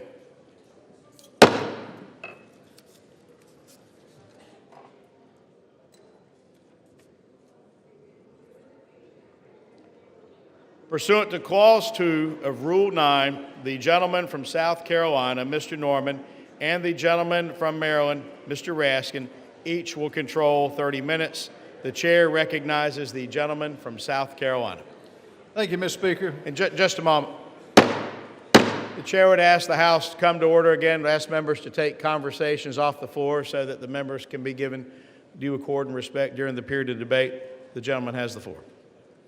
Thank you, Mr. Speaker. I rise today because the House of Representatives has a responsibility and a duty to protect the integrity of this institution. And what we learned from the documents released by Jeffrey Epstein's estate is nothing short of alarming. Those documents show that Delegate Stacey Plaskett, a sitting member of Congress, coordinated her questioning during an official oversight hearing with a man who is a convicted sex offender, a man whose crimes against minors shocked this entire nation. Let me be clear, this was just not casual contact. There were deliberate communications, and they shaped her official line of questioning in a congressional hearing. The American people expect honesty, the American people expect integrity, and judgment from their elected officials. They expect members of Congress to conduct themselves with one word: decency, not to seek advice from a predator who exploited minor children. This resolution does not accuse. It acknowledges what is documented. It censures Delegate Plaskett for her conduct, removes her from the Intelligence Committee, where her judgment is paramount, and directs a full investigation into the extent of her relationship with Mr. Epstein. Some will try to spin this as politics, but protecting the honor of this body is not partisan. It's not Democrat, it's not Republican. Standing against a convicted predator's influence in our proceedings is not partisan. It's basic decency. We cannot pretend this didn't happen. The American people deserve better. Speaker, I reserve. The gentleman reserves.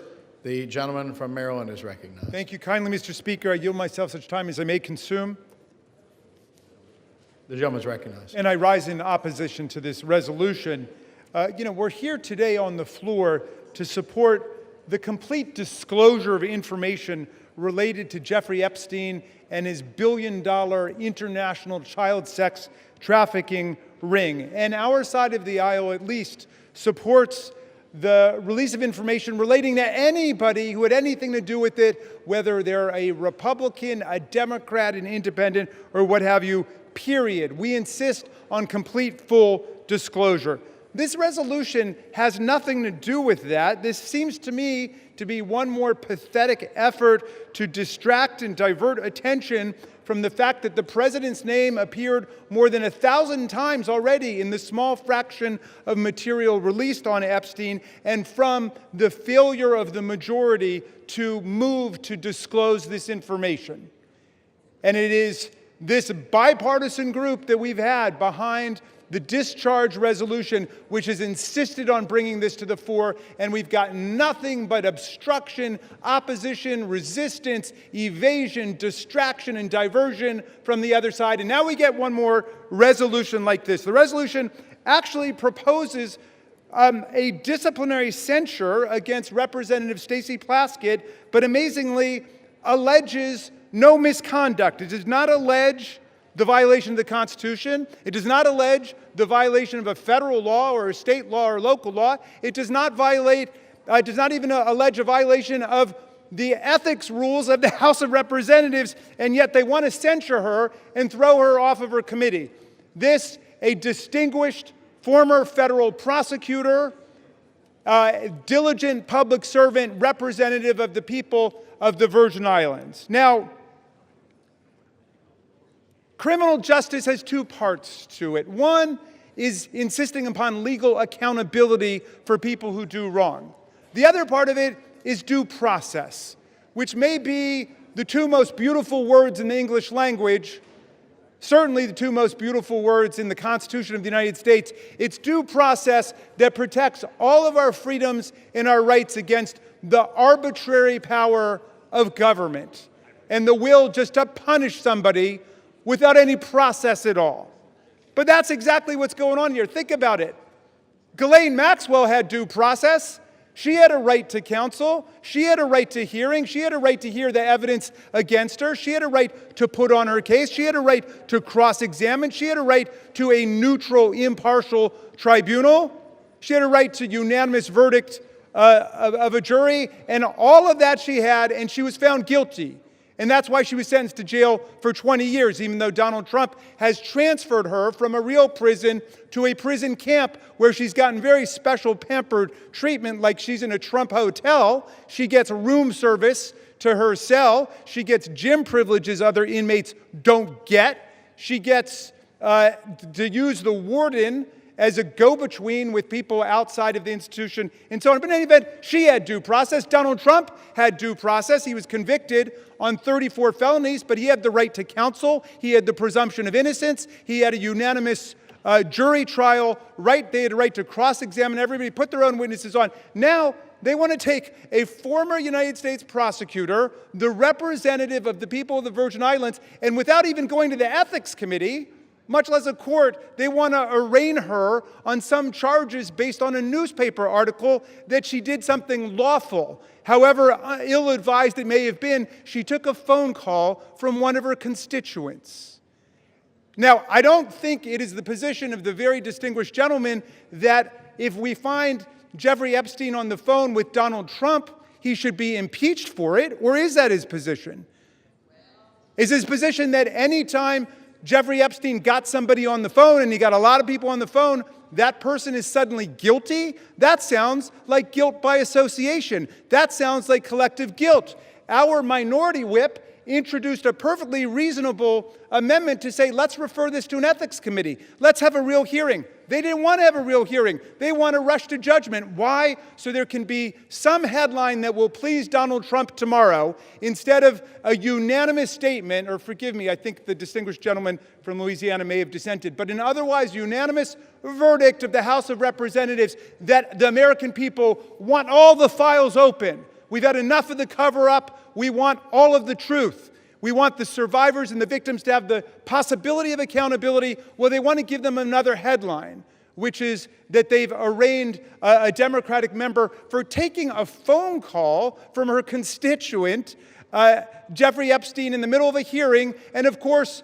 I don't think there's any rule here against taking phone calls in a hearing. Now, if you want to actually give her the chance to explain what happened, then we would take it to the ethics committee. I still don't see what the charge is. Where is the ethical transgression? Where is the legal transgression? Are you saying anybody on your side of the aisle who had a phone call with Jeffrey Epstein should be censured? Be careful your answer there, because there's a lot more that's about to come out, right? So you should think about what is the principle behind this rush to judgment. I want to close just with this thought, because I know there were a lot of people in the chamber who were here when this happened, and a lot who weren't. There was a move to expel George Santos, who was a Republican member of the House from New York. And it was the same kind of rush to judgment, absolute political frenzy, and I looked at it for about 60 seconds. And, I was a professor of constitutional law, so call me a legal nerd. But I said, wait, this guy's not been convicted of anything. Well, he's a Republican. Yeah, I know he's a Republican. He was not convicted in criminal court. To my knowledge, he had not been arraigned yet or convicted of anything in the ethics disciplinary process. They just said, well, there's bad press. We want to get rid of him. Beware of what you wish for. Is that the rule that you want here in the House of Representatives? That you can just draw up a member of Congress in 24 hours or 48 hours because there's a bad newspaper article without asking any questions, without giving that person any due process at all? Is that what it's come to at this point? I mean, all we're asking for in the Epstein files is release the materials so we can check it out. They want to go ahead and censure and remove from a committee a distinguished member of the House of Representatives with no due process at all.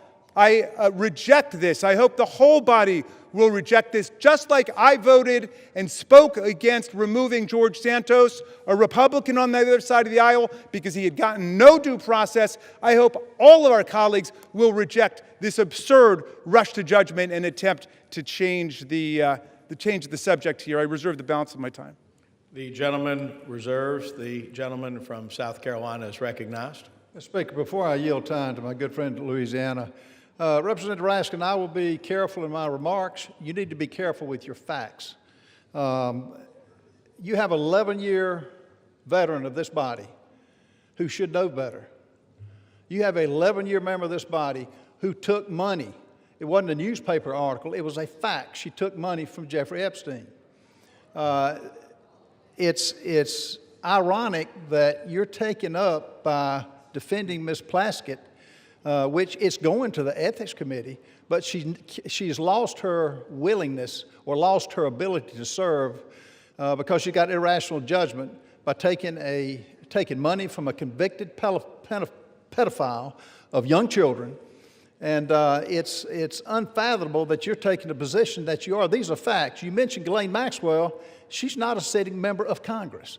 She, as a sitting member of Congress, she has relinquished any sense of duty to serve on these committees. With that, I want to yield as much time as needed for my good friend Louisiana, Mr. Clay Higgins. And the chair would remind all members to please avoid engaging in personalities to direct all comments through the chair. The gentleman from Louisiana is recognized. I thank my colleague, Mr. Norman from South Carolina, and I thank my colleague, Mr. Raskin, for the salient points that he has brought to this debate. I also defended George Santos on this floor and opposed the means by which he was expelled. I think it was beyond the pale, and this is a responsibility that we bear in this body, is to determine the means by which our colleagues shall be reprimanded or disciplined. And the Constitution is clear on this. My friend Mr. Raskin knows full well that this body controls the means by which and the rules by which the members of Congress shall be disciplined. So we've had variances of opinions regarding, the exact disciplinary actions that should be embraced or rejected, member by member. But let me say that in this case, Ms. Plaskett's receiving text messages, this was so alarming to me. When I saw this and read it, I didn't believe it. I say to my friend, I thought perhaps it was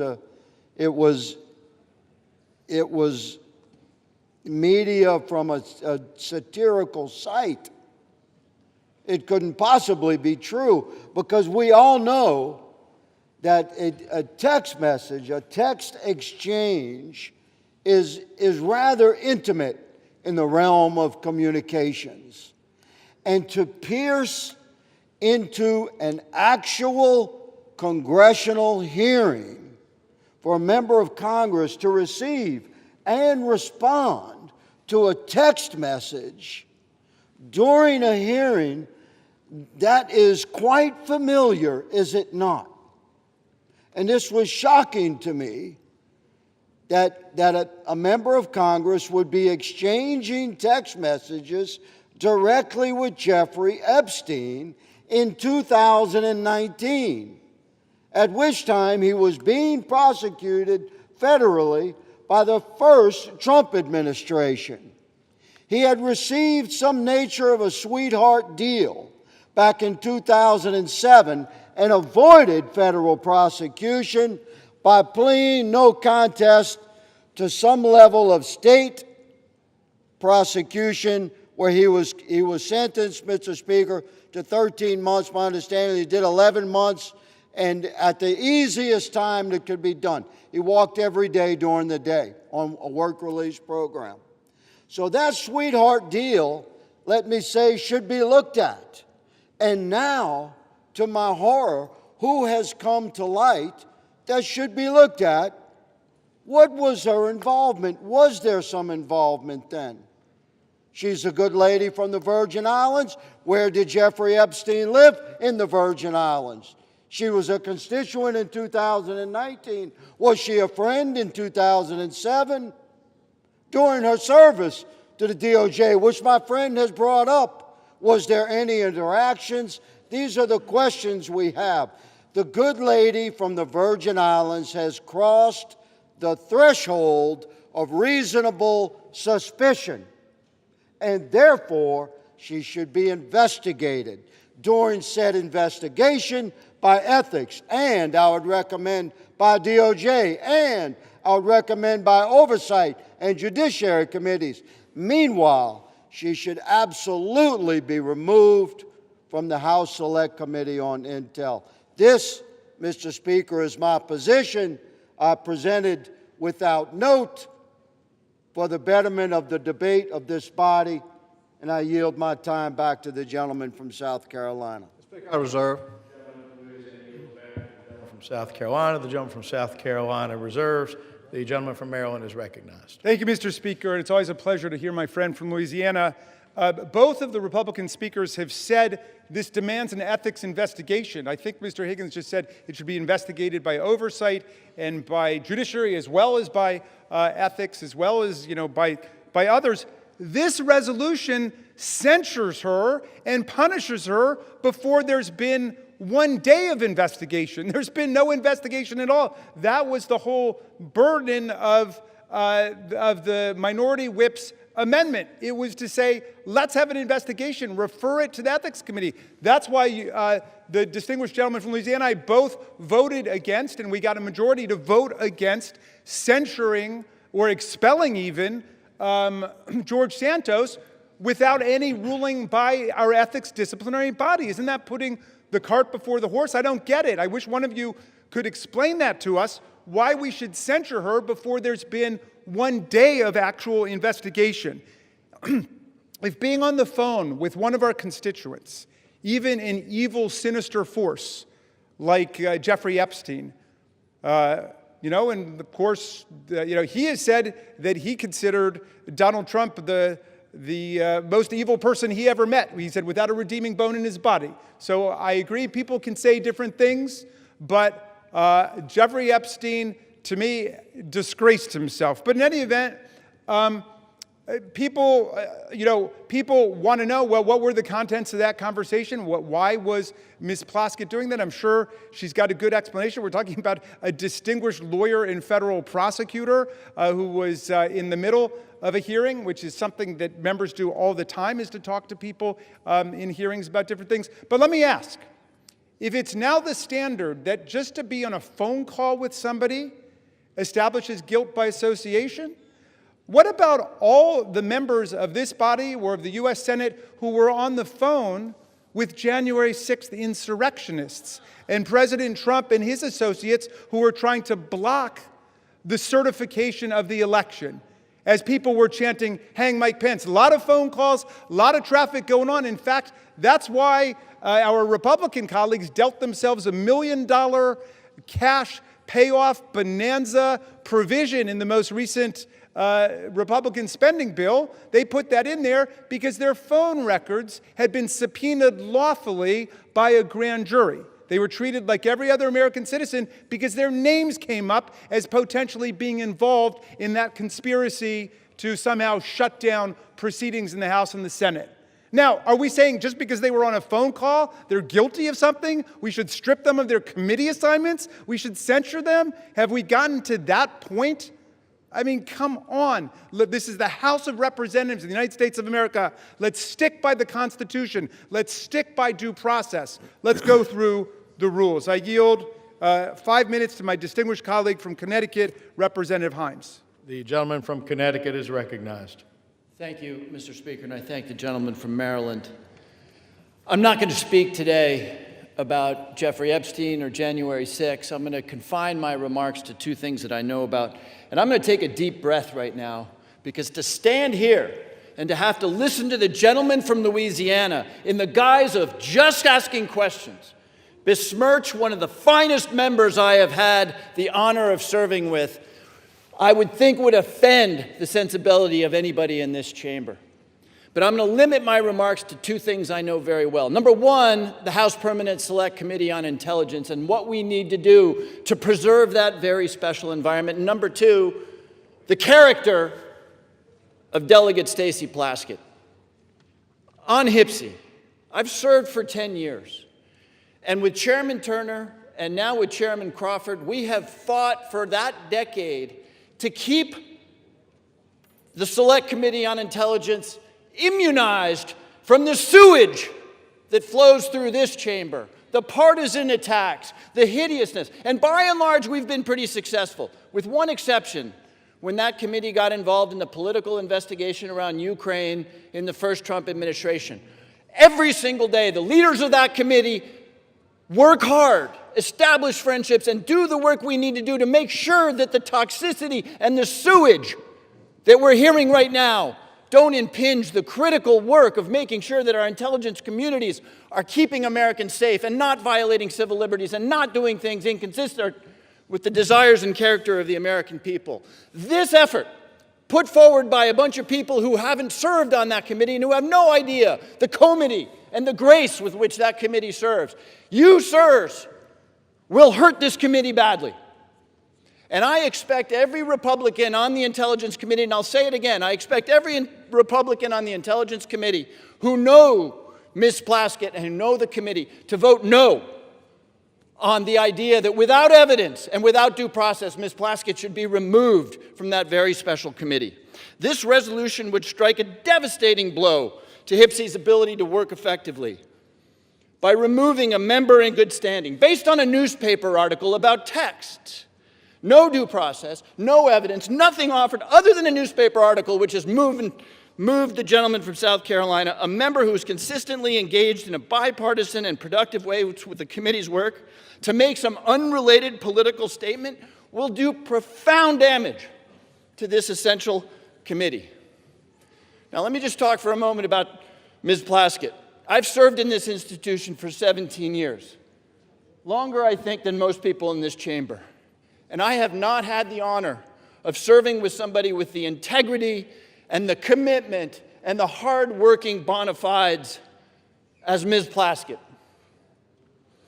We can argue about the wisdom or the judgment associated with those texts. I'm told that apparently Mr. Epstein was a constituent. But on any one of us, our worst day, our biggest misjudgment is not to be judged without any due process, especially in the context of this superb member, this critical member of the Intelligence Committee.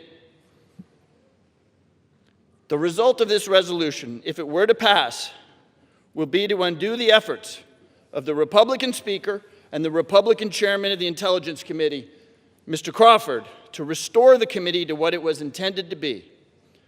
And while the bill for that decision won't come due immediately, it will come due over time in the form of a less accountable and less effective intelligence community with less effective oversight for Congress. So I don't expect the gentlemen who have offered this up to back down now, but I do expect every single member of the Intelligence Committee that elect those few who understand what it is we need to do to close the door on the flow of partisan sewage which we see now threatening the critical work that we do.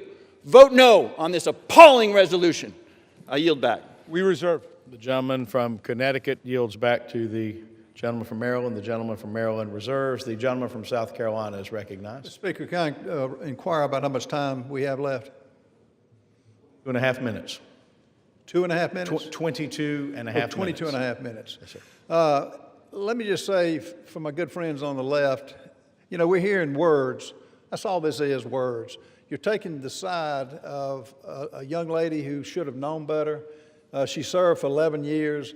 She disparaged herself. She did it to herself. This is not smoke and mirrors. This is actual text that pretty well indicts Ms. Plaskett. Would she probably take it back? Yes, but it's too late now. I want to yield as much time as needs to be consumed by my good friend from Texas, Chip Roy. The gentleman from Texas is recognized. I thank the gentleman from South Carolina. I thank him for bringing forward this important resolution before the body. I do want to say I appreciate the gentleman from Maryland, his commentary about the vote on removal and his considered judgment with respect to Santos, and I agreed with him at the time and made the same points. I want to align myself with the remarks from the gentleman from Louisiana, but I want to note in doing so, and I think the gentleman from Maryland has shown respect to, I think, the judgment of the gentleman from Louisiana about his being the sole vote on the issue before this body before with respect to what we're making public because of the gentleman's, I think, very real concerns about what it might mean for victims. And we had that debate and a colloquy back and forth in the Judiciary Committee a few hours ago about what we can do to ensure victims are protected and so forth as we all go forward in what I believe is a unanimous view that we should go seek out truth and justice here with respect to Epstein and anybody associated with him and them and the nefarious affairs involving Jeffrey Epstein. The reason that I support this resolution is, and I would note that my colleagues on the other side of the aisle, they could have tabled this resolution.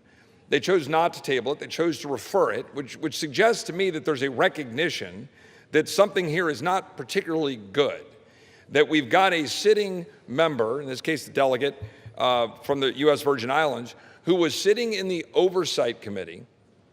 And I'm actually a particular interest here because I was the one doing the questioning. Apparently my questioning was so riveting that she was engaging in text messages back and forth at that moment. While I was questioning Mr. Cohen, the gentlelady was engaging in this back and forth on text messages with Jeffrey Epstein. Now, again, I've listened now for months.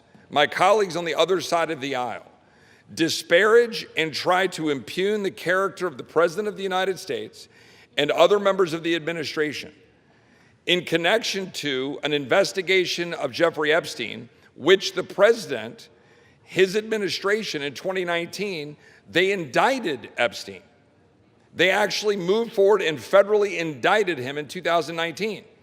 Ghislaine Maxwell was arrested by the Trump administration. And I know the gentleman from Maryland will go on to say that the Biden administration then carried forward that arrest and indictment into prosecution. True. But it was, in fact, the Trump administration that did what had not been done for a long period of time by taking forward that indictment. So I've been listening to all of the preaching by my friends on the other side of the aisle about how any association, anything to do with Jeffrey Epstein is somehow the dispositive moment here in terms of determining the character of this administration or what they're doing or not doing when they're leaning in to try to seek the truth. Where tens of thousands of pages have been released by Jamie Comer and 13 subpoenas has all been put out. So now the House just voted to have greater transparency. Time will tell what that means in terms of what the court does and how they deal with grand jury secrecy and what they do to continue to redact and protect victims' names under existing laws and how the courts treat that. That's going to be a process, as the gentleman likely knows, right? This is going to be determined as to what gets released and how.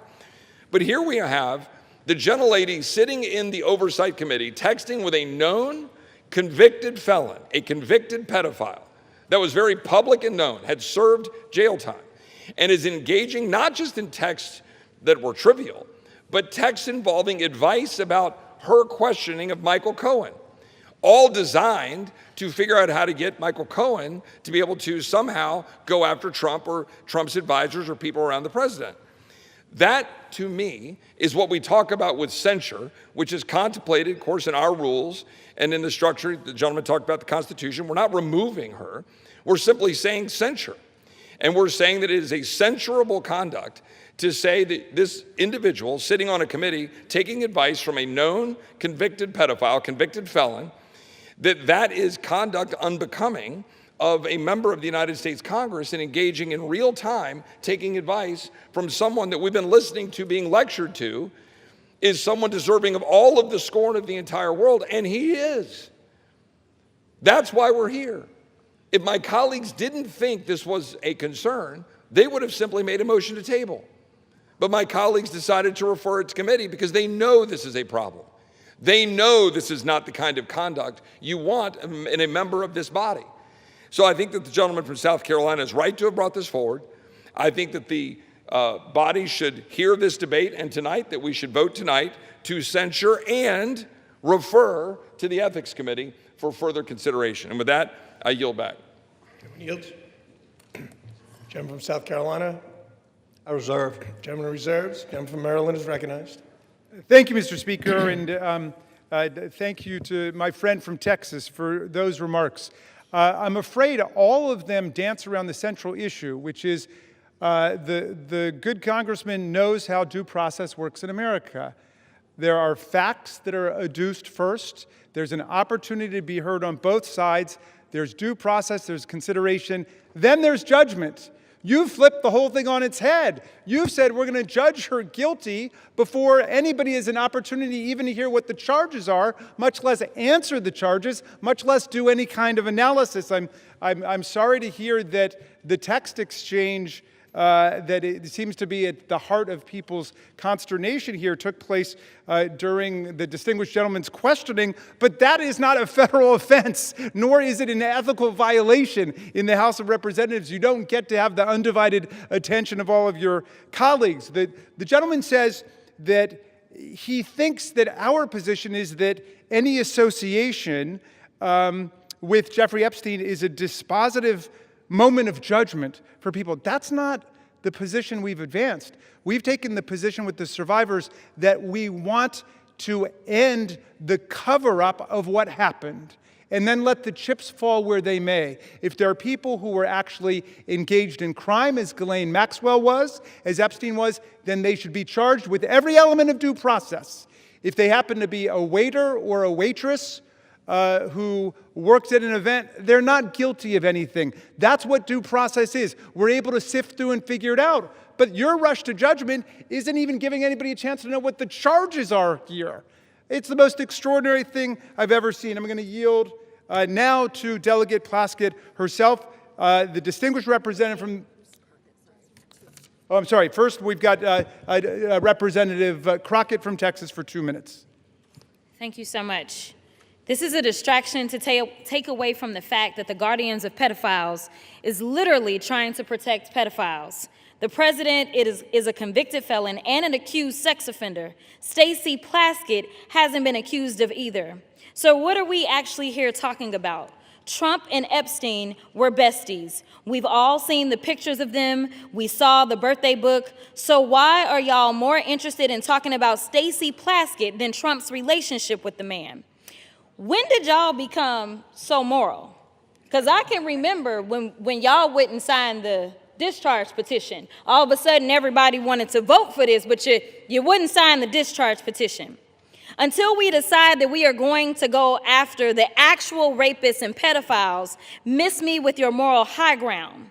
Folks who also took money from somebody named Jeffrey Epstein, as I had my team dig in very quickly. Mitt Romney, the NRCC, Lee Zeldin, George Bush, Win Red, McCain Palin, Rick Lazio. I just want to be clear. If this is the standard that we're going to make, just know we're going to expose it all. And just know that the FEC filings, they are available for everybody to review. This is absolutely ridiculous. You decide that you want to punish a sitting member of Congress because you are concerned about her text messages. Well, maybe you should be more concerned about those sex tapes that we still haven't gotten access to. Maybe you should be more concerned with the fact that the president, his name is mentioned in the files way more than Stacey Plaskett's name. Listen, I'm not saying that anything is right or wrong, but listen, if you're trying to figure out what's going on with somebody that's a criminal, then you maybe need to talk to their associates. That's exactly why maybe she was getting text messages. I'm not saying she was or wasn't. But considering the fact that they were talking to another associate of the president's and maybe she needed intel, you'd have to go talk to somebody that maybe knows what he's up to. Time has expired. We reserve. Gentleman from Maryland reserves. Gentleman from South Carolina is recognized. Speaker, I recognize my good friend from Arizona, Mr. Biggs. How much time is the gentleman recognized? How much time you've allotted the gentleman from Arizona? How much time do we have left? The gentleman has 17 minutes remaining. As much time as the gentleman may consume. Gentleman is recognized. Thank you, Mr. Speaker. Thank you, Mr. Norman. Thank you for raising this issue. This to me, this is an interesting issue because I'm hearing the argument is coming at us and it says, well, you know, there's no due process. Well, debate is a part of due process. That's part of due process, is to have this debate. You get to stand up, you get to defend, and get to raise your issues, and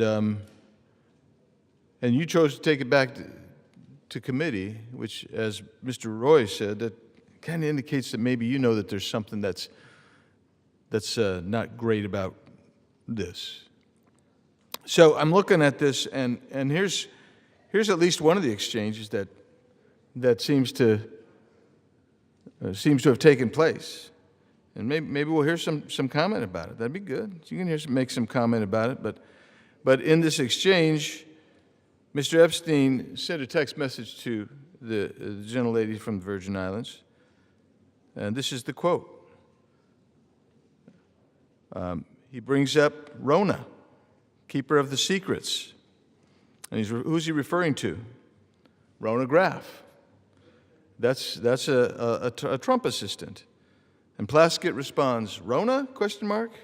Quick, I'm up next. Is that an acronym? So she wants to know what Mr. Epstein wants her to talk about. Don't you find that interesting? I find that really intriguing, especially since we know what Mr. Epstein was. And Epstein responds, that's his assistant. Doesn't really say much more than that. And then Plaskett starts questioning Mr. Cohen and asks about Graff. So not only was she texting, having this communication with Mr. Epstein, she's asking Mr. Cohen what Mr. Epstein wants her to ask. Another text says, from Epstein, good work. That's after she wraps it up. All of this seems to be very interesting. And I'm sorry, I don't breathe the rarefied air of the Intelligence Committee. I don't. I'm just a regular guy and a member of the House. That's all. So I don't know about that rarefied air, and I guess I'm part of the sewage. That Mr. Himes said. Yeah. Thanks for agreeing with me, Ms. Plaskett. So she's got us down. Unless you're in the Intelligence Committee, you're crap. That's what the Intel Committee says. But here's the deal. When you're sitting there in a sitting committee and you're having communications with a convicted sex offender, and you're taking their advice on how to ask questions, maybe you got a problem. Maybe your problem is that you've brought disrepute on the House. And this isn't from the articles. This is from the 10,000 pages or so released last week from the Oversight Committee that they received from the Epstein estate. This isn't fishing around. This is coming from real evidence. So I sit here and I listen. Oh, you know, she's the finest member that ever walked the planet, man. That's what you heard. But the bottom line is this. She's sitting there seeking advice and counsel on how to ask questions from Jeffrey Epstein, who this entire body, save one, just condemned. And we want all the evidence. And it's a shame to be here, but for one thing, you made the choice. And so, Mr. Chairman, I'm encouraging everyone in this body to support Mr. Norman's resolution, and I yield back. Gentleman yields. Speaker, I reserve. Gentleman from South Carolina reserves. The members are reminded to direct their commentary to the chair. Before I recognize the gentleman from Maryland, please remind yourself, as well as the members, to refrain from engaging in personalities towards the president. Does the gentleman seek recognition? Yes, I do. Gentleman is recognized. Thank you very much. I want to remark that yet one more member says we should go ahead and censure her, and then we should do a complete investigation. I think any fifth grader in America knows that's the exact opposite of what due process means in America. We don't punish people before we have investigation and the opportunity to be heard. I yield 6 minutes now to the distinguished gentlelady from Virgin Islands, Representative Plaskett. Thank you so much to Mr. Raskin, to my former professor in law school, and I want to address the body. I first want to give you all a sense of what was happening that day. Everyone knows at that hearing in February, the entire country was watching. As Michael Cohen decided he was going to finally give up information about what was happening in the Trump world, the Trump enterprise. And at the beginning of that hearing, the ranking member, Jim Jordan, had the disrespect to Elijah Cummings, may he rest in peace and his name be a memory, after not allowing Mr. Jordan to shut the committee hearing down. And I turned to Mr. Jordan and told him to have respect for the chair and to basically shut up. And that moment went viral. And I began to get innumerable texts from friends, from foes, from constituents about what was happening in that hearing. And I got a text from Jeffrey Epstein, who at the time was my constituent, who was not public knowledge at that time that he was under federal investigation, and who was sharing information with me. Now, I heard recently from someone that I was seeking advice from him. Let me tell you something.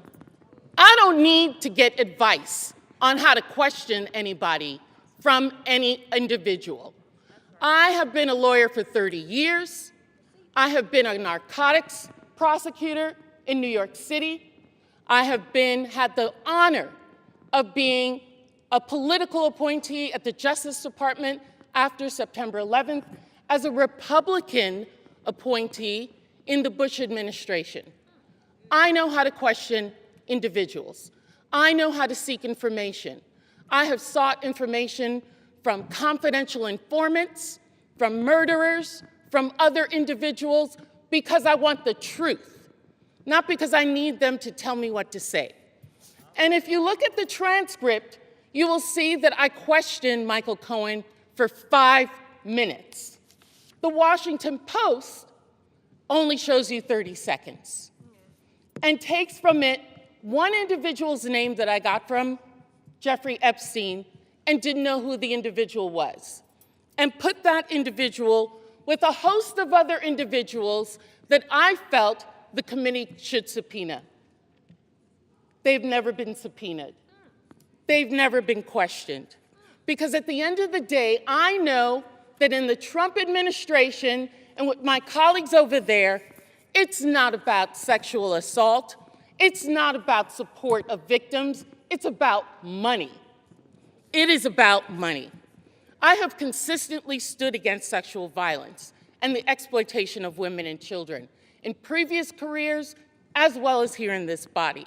We all know that Jeffrey Epstein's actions were absolutely reprehensible. As a constituent, as an individual who gave donations to me, when I learned of the extent of his actions after his investigation, I gave that money to women's organizations in my community. Not back to him, but to women in the community who needed that support. That's what I think should have been done, and that's what I did.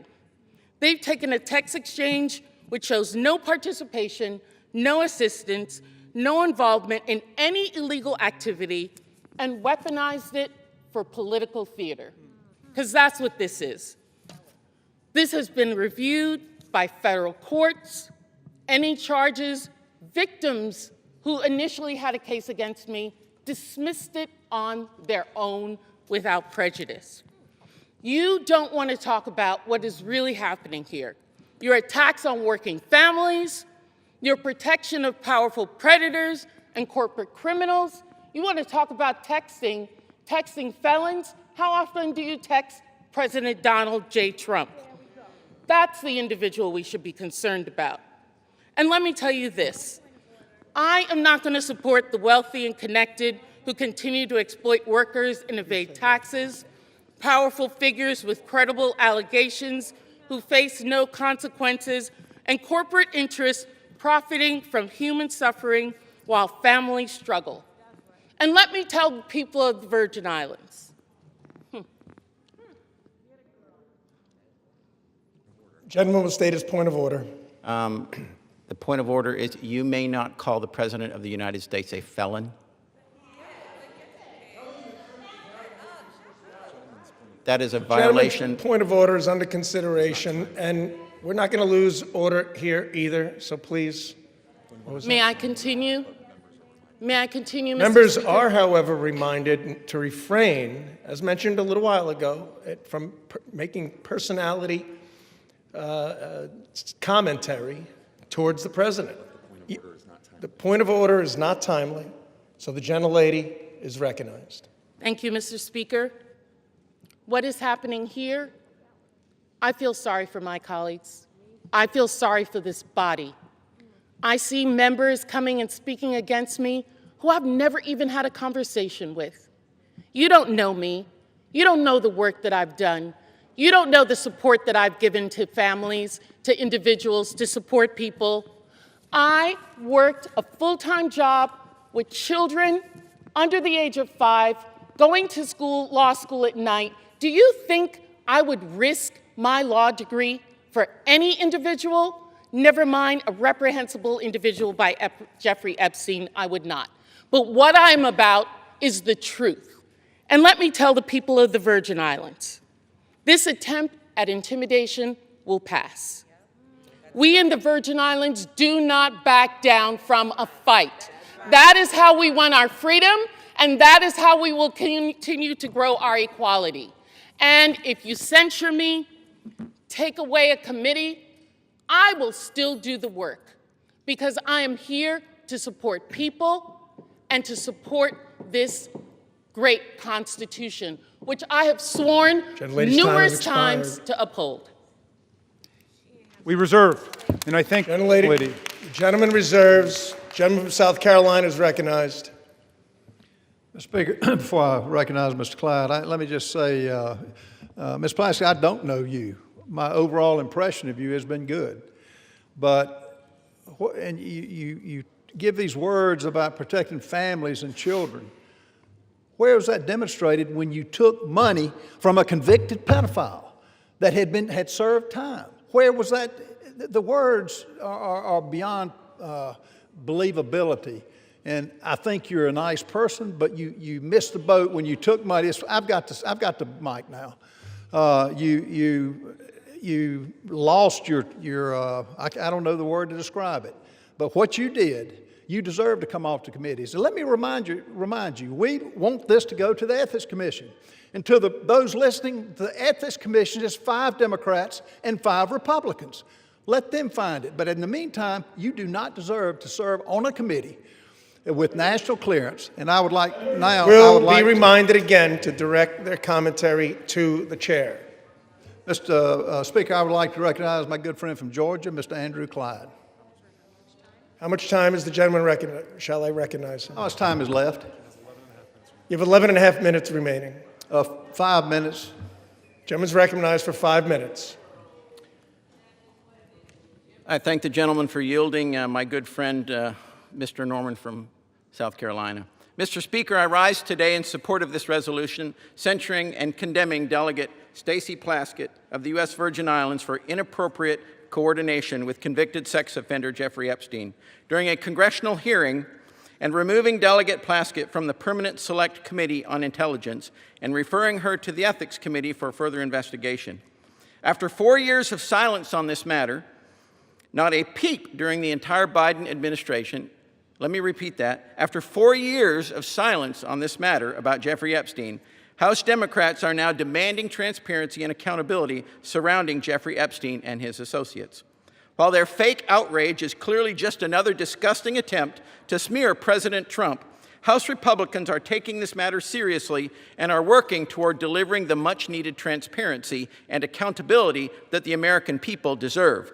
This resolution is accountability, page 1. During the House Oversight Committee's ongoing investigation into Jeffrey Epstein, emails obtained by a congressional subpoena, that's right, it was the congressional subpoena by the House Oversight Committee, not the discharge petition that just got voted on, but this was the Oversight Committee's congressional subpoena, has brought to light that in 2019, Delegate Stacey Plaskett coordinated her line of questioning with Jeffrey Epstein in real time over text messages during an Oversight Committee hearing featuring testimony from Michael Cohen. Now, who is Michael Cohen? Michael Cohen was the disgraced former attorney of President Donald Trump. She was asking input from Jeffrey Epstein on how to best question Cohen, and Cohen was himself at that time a convicted felon from 2018. So now that Republicans are exposing Democrat ties to Jeffrey Epstein and his vile crimes, the other side of the aisle has flipped. They apparently no longer want transparency or accountability. Why? Because they don't want the truth. They want to weaponize a serious matter into a distraction, all in an attempt to take down President Trump and to hurt his administration and what he's doing to make America great again. The actions taken by Delegate Plaskett reflect poorly on the House, and this body needs to hold her accountable. I urge all of my colleagues to vote to adopt this resolution to show the American people that those who colluded with Mr. Epstein, including members of the House, will be held accountable, and this resolution is the beginning of that. I thank you, and I yield back. Gentleman yields. To the chair. Speaker, I reserve. Gentleman from South Carolina reserves. Gentleman from Maryland is recognized. Proud to yield 1 minute to the distinguished Minority Leader, Hakeem Jeffries. The Minority Leader is recognized. Thank you, Mr. Speaker. I thank the distinguished gentleman, my good friend from the great state of Maryland, the ranking Democrat on the Judiciary Committee, for yielding. I rise today in strong opposition. This resolution, this effort to censure Delegate Plaskett, to rip away her membership on the Intel Committee, is nothing more than a political stunt by a desperate, failed candidate for governor, trying to pander to the people back in South Carolina. Nothing more than that. You want to make the statement about who's brought disgrace to the House? The actions of this House Republican majority have brought disgrace to the House of Representatives from day one of this presidency. The reality is, if you want to talk about fealty to the Constitution and things of that nature, the House is a separate and co-equal branch of government. You don't seem to understand that. You functioned from the very beginning of your so-called majority, Mr. Speaker, not as a check and balance on an out-of-control administration, but as a reckless rubber stamp for Donald Trump's extreme agenda, and you are failing the American people. You failed to keep your core promise. Your core promise to the American people was that you were going to lower costs on day one. Costs haven't gone down here in the United States of America. Costs have gone up. The Trump economy is a complete and total failure. It's a disaster. The American people are hurting.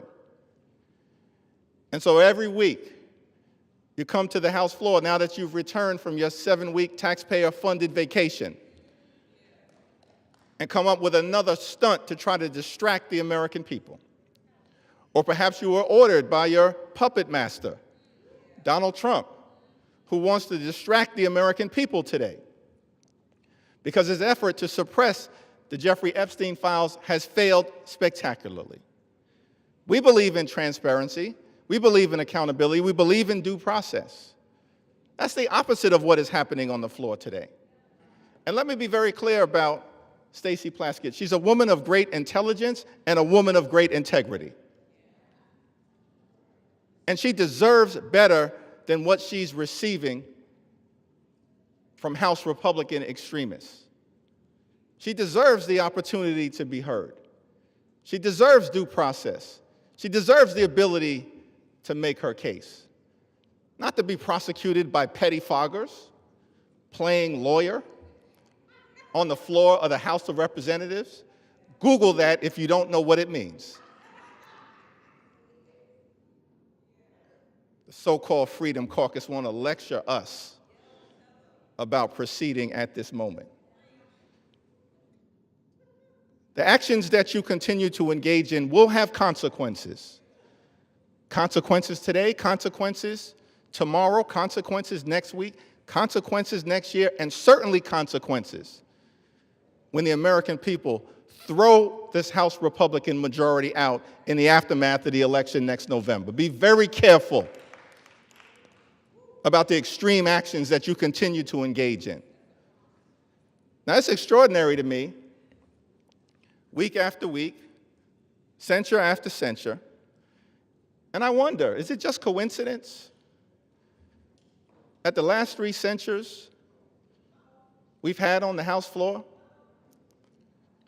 happen to involve, first, you tried to censure LaMonica MacGyver. And then, Mr. Speaker, Republicans tried to censure Ilhan Omar. And now we're on the floor, and you're trying to censure Stacey Plaskett. What is it exactly that those 3 individuals have in common? House Republicans are going to have to answer for the things, the extreme things that you continue to do. And the American people know. This is a phony majority. It's a fake majority. It's not a real majority. Republicans aren't doing anything to make life better for the American people. And that's why we're on the floor right now. There's nothing that House Republicans can do to disgrace Stacey Plaskett because House Republicans continue to disgrace themselves. And so whatever happens later on this evening, the American people will hear from Delegate Plaskett beyond this, making her case. The people of the Virgin Islands, I'm confident, will continue to stand behind her. And we will never be lectured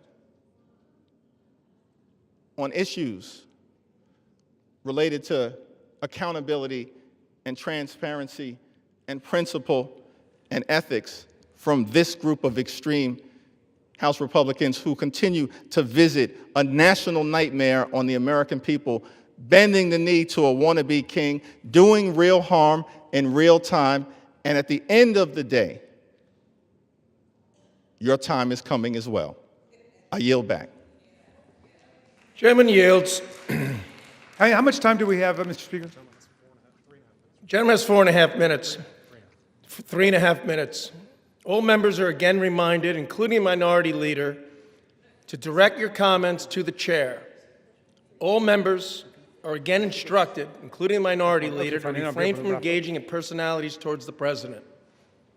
The gentleman from Maryland seeks recognition. No, we'll reserve. Gentleman from Maryland reserves. Gentleman from South Carolina. Speaker, I find it interesting that the Minority Leader mentioned that, we got a not really a majority. I will tell you, 77 million people are a majority. They rendered the consequences to elect the president that has revived this country from a disaster 4 years under the Biden administration. Let's go back under a little bit of history here about the hearing. The messages show that Plaskett texted Epstein before the hearings that started that day at 7:55. She texted him, the sex offender, the predator on the children she says she protects. They had comments like she told Ms. Plaskett talk about his grades. She mentioned that she had a great-looking outfit. This is from Mr. Epstein. In 10:40, she broadcast a feed cut to Ms. Plaskett showing her moving her mouth as if she was chewing something. And Ms. Plaskett mentioned that she had multiple texts. Well, according to the records, and I don't know how many of her texts came from those convicted of felonies, but on At 2:25, Epstein sent 2:25 minutes before Plaskett began questioning Cohen at 2:28.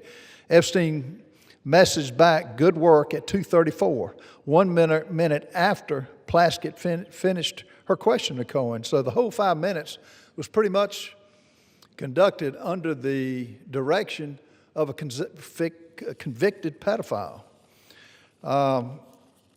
And this dialogue, Ms. Plaskett was reached by phone Thursday. Plaskett declined to answer questions about the text messages and directed all inquiries to congressional staff. Plaskett's chief of staff said Thursday she was not in a position to confirm or not whether the Congresswoman was texting with Mr. Epstein at the hearing. She did not respond to follow-up questions. Bottom line, these are facts. These are text messages. This wasn't smoke and mirrors. So it's interesting that they're taking that tact. But, Ms. Speaker, how much time do I have left? Gentleman has 6.5 minutes remaining. I reserve. Gentleman from South Carolina reserves. Gentleman from Maryland. I'm yielding 1 minute to the representative from New York, Ms. Clark.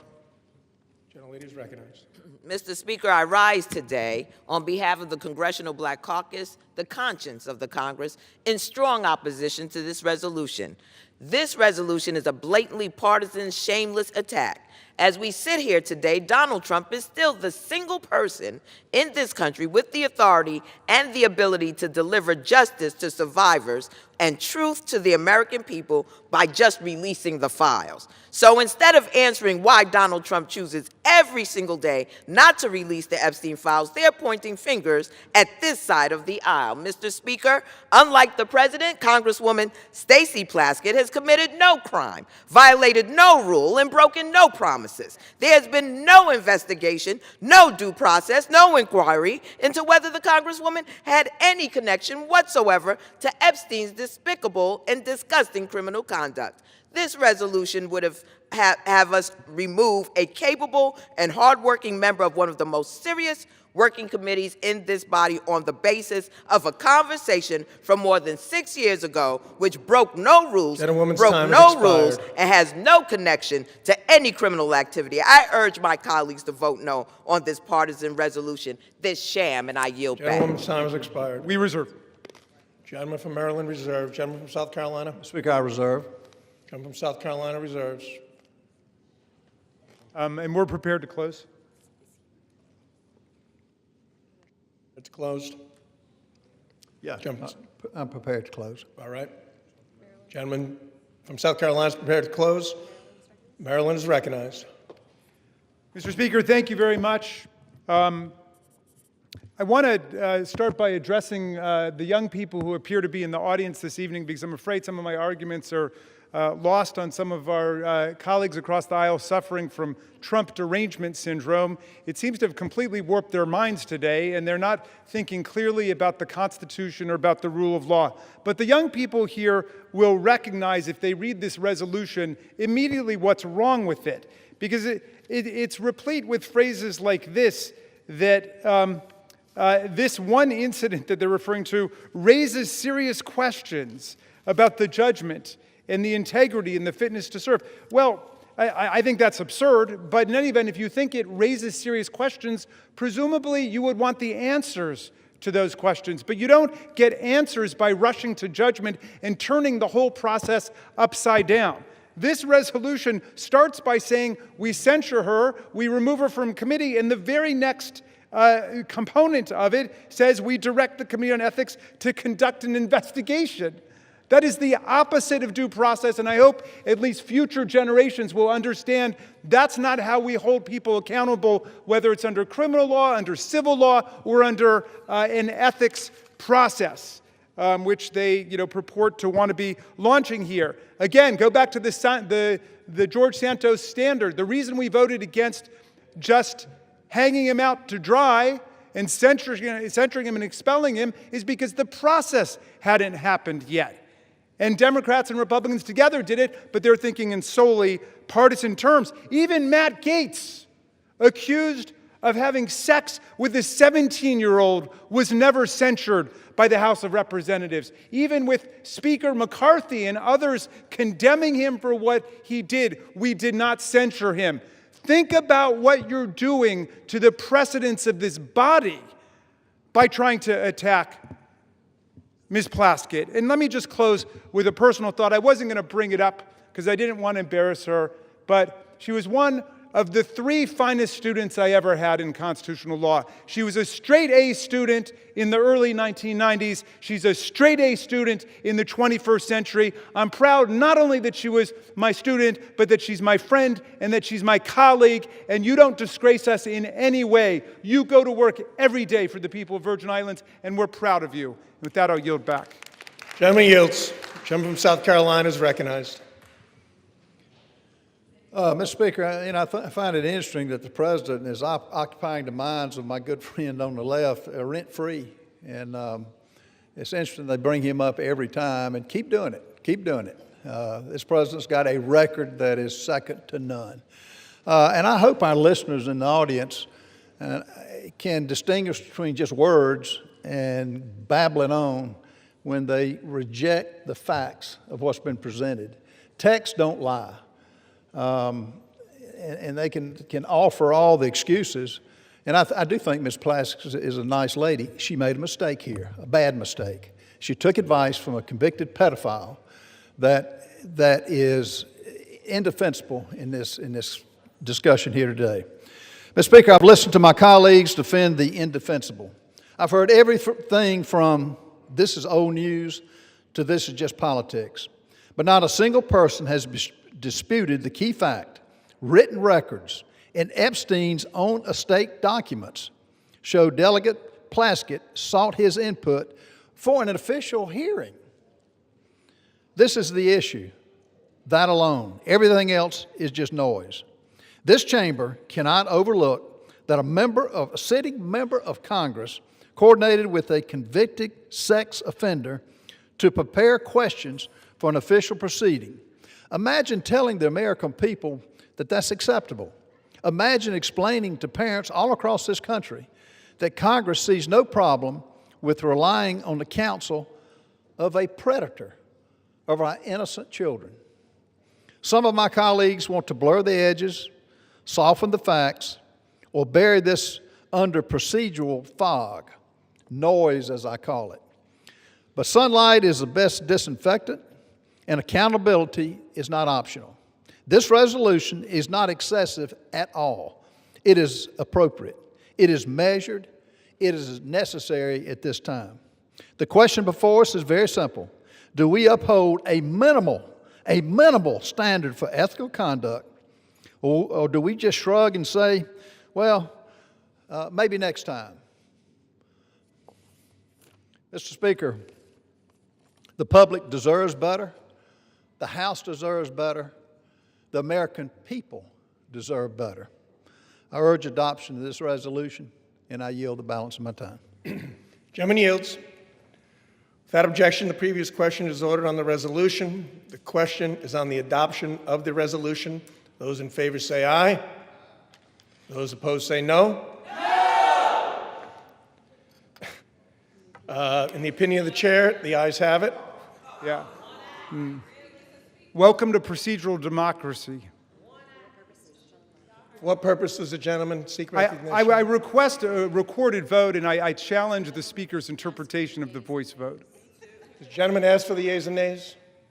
I ask for the ayes and the nays. The yeas and nays are requested. Those favoring a vote by the yeas and nays will rise. A sufficient number having risen, the yeas and nays are ordered. Pursuant to Clause 8 of Rule 20, further proceedings on this question will be postponed.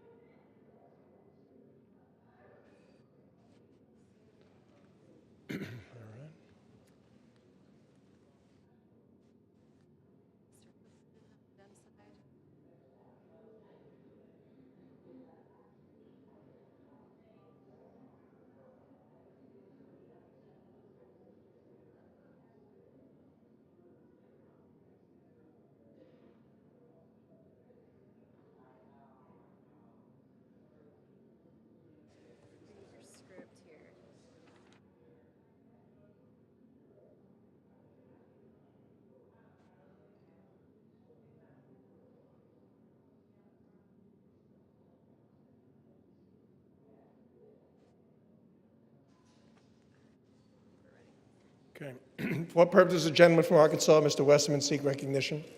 Mr. Speaker, pursuant to House Resolution 879, I call up H.J. Res. 130 and ask for its immediate consideration in the House. The clerk will report the title of the joint resolution. House Joint Resolution 130, Joint Resolution providing for congressional disapproval under Chapter 8 of Title 5 United States Code of the rules submitted by the Bureau of Land Management relating to Buffalo Field Office Record of Decision and Approved Resource Management Plan Amendment. Pursuant to House Resolution 879, the joint resolution is considered read. The joint resolution shall be debatable for 1 hour, equally divided and controlled by the chair and ranking minority member of the Committee on Natural Resources or their respective designees. The gentleman from Arkansas, Mr. Westman, and the gentleman from California, Mr. Huffman, each will control 30 minutes. The chair recognizes the gentleman from Arkansas, Mr. Westman. Mr. Speaker, I ask unanimous consent that all members have 5 legislative days to revise and extend their remarks and to include extraneous material on H.J. Res. 130. Without objection. Mr. Speaker, I yield myself such time as I may consume. The gentleman is recognized. I rise in strong support of H.J. Res. 130, which would repeal the Bureau of Land Management's Misguided Resource Management Plan, or RMP, amendment for the Buffalo Field Office in Wyoming, which was finalized in the twilight hours of the Biden-Harris administration. Wyoming's Powder River Basin currently supplies 40% of the nation's coal. The RMP amendment in question effectively halted future federal coal leasing across a region in Wyoming larger than New Jersey and located in the heart of America's coal country. Without repeal, the RMP amendment will end coal production in the region entirely by 2041 and close 12 active mines. The RMP amendment is a death blow to America's energy security, Wyoming's workers, and the economic backbone of the state itself.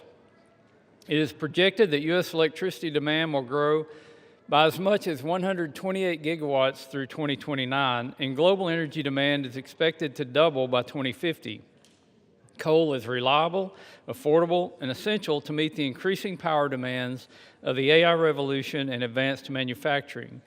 The RMP amendment locked up an astonishing 48 billion short tons of coal. That's enough to meet U.S. coal demand for the next 116 years. 92% of Wyoming's coal is exported to other states, helping keep the lights on and utility prices affordable in distant places as far as Texas, Illinois, and my home state of Arkansas. Nationwide, residential electricity prices have increased by 13% since 2022, and overturning misguided policies like this RMP amendment will help make the cost of living more affordable for families across America. It's time to unleash our domestic resources to put this money back into the pockets of American families by repealing the Biden administration's anti-American energy policies. What's more, instead of working with the state, the Biden administration blatantly ignored local opposition at every stage of this process and rammed this RMP amendment through to appease environmental extremists. The Biden administration provided a limited opportunity for public comment or engagement on this RMP amendment. Wyoming's governor, unified congressional delegation, locally elected officials, tribes, and local communities all expressed strong opposition to this plan amendment. The previous administration ignored them all. According to local representatives, it is suspect and disturbing that such a dramatic change to the current land use plan would solicit such little engagement during the public comment period. Campbell and Johnson County commissioners who represent the local communities affected by this plan stated that whatever information they provided to the BLM in this process was, quote, ignored by the federal agency. Overturning the RMP amendment takes power from bureaucrats in Washington, D.C., and returns it to the people of Wyoming. The BLM also ignored tribal input in developing this RMP amendment. The Navajo Transitional Energy Company, which is wholly owned by the Navajo Nation, provided detailed comments opposing this amendment that were all dismissed by the BLM. In a letter they submitted to the agency, they stated, quote, BLM consistently downplayed the reasonably foreseeable negative impacts of the mine's closures on the surrounding social justice communities, and it did not even consider the jobs lost in the downstream communities that rely on the Powder River Basin coal, end quote. Energy security is national security, and Wyoming's energy industry remains indispensable to ensuring America stays energy dominant. Wyoming's Powder River Basin, with its low-sulfur coal, produces the world's cleanest burning coal. We should be focused on exporting this abundant natural resource to our allies abroad, not burying this baseload power under layers of bureaucracy. By passing this CRA today, we're advancing President Trump's executive orders on unleashing American energy and reinvigorating America's coal industry. We're also restoring hundreds of millions of dollars in future revenue for Wyoming's K-12 public education system and protecting more than 4,000 high-paying jobs in rural Wyoming. In conjunction with the pro-energy policies included in the Working Families Tax Cut Law, this CRA also has the potential to generate more than $260 million for the federal Treasury. This CRA helps the U.S. remain energy dominant and will lower prices for families, strengthen our economy, and boost real wages for hardworking men and women. I urge my colleagues to stand with Wyoming, stand with American workers, and stand for energy security by supporting this resolution. I reserve the balance of my time. Gentleman reserves. Gentleman from California is recognized. Thank you, Mr. Speaker. And let me wish Chairman Westerman a happy birthday. I do wish him a happy birthday, but even that goodwill does not change the fact that this is bad legislation. And so, unfortunately, Bruce, I'm going to have to rise in opposition to the bill while wishing you a happy birthday. We are, Mr. Speaker, all grateful that the Republican shutdown is finally over, but millions of Americans are still on the cusp of losing health care. They are struggling to put food on the table. And after their 7-week paid vacation, I can't imagine anything more disconnected than for House Republicans to come back here and make their first priority not helping working families to make ends meet, but jamming through more favors for their billionaire buddies. These 3 Congressional Review Act, or CRA, resolutions treat America's public lands like they are just lines on a balance sheet. They silence public opinion. They ignore the fires and storms that are made worse by climate change, all of it to make fossil fuel extraction the #1 priority going forward for how we manage our public lands. Wildfire defense, public safety, recreation, conservation, all of these take a back seat now to maximizing corporate profits, even in our most fragile landscapes like America's Arctic. Americans want clean air, clean water, accessible public lands, not handouts to polluters. Overturning balanced, forward-looking BLM plans in Wyoming and Alaska is a colossal mistake. Across the federal land management agencies, plans like these are the foundation for responsible, sustainable management of our public lands. RMPs are the product of extensive public input, rigorous scientific reviews, meaningful tribal consultation, and balancing the activities on our public lands, from energy development to recreation, is what these plans do. They reflect the needs of communities, industries, ecosystems, and they outline a clear vision for the stewardship of millions of acres of public lands. Let's look at the Buffalo Field Office RMP targeted by this particular resolution. It was developed after a court found that the previous plan failed to address the public health and climate impacts of unfettered coal mining in the region. Importantly, the current RMP was also developed after robust tribal consultation and public input. So we're just going to throw that all away? I strongly oppose HRES 130, which would repeal the current balanced RMP for BLM's Buffalo Field Office in order to prop up the coal industry in Wyoming's Powder River Valley. The plan targeted by this resolution ended new coal leasing in the region because of its harm to the climate and public health and because of decreasing demand for coal. At the same time, the plan allowed existing mines to continue to operate through the end of their current leases. Rescinding this plan means locking us into unnecessary emissions and energy costs at a time when the planet and the American people cannot afford it, and it also puts us on a treadmill of litigation and uncertainty, sending us back, theoretically, to a plan that was already adjudicated to be illegal, or maybe waiting for a new plan to come forward from the Trump administration, and I guess hoping that a future court will decide that it's not substantially similar to the ones that have been thrown out with your CRA. This is something that my friends across the aisle simply haven't thought through. There is so much chaos and uncertainty when the sledgehammer of the CRA is used in this reckless manner. Now, House Republicans already passed and the administration implemented unprecedented giveaways to the coal industry through the One Big Beautiful Bill Act, including slashing the royalty rates for coal from 12% to 7.5%, and opening more than 13 million acres of public lands for coal leasing. But even with these handouts, it's not enough to reverse decades of market contraction in the coal industry. The coal industry is dying.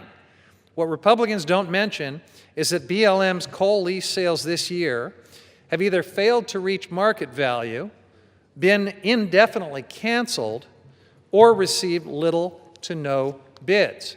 Rather than simply redoing this RMP through the well-established public process, which the Trump administration is already doing, House Republicans want to overturn it using the CRA, again, an extremely blunt instrument that will throw us into great uncertainty and litigation for sure.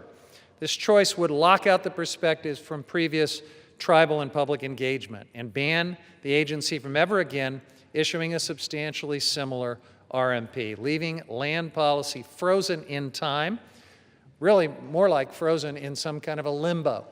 Incredible uncertainty and chaos. House Republicans want to permanently enshrine fossil fuel extraction as the top priority for millions of acres of public land across the country, no matter the cost.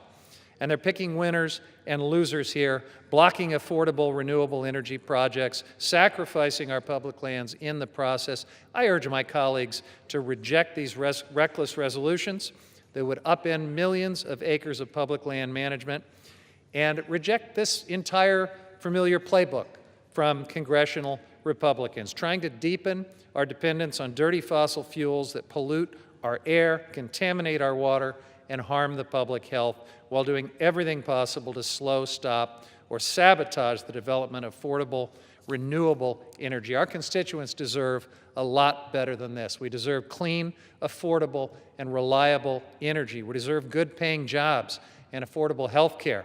And we shouldn't sacrifice America's health, environment, and livelihoods in order to do it. This legislation and my friends across the aisle are on the wrong side of history, trying to prop up the dying coal industry.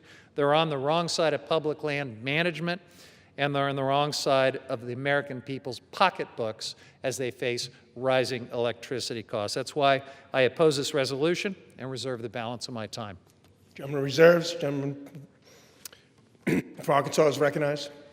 Thank you, Mr. Speaker. And Mr. Speaker, I sincerely appreciate the birthday wishes from my friend across the aisle. That means a lot to me.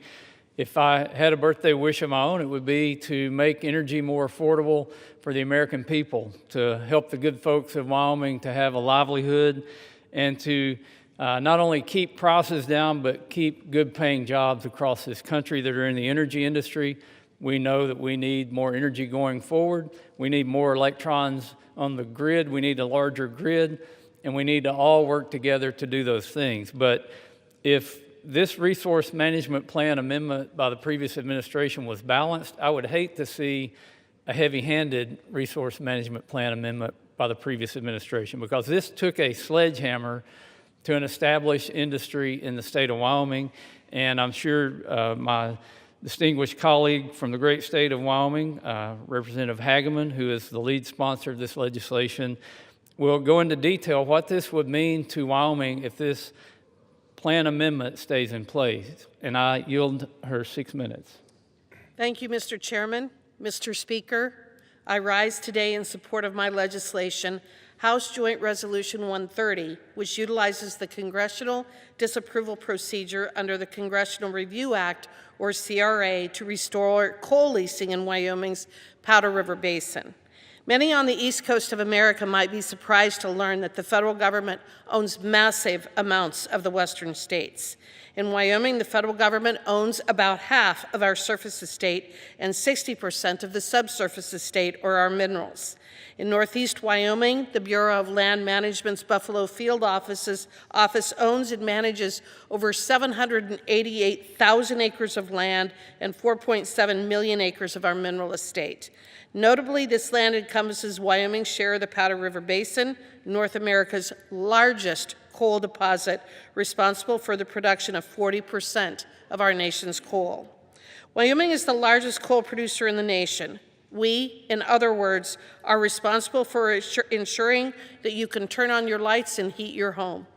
The BLM manages its public lands pursuant to the Federal Land Policy Management Act, which is implemented pursuant to what we refer to as Resource Management Plans, or RMPs. These RMPs are designed to maximize resource values for the public.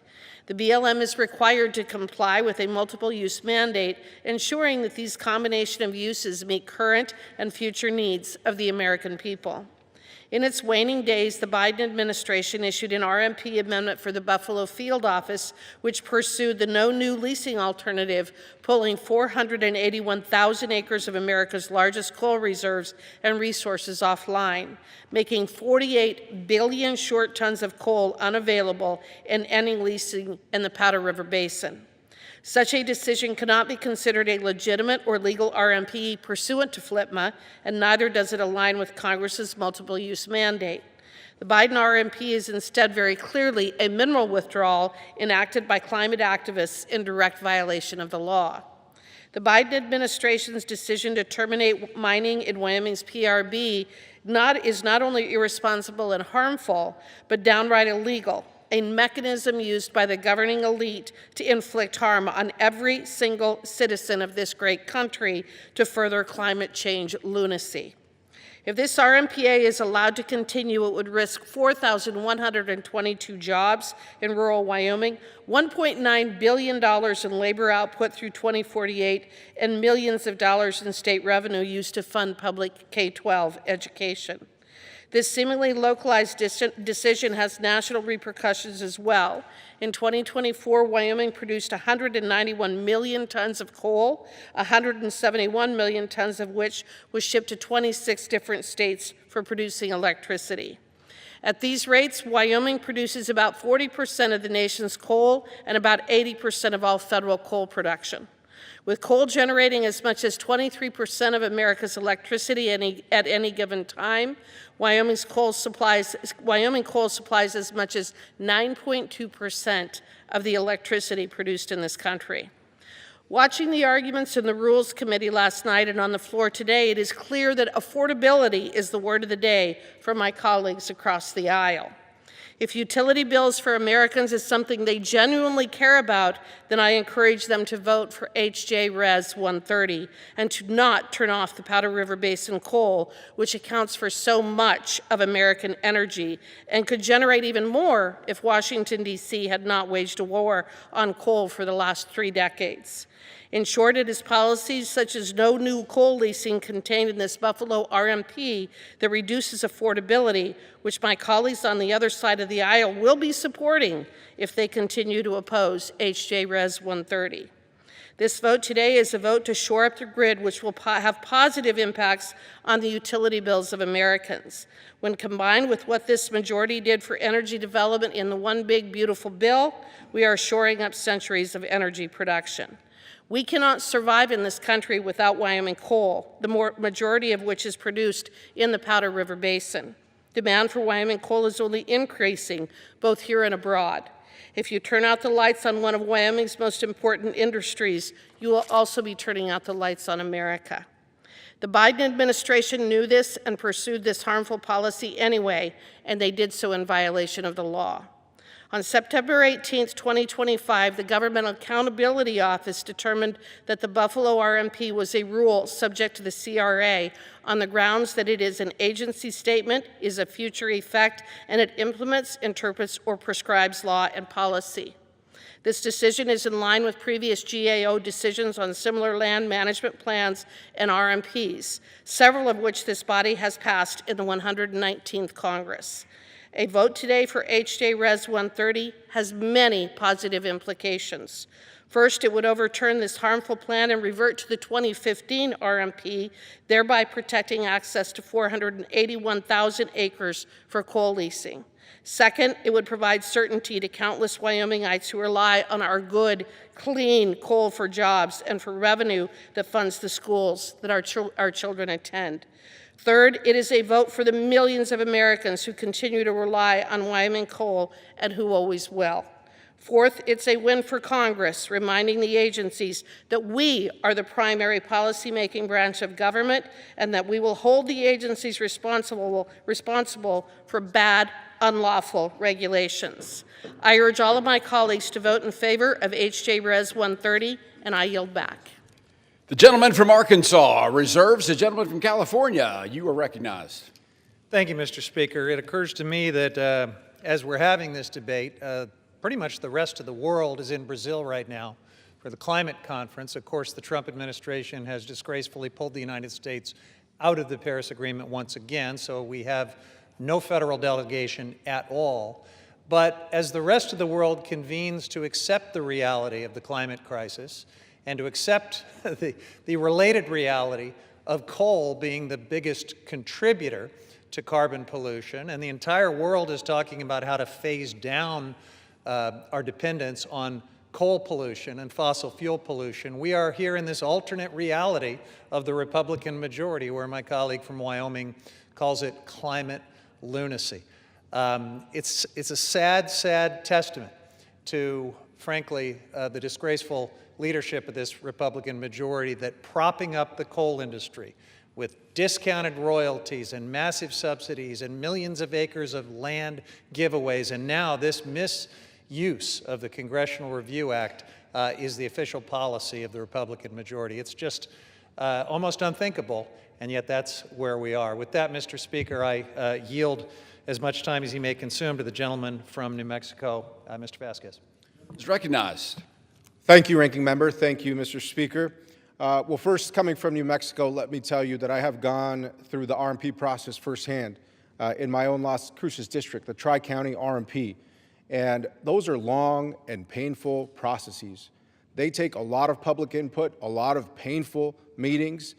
Those plans are developed with the input from residents from all sides of the aisle that represent different parts of what is our public lands and that mandate to have multiple use lands. They are not meant just for one industry. They are meant for everybody that uses those public lands. And when I served on the U.S. Federal Committee to advise the Forest Service, and we got all these stakeholders together to implement the 2012 planning rule, it was the same deal. We did it deliberately. We did it with all stakeholders at the table. And so these RMPs are actually developed with public input from every community, not from one single stakeholder group. And that is the painful process that it takes to update these plans, many of them which haven't been updated since the 1980s. Now, it's important that we take into account the time, the effort of not just the agency staff and those folks who show up to those hard meetings and hear the public out, but the public who comes out in my district sometimes driving 30, 40, 50 miles just to attend one of those meetings so that they can eventually get to an RMP knowing that that will be the law of the land. And so today I rise in opposition to all of the CRAs. But in particular, I want to talk about one very special place. In 2017, when the Arctic National Wildlife Refuge's coastal plain was first officially opened to drilling, supporters promised that the sale would raise significant revenue. Instead, only 3 bidders emerged, and the first mandated lease sale brought in less than 1% of the $2.2 billion that Congress was told to expect. Less than 1%. That burdened taxpayers with an additional $2 billion in national debt. Why? Well, because the Arctic is one of the most expensive places on Earth to drill, and investors and the oil industry know this. In fact, BP and Shell already abandoned their Arctic proposals, even paying to exit those leases, and financing has dried up completely, with nearly every major U.S. bank and 20 global insurance companies having publicly pledged not to finance Arctic drilling projects, yet here we are. The coastal plain is too remote, too costly and too risky to make drilling financially feasible, especially when we already produce record oil and gas volumes elsewhere at a far lower cost to taxpayers, including in my district, the Permian Basin. And let's be clear, Arctic drilling will not lower gas prices. With no existing roads, pipelines, or infrastructure, any Arctic oil would take years to reach the market if it ever does. I know this myself because this is a picture from when I was in the Arctic. Now, this is also a question of what we value. The Arctic Refuge is the only national wildlife refuge that protects a complete Arctic ecosystem. It's called the crown jewel of our public lands, and that it's called that for a reason. And I saw why firsthand when I was there last summer. Now, this special place offers unmatched, truly wild fishing and hunting opportunities for all Americans. When you catch your first Arctic char in the Canning River on the coastal plain, it is a moment you will never forget as an American. And these lands have provided sustenance to the Gwich'in and the Inupiat peoples for millennia. The bottom line, setting the unique wildlife and recreation values of America's Arctic aside, using the CRA to overturn land management plans is bad policy, bad economics, and bad land management, and truly, it's a disrespect to the constituents who showed up to those meetings to create that RMP in the first place year over year over year. So by treating every resource management plan as a rule that is subject to the CRA, Congress is throwing the legal status of every oil and gas lease, every grazing permit, and recreational activity across the West into question. And I ask my Republican colleagues, why pursue the CRA process when this administration has already revised the plan in question? They've already opened up the coastal plain, so why do this? We should vote no, not to score a political point, but because this proposal simply doesn't make sense and won't work. Thank you. I yield back my time. Gentleman from California reserves, the gentleman from Arkansas. Thank you, Mr. Speaker. You know, it's been mentioned that U.S. coal is dying. U.S. coal is being murdered. There's been an attack on it for many years, and some people will not stop until they see it gone, but it's to our own demise because we depend so much on the energy, not only from coal, but from natural gas. We need more nuclear power. We need more hydropower. We need all kinds of new power. And this isn't the time to be attacking our fuel sources. And you know, we'll have a debate on the Arctic slope and the coastal plain, but when we're talking about Wyoming, we're talking about coal, and we're talking about really the backbone of our electrical generating and distribution system.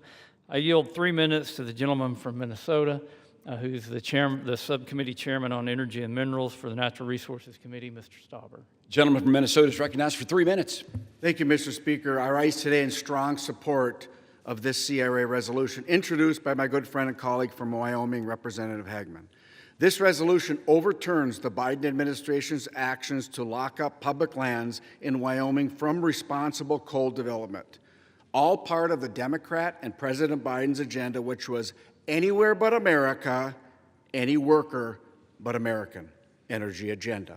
Last year, I had the opportunity to join Representative Hagman on a tour across the Powder River Basin, where we visited the coal mines and met the proud men and women who have been working there for generations. While I visited one of these mines, I met a union electrician, third-generation miner, who raised his hand and stated, "Please don't take our jobs away. I'm working here, and my son just got hired here." The passion he had for the industry and these jobs were incredible. He and now his children work in that coal mine. That gentleman told me his family story with a lump in his throat. Like generations before him, he and now his children had access to good-paying union jobs in the coal mine across the Powder River Basin. But thanks to the Biden administration's continued war on coal, his job and his livelihood was on the line, as the mine he worked in was set to run out of coal reserves in just a few short years. Thanks to the Biden administration's resource management plan that blocked new coal leasing, the mine wouldn't be able to access additional reserves and would have to close. In doing so, the mine would have to lay off hundreds of workers and devastate the surrounding communities that depend on the coal mining industry to drive their local economies. With tears in their eyes, this electrician asked me to save his job and save his livelihood so he could continue to provide for his family and energy for America. Mr. Speaker, we have the opportunity today to do just that. By voting in favor of this CRA, we will be able to roll back the disastrous Biden administration's anti-American energy policies and keep the Powder River Basin alive. And through the CRA, we will stop future anti-American energy administrations from taking similar steps to shut down the Powder River Basin. I want to thank my colleague from Wyoming for introducing this important CRA resolution on behalf of the hardworking men and women that make up Wyoming's coal industry. I urge my colleagues to join me in voting for this resolution, and I yield back. Mr. Speaker, I have no further requests for time. I'm prepared to close and reserve the balance of my time. Gentleman from Arkansas is prepared to close and reserves the balance of his time. The gentleman from California is recognized. Thank you, Mr. Speaker. You know, it's a little bit rich to hear all of this concern about jobs and the poor electrician who's going to lose a job, and to hear all of this concern about the energy that we desperately need to meet projected demand increase. What we're really hearing across the aisle is a very selective concern about some jobs and about some types of energy, because as we're having this debate about a desperate scheme to try to prop up the dying coal industry, not just with this CRA, but with the discounted royalties, with the massive public land giveaways, with all of the other favors that have been doled out to this industry. At the same time, the Trump administration is trying in every way it can to kill off the clean energy industry, which generates far more jobs than coal. Far more people stand to lose their jobs. Far more electricians, like the one my friend was just so concerned about a moment ago, stand to lose their jobs because of this war on clean energy that my friends across the aisle are just fine with. Now, Chairman Westerman said we need all types of new energy. Well, you know, I guess we'll have a chance this week to find out if that, too, is just more happy talk, more hollow words, because there'll be a markup on his legislation on permitting, and Democrats have been asking for meaningful changes to this war on clean energy as the first item to have a serious negotiation and discussion about that. We'll find out, and I hope that Mr. Westerman delivers on his promise to work in good faith with Democrats and to do something about the war on clean energy. But unless and until he does, and unless and until my colleagues across the aisle stop pretending that an entire industry with far more jobs than coal and far more energy that can be brought to bear to meet rising demand at far less cost, until they stop pretending that that war on clean energy is not happening, all of this, frankly, is just political theater.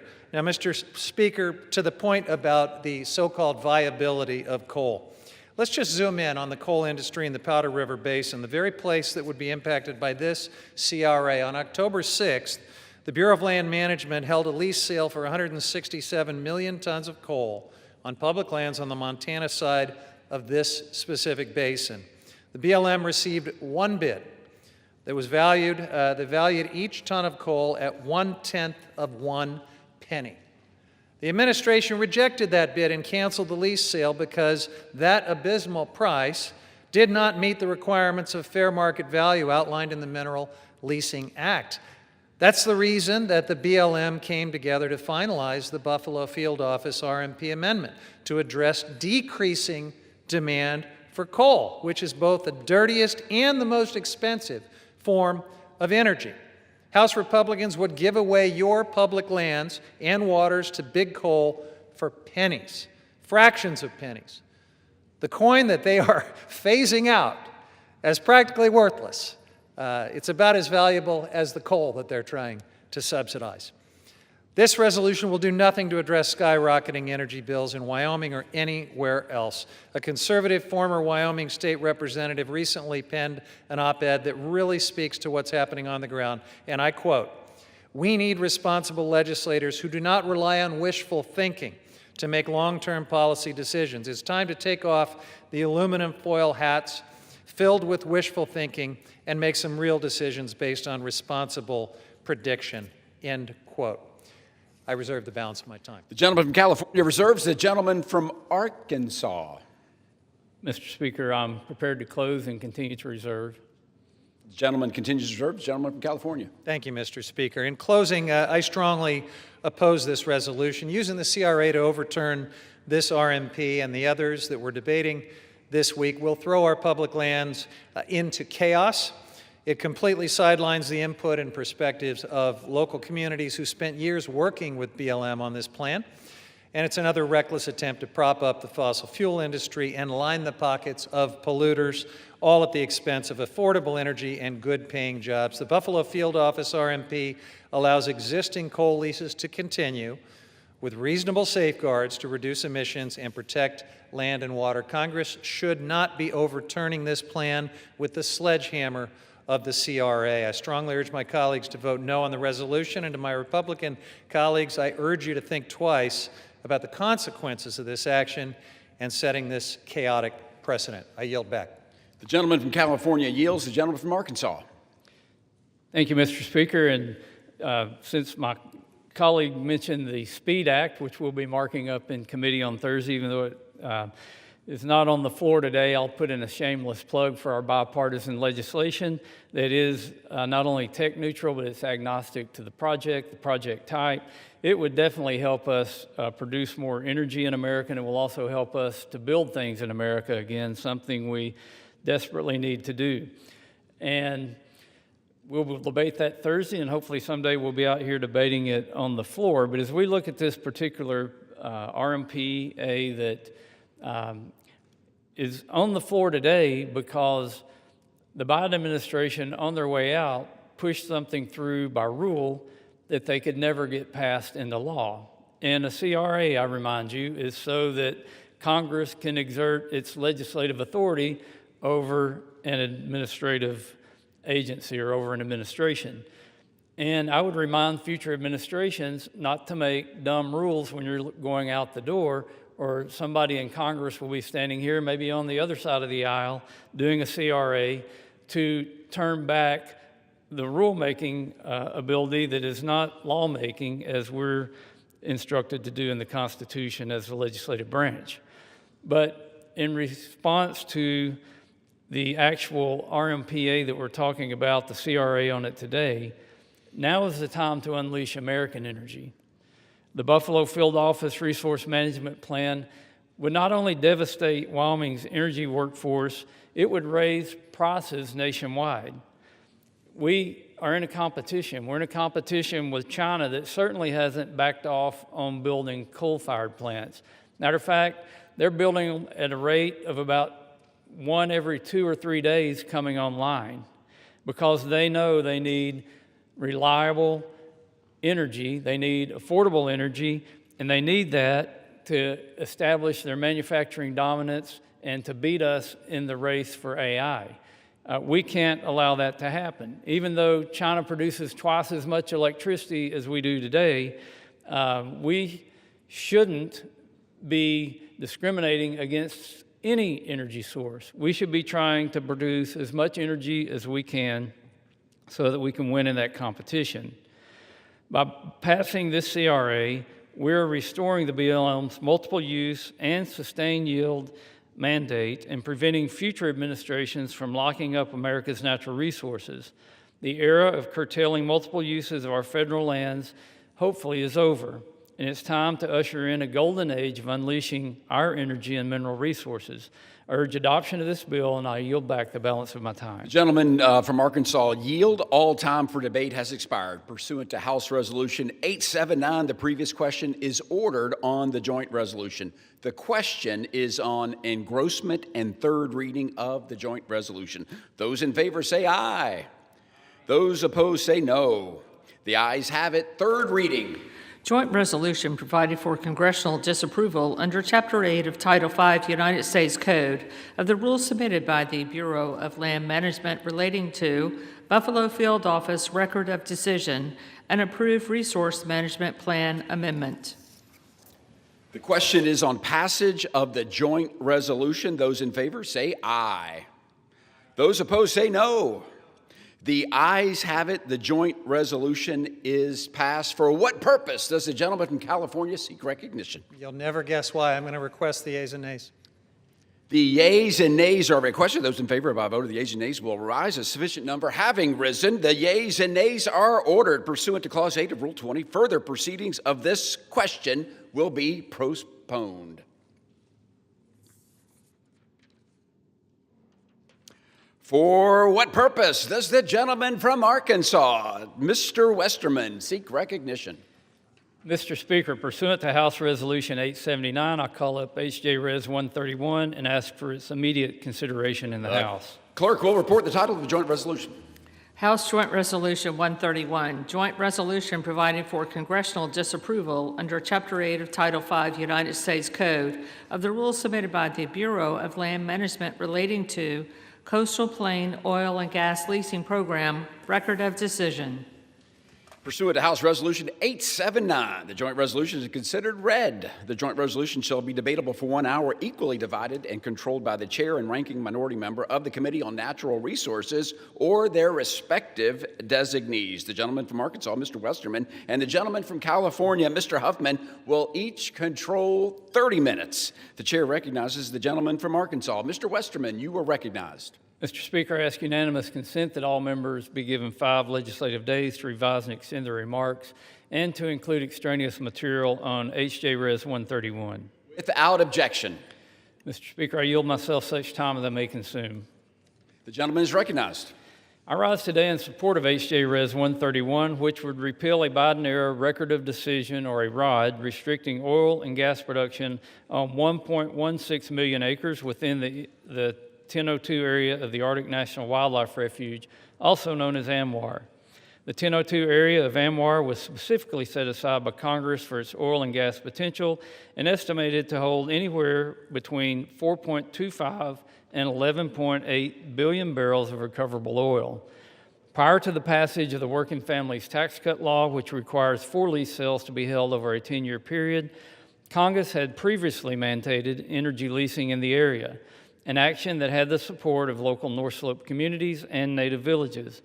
In fact, last Congress, we held a bipartisan legislative hearing on H.R. 6285, Alaska's Right to Produce Act, where we heard from tribal representatives, including Inupiat leadership from the native village of Kaktovik, the only indigenous tribal community within ANWR. In that hearing, Doreen Levitt, Director of Natural Resources for the Inupiat community of the Arctic Slope, said, and I quote, "The North Slope Inupiat live in one of the most remote areas of the country, with none of their communities connected by a permanent road system to each other or to municipalities in the state, making private and public investment very costly, so it is up to their people to seek out opportunities and partners to strengthen their regional economy," end quote. Instead of working with Arctic Slope communities to create economic opportunities, the Biden-era ROD further limited the economic prospects available to those in the region, reducing investment and cutting off essential new infrastructure that would support resource development. During President Trump's first administration, consistent with federal law and local voices, the Department of Interior finalized plans to make all 1.56 million acres of the coastal plain available to oil and gas leasing. Lamentably, in 2024, the Biden administration disregarded local tribal voices and reversed course, implementing a new record of decision that chose the most restrictive alternative, making available the minimal amount of acreage for energy leasing. The Biden administration also included energy prohibitive stipulations in the ROD designed to undermine energy lease sales in the 1002 area. These provisions were horrifically successful, as the last lease sale held received no bids. The Biden administration's anti-energy decisions limit economic opportunities for local Alaskans and Alaska Natives living within ANWR. Congress must move to repeal the Biden-era ROD that runs counter to congressional intent and unfairly reduces economic opportunities in the region. I want to thank Representative Begich for his work on H.J. Res. 131 so we can restore common sense to the management of ANWR's vast resources and again unleash American energy. I urge my colleagues to support this legislation, and I reserve the balance of my time. Gentleman from Arkansas reserves. The gentleman from California, you're recognized.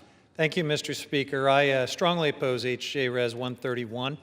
The Congressional Review Act resolution here would overturn BLM's Coastal Plain Oil and Gas Leasing Program record of decision, my Republican colleagues are once again pursuing policies that expand our nation's carbon pollution and expose our communities to future disasters. Not only would this legislation grant access to one of the most ecologically sensitive and, yes, incredibly difficult regions to drill, but it would reverse significant strides that Democrats have made to protect lands that tribal nations have occupied since time immemorial. This misguided bill would lock in oil and gas development in the Arctic National Wildlife Refuge, an area known to the Gwich'in people as the sacred place where life begins. The coastal plain is the heart of the porcupine caribou herd's calving grounds. It hosts nearly 200 migratory bird species annually, connecting the rest of the United States and also the world to this cradle of our natural heritage. Equally vital, the 9,000-strong Gwich'in nation, whose subsistence and culture depend on the caribou herd, reside along the herd's migratory route, making any disruption not only a threat to biodiversity, but also an assault on indigenous livelihoods and traditions. Let me read to you a quote from the executive director of the Gwich'in Steering Committee, Kristen Moreland. She says, quote, "It is unthinkable that our congressional decision makers continue to push to exploit the coastal plain of the Arctic Refuge for oil and gas drilling." She continues, "We rely on the caribou, not only spiritually and culturally, but for our survival and subsistence. This action from D.C. is an insult to the Gwich'in people and ignores those realities," end quote. Sovereign Inupiat for Living Arctic also oppose this proposal. They said, and I quote, "Many Alaska Native communities are already facing negative health impacts from oil and gas development on their lands and are struggling to provide for their families due to impacts on the local fish and wildlife populations." Now, Mr. Speaker, these words remind us that the climate crisis is here, it is real, and it is exacerbated by this administration's relentless push towards fossil fuels. In the Arctic, temperatures are rising 4 times faster than the global average. And it is the indigenous communities in northern Alaska and in the refuge that are disproportionately feeling the devastating impacts of the climate crisis. Melting permafrost and changing species migration patterns are threatening food security, cultural traditions, and their ways of life. You'll hear my Republican colleagues argue that increased oil and gas development in the Arctic will be good for America's bottom line. That is patently false. Let me take you back to 2017, when Republicans cut a backroom deal to help pay for Trump's billionaire tax cuts the first time around by drilling in the Arctic Refuge. 2 refuge lease sales were included, in part to offset the cost of those tax giveaways to the wealthy. Republicans in Congress and the Trump administration promised that these lease sales would bring in $1.8 billion in revenue for the federal government and the state of Alaska. Well, when the first lease sale finally took place in 2021, guess what happened? It generated less than $15 million. That is around 2% of what the CBO had estimated. In 2022, 2 of the lessees actually asked BLM to cancel and refund their leases. Separately, in 2021, 2 development companies actually paid $10 million to walk away from their legacy leases in the Arctic Refuge. That's about the only revenue we've been able to generate in this spectacularly difficult place to drill. Taxpayers for Common Sense, a nonpartisan group focused on deficit reduction, recently said that drilling in the refuge has never been a credible revenue offset, and it isn't now. They even found that new leasing in the area would only raise at most $30 million. A drop in the bucket when you consider my Republican colleagues' big, ugly bill, which will cost American taxpayers $3.4 trillion. This resolution is the latest attack from my Republican colleagues to undercut our public lands, to prop up fossil fuel polluters and the expensive energy sources that they peddle, and to leave people out of the decision-making process, all while driving up energy prices for the American people. I urge my colleagues to join me in the longstanding bipartisan support for protecting the Arctic Refuge by opposing H.J. Res. 131, and I reserve the balance of my time. The gentleman from California reserves. The gentleman from Arkansas is recognized. Mr. Speaker, I yield 4 minutes to the gentleman from Alaska, the lead sponsor of this legislation, Mr. Begich. The gentleman from Alaska is recognized for 4 minutes. Mr. Speaker, as the sole representative of Alaska in the United States House, I rise today in strong support of House Joint Resolution 131, a resolution to overturn the Biden administration's 2024 record of decision and action that severely restricted energy development on the coastal plain of Alaska's North Slope. For Alaskans, this issue is foundational economically, strategically, and culturally. The 1002 area of ANWR, the coastal plain, is the most studied piece of land in Alaska and one of the most resource-rich energy basins in North America. Congress set this area aside specifically because of its oil and gas potential, and Congress has twice mandated that it be leased for energy development. Yet, in December 2024, in the final days of the outgoing administration, the Interior Department issued a new record of decision that made only 400,000 acres available, a mere 25% of the legally designated coastal plain, effectively shutting down 1.16 million acres that Congress expressly told the department to lease.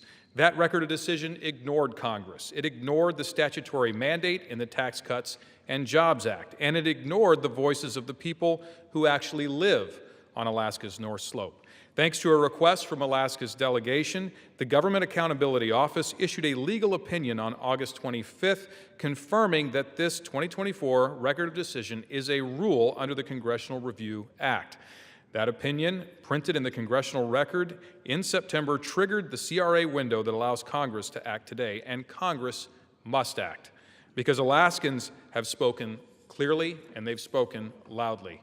The North Slope and Inupiat leadership, including the Arctic Slope Regional Corporation, the North Slope Borough, and the Inupiat community of the Arctic Slope, have consistently supported responsible development in the 1002 area of our North Slope. For decades, they have supported balanced development because they know how vital it is to sustain their communities, maintain their way of life, and fund essential public services. Oil and gas development on the North Slope provides 95%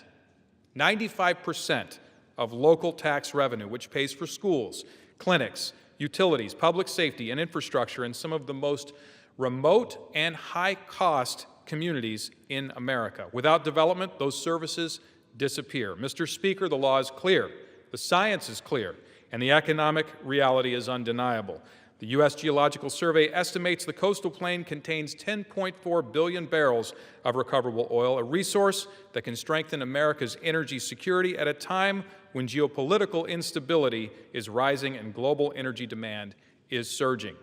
President Trump recognized this on day one, issuing Executive Order 14153, unleashing Alaska's extraordinary resource potential, directing the Secretary of the Interior to restore the lawful 2020 framework.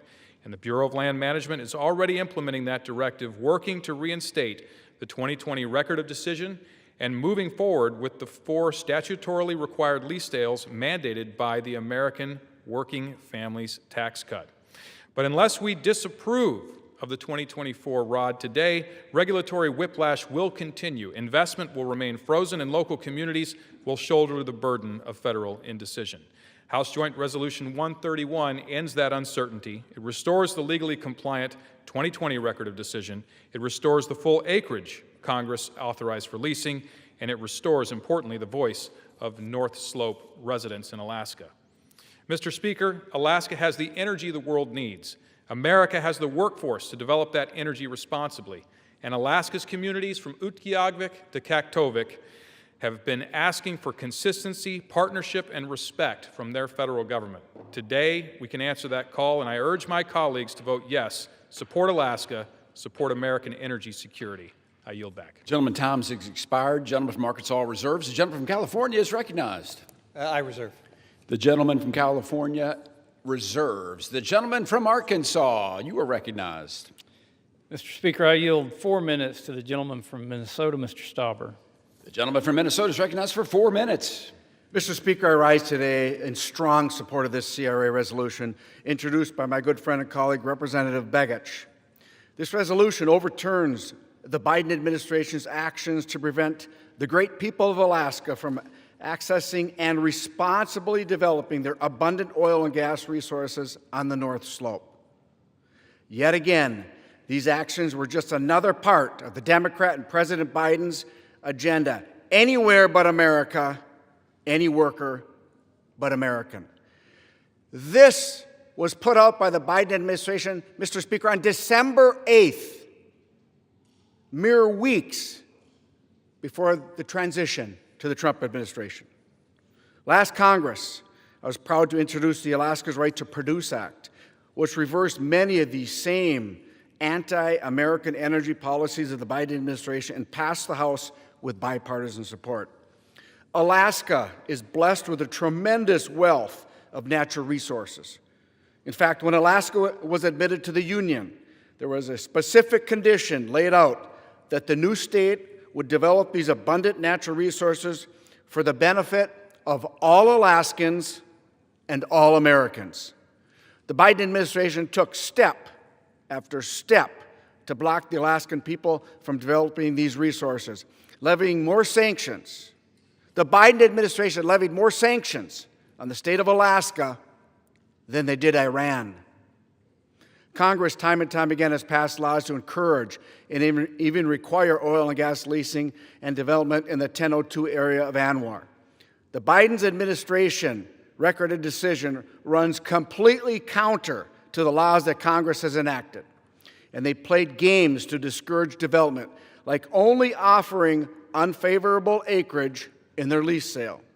These policies run counter to the wishes of the Alaska Natives across the North Slope of Alaska.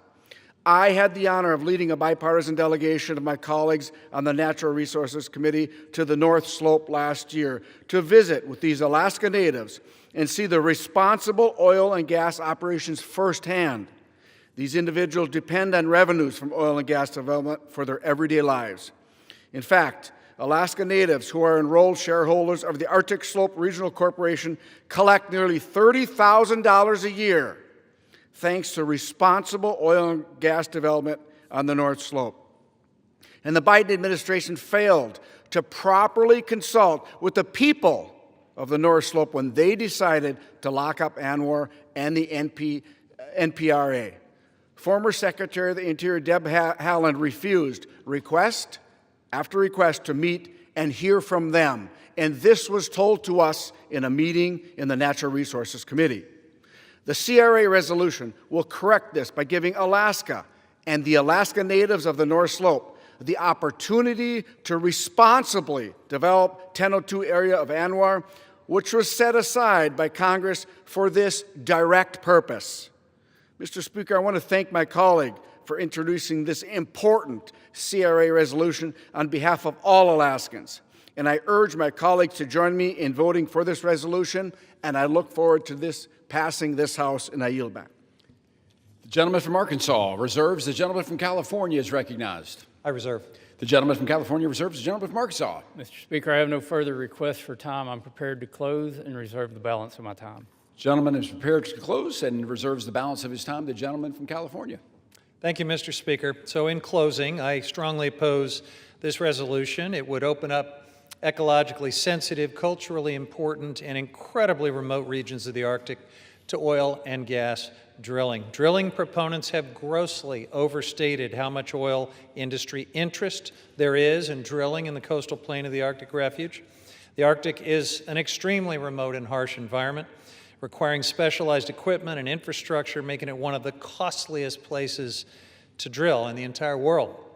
There have been multiple lease sales held in the Arctic National Wildlife Refuge, which I want to emphasize is a wildlife refuge. And still, no legitimate oil and gas company currently holds a lease there. Even during President Trump's first term, no oil and gas company kept their leases.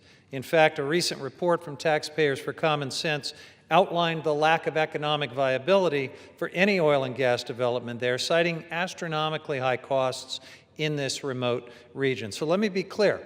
House Republicans' actions today will do absolutely nothing to lower your energy bills, but it will allow for the sell-off of some of our most special and sacred public lands. And that's why I oppose H.J. Res. 131 and all of the CRA resolutions on the floor today. I urge my colleagues to join me in voting no, and I yield the balance of my time. The gentleman from California has yielded. The gentleman from Arkansas is recognized. Mr. Speaker, I thank my colleagues for supporting this critical legislation and engaging in this meaningful discussion. Before I close, I want to highlight another statement from Director Levitt, which he offered during a Resource Committee hearing last Congress. Mr. Stauber, in his testimony, talked about how the locals in the area just wished someone would listen to them. But Director Levitt said this, and I quote, "Had the administration acted according to the Indian Reorganization Act or its own orders, its leadership and staff would have made allowance for the fact that the Inupiat community of the Arctic Slope, or the ICAS, alongside many other North Slope tribes and entities like the native village of Kaktovik, Voice of the Arctic Inupiat, Arctic Slope Regional Corporation, and more, have a long history of supporting responsible resource development projects in ANWR. The Voice of the Arctic Inupiat, of which ICAS is a member, has a standing resolution supporting the responsible exploration and development of the 102 area of ANWR," end quote.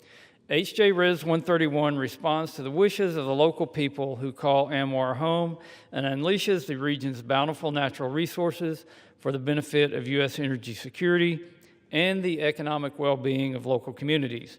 I again urge my colleagues to support this legislation, and I yield back the balance of my time. Gentleman from Arkansas yields back. All time for debate has expired pursuant to House Resolution 879. This previous question is ordered on the joint resolution. The question is on engrossment and third reading of the joint resolution. All those in favor, please signify by saying aye. Opposed, say no. The ayes have it. The clerk will proceed with third reading. Joint resolution providing for congressional disapproval under Chapter 8 of Title 5 United States Code of the rules submitted by the Bureau of Land Management relating to Coastal Plain Oil and Gas Leasing Program, Record of Decision. The question is on passage of the joint resolution. Those in favor, please signify by saying aye. Opposed, say no. The ayes have it. The joint resolution is. What purpose does the gentleman from California seek recognition? Request the yeas and nays. The yeas and nays have been requested. Those favor a vote by yeas and nays will rise. A sufficient number having risen. The yeas and nays are ordered pursuant to Clause 8 of Rule 20. Further proceedings on this question will be postponed. For what purpose does the gentleman from Arkansas, Mr. Westerman, seek recognition? Mr. Speaker, pursuant to House Resolution 879, I call up S.J. Res. 80 and ask for its immediate consideration in the House. The clerk will report the title of the joint resolution. Senate Joint Resolution 80, Joint Resolution providing for congressional disapproval under Chapter 8 of Title 5 United States Code of the rules submitted by the Bureau of Land Management relating to National Petroleum Reserve in Alaska Integrated Activity Plan, Record of Decision. Pursuant to House Resolution 879, the joint resolution is considered read. The joint resolution shall be debatable for 1 hour, equally divided and controlled by the chair and ranking minority member of the Committee on Natural Resources or their respective designees. The gentleman from Arkansas, Mr. Westerman, and the gentleman from California, Mr. Huffman, will each control 30 minutes. The chair now recognizes the gentleman from Arkansas, Mr. Westerman. Mr. Speaker, I ask unanimous consent that all members have 5 legislative days to revise and extend their remarks and to include extraneous material on S.J. Res. 80. Without objection. Mr. Speaker, I yield myself such time as I may consume. The gentleman is recognized. I rise today in support of S.J. Res. 80, which repeals the Biden administration's 2022 Integrated Activity Plan, or IAP, for the National Petroleum Reserve in Alaska, also known as the NPRA. Under the Naval Petroleum Reserves Production Act of 1976, the approximately 23 million acre NPRA was designated by Congress due to its vast energy resources. In 1980, Congress amended the act and directed the Secretary of the Interior to conduct, quote, an expeditious program of competitive leasing of oil and gas in the National Petroleum Reserve in Alaska, end quote. In 2020, in President Trump's first administration, the Bureau of Land Management released its IEP for the MPRA. The 2020 IEP listened to local voices and opened up access to over 18.5 million acres of the MPRA for oil and gas leasing. Over 13 million acres were made available for new infrastructure development. Nugaruk Harcherek, president of the Voice of the Arctic Inupiat, stated in a September 2023 Natural Resources Committee hearing that, quote, "We also felt heard when BLM released an MPRA integrated activity plan in June 2020 that considered the interest of our communities, including future community infrastructure needs," end quote. The IEP outlining management activities for the natural resources throughout the MPRA was thoughtfully crafted by the first Trump administration, taking into account the voices of local indigenous tribal communities. Regrettably, in 2022, the Biden administration placed the 2020 IEP with a new one, reducing the available acreage for oil and gas leasing by 37% and reducing areas available to infrastructure by over 2.3 million acres. In November 2023, during another hearing on the matter, we heard from Commissioner John Boyle of the Alaska Department of Natural Resources, who expressed concerns about the Biden administration's MPRA rulemaking process. And again, I quote, "The process to date has been confusingly deficient as the Bureau of Land Management has scheduled and canceled public meetings on short notice, avoided consultation obligations, and attempted to avoid procedural safeguards that are meant to keep rulemakings of enormous public cost and consequence from being hastily and arbitrarily implemented. Neither comprehensive environmental nor economic reviews have been completed for a proposal that will dramatically change environmental and economic management in what may be the largest federal petroleum asset in the country," end quote. In that same hearing, Mr. Harcherek shared, again, I quote, "This decision, coupled with further protections for MPRA, will undoubtedly shrink the economic opportunities available to the North Slope. It virtually guarantees to set us back on our journey towards self-determination by requiring further reliance on the federal and state government to provide for the basic needs of the people on the North Slope," end quote. Ultimately, the Biden administration stymied energy production within the MPRA and failed to offer leases in a manner that would boost revenue and provide economic stability to the region and the state.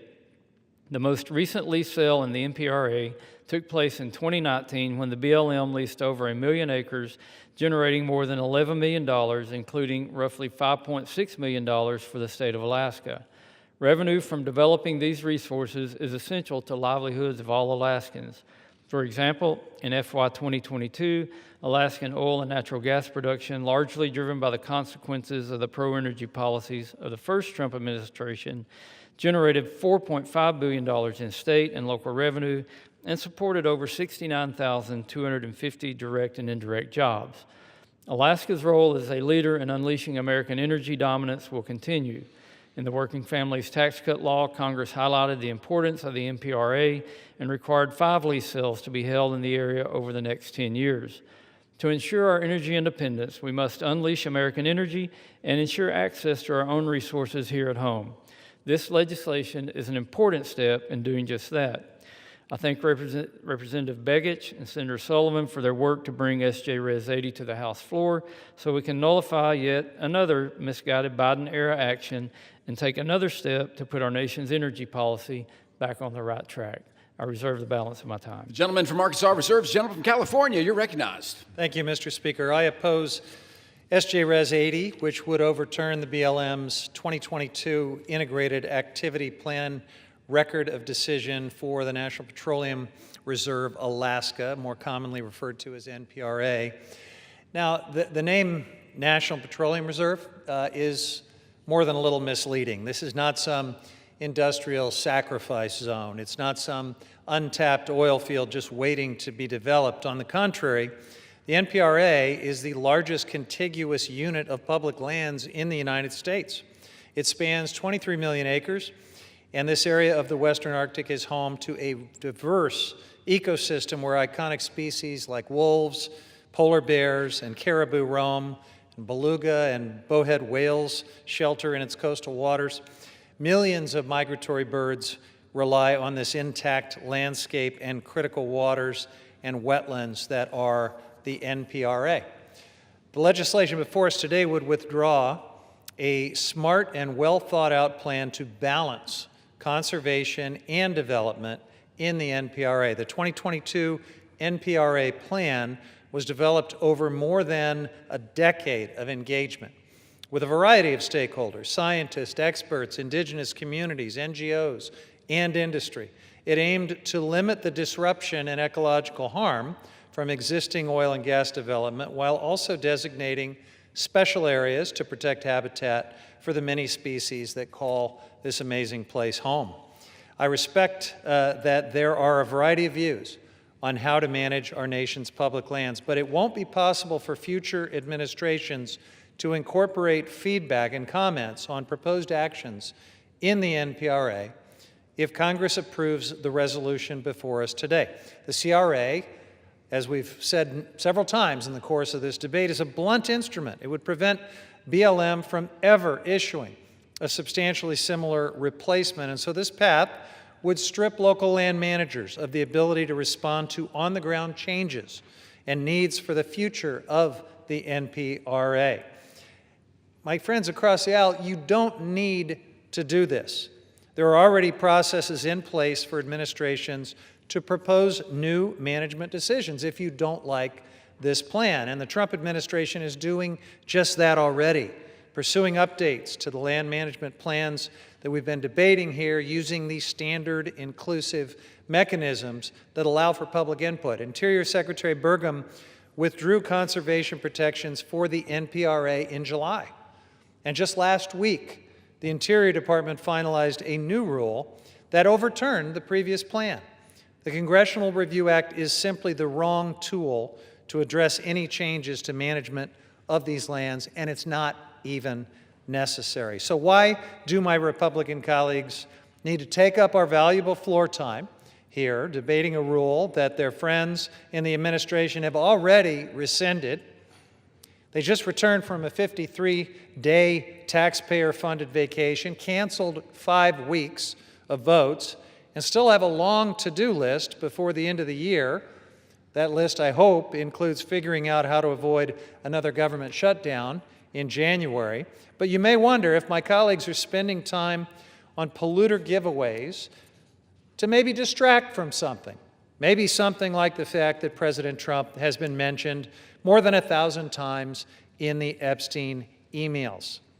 President Trump and House Republicans continue to push their drill baby drill agenda, even though it makes no sense for people, for the planet, or for our pocketbooks. I urge my colleagues to vote no on this distraction, this H.J. Res. 80, and I reserve the balance of my time. The gentleman from California reserves. The gentleman from Arkansas is recognized. Mr. Speaker, I would just like to point out that while the current administration did recently rescind the 2024 rule this month, passage of a CRA is still necessary to prevent a future administration from, again, weaponizing IEPs similar to this one that ignore congressional intent. And by replacing the 2022 IEP, BLM wouldn't be left in limbo. They would revert back to the initial IEP finalized under the first Trump administration, which did take into account Native tribal voices and is consistent with the requirements included in the Tax Cut and Jobs Act. With that, I yield 5 minutes to the gentleman from Alaska, the lead sponsor of the House companion to this legislation, Mr. Begich. The gentleman from Alaska is recognized for 5 minutes. Mr. Speaker, I rise today in strong support of Senate Joint Resolution 80, legislation to disapprove the Bureau of Land Management's 2022 Integrated Activity Plan for the National Petroleum Reserve in Alaska. Let me be very clear. This is not an abstract policy debate for the people of Alaska. This is about whether the federal government will honor both the law and its commitments to the people who call Alaska home, and whether America will choose energy independence over energy uncertainty. The National Petroleum Reserve in Alaska, an area the size of Indiana, was set aside more than a century ago to ensure the United States had a strategic domestic energy supply. Congress reaffirmed that purpose in the Naval Petroleum Reserves Production Act, directing the Secretary of the Interior to conduct a, quote, expeditious program of competitive leasing in the NPRA. But the 2022 Integrated Activity Plan, issued in the final stretch of the last administration, turned that congressional mandate on its head. It shut the door on 48% of the reserve, reducing available acreage from 18.6 million acres to just 11.8 million acres, and restricted infrastructure corridors across millions more. In effect, the plan attempted to create a wilderness area in a petroleum reserve, and it did so without listening to the people who actually live there. Alaska is asking us to act. The Inupiat people who live in the area have spoken, and they could not have been clearer.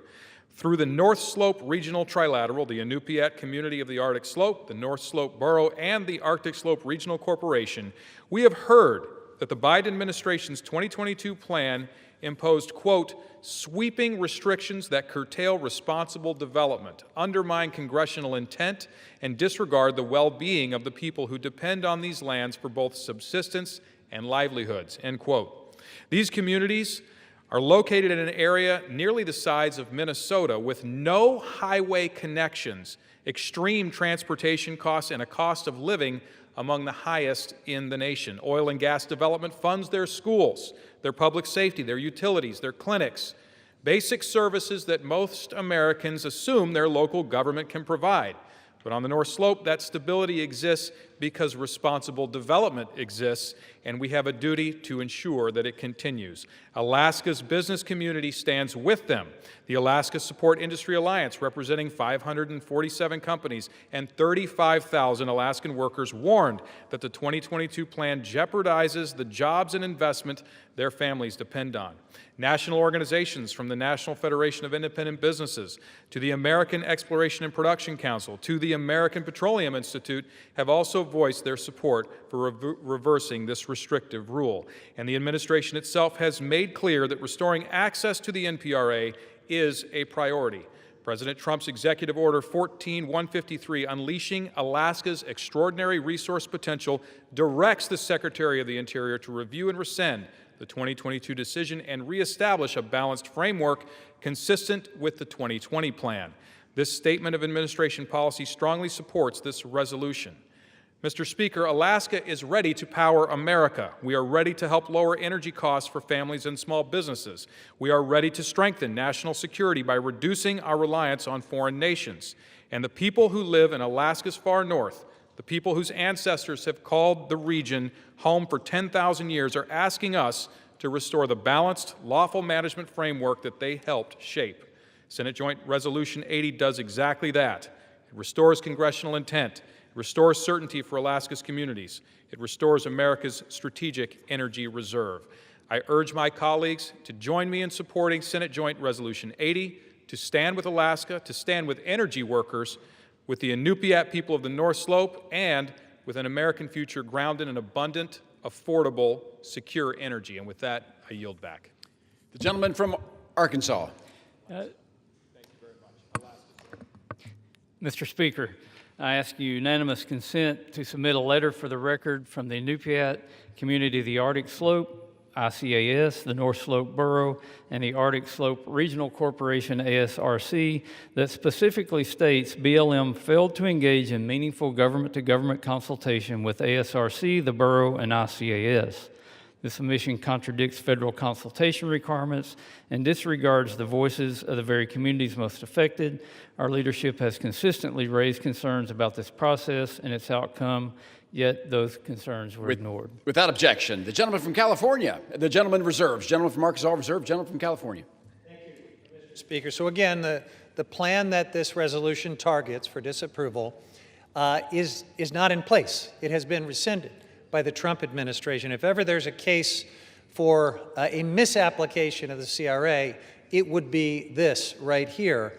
But I think, Mr. Speaker, it's an important time for us to step back and consider why using a CRA for any, frankly, public land management plan, but certainly for one that's already been rescinded, is just a recipe for uncertainty and conflict and litigation. Nearly a third of our nation's landmass, 640 million acres, is managed by the federal government. The Forest Service manages 193 million acres. BLM manages 244 million, and an additional in addition to 713 million acres of federal minerals.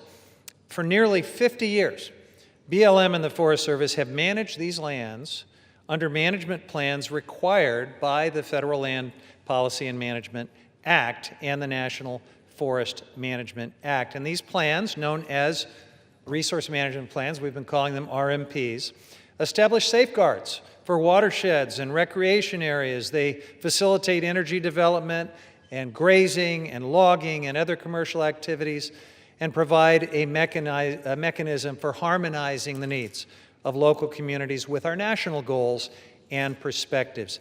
Now, just a few months ago, we debated some other CRA resolutions targeting management plans, and we explained at that time how unprecedented that was. We still don't know the extent of chaos that is going to result from these actions that have already been taken, but we do know this. Under the CRA, rules, and rules is a technical term of art here, normally cannot go into effect unless they are submitted for congressional review.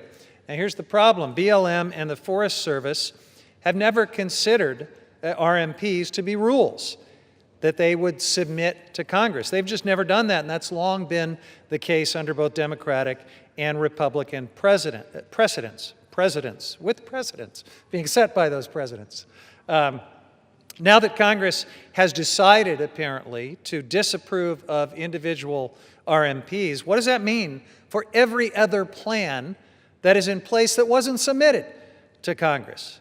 What does that mean for the small businesses, the local communities, and other public land stakeholders who depend on a stable and predictable land use planning process? If the validity of these land use plans is challenged, then leases, permits, and other authorizations that depend on those plans could be called into question.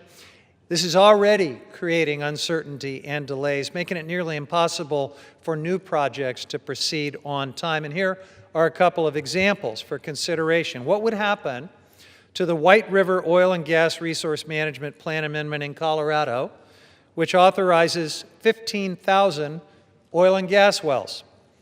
What about the Rosemont Copper Plan Amendment for Forest Service lands in Arizona, approving a 5,000-acre open-pit mine in the Coronado National Forest? Or the Gateway West, Trans-West Express, and Gateway South RMP amendments for 3 transmission lines through Wyoming, Idaho, Nevada, and Utah. Does Interior now need to go back and submit all of those RMP amendments to Congress for approval under this new Republican interpretation of the CRA? Is Congress prepared to take on day-to-day management of public lands and minerals thousands of miles from Washington, D.C.? I don't think so. But I am not the only one who has concerns about this treadmill of litigation and conflict and uncertainty that is being created here. Let me read a quote from Kathleen Sagama, President Trump's first nominee for director of BLM. And she said, quote, "There are some additional legal risks that can arise from the CRA. It's uncharted ground. And if not used wisely, there could be some legal risks introduced and some bad legal precedents." Just a few months ago, the House passed several other CRA resolutions overturning land management plans. As we said at the time, it was unprecedented. These resolutions before us continue to chart unprecedented ground, and I don't think anyone, including my colleagues across the aisle, have thought a heck of a lot about where it leads. I reserve the balance of my time. Gentleman reserves. The gentleman from Arkansas is recognized. Mr. Speaker, I would submit that a recipe for disaster is when an administration goes out on their own, goes around the laws that Congress passed, and implement bad rules on their way out the door and expect no repercussions from that.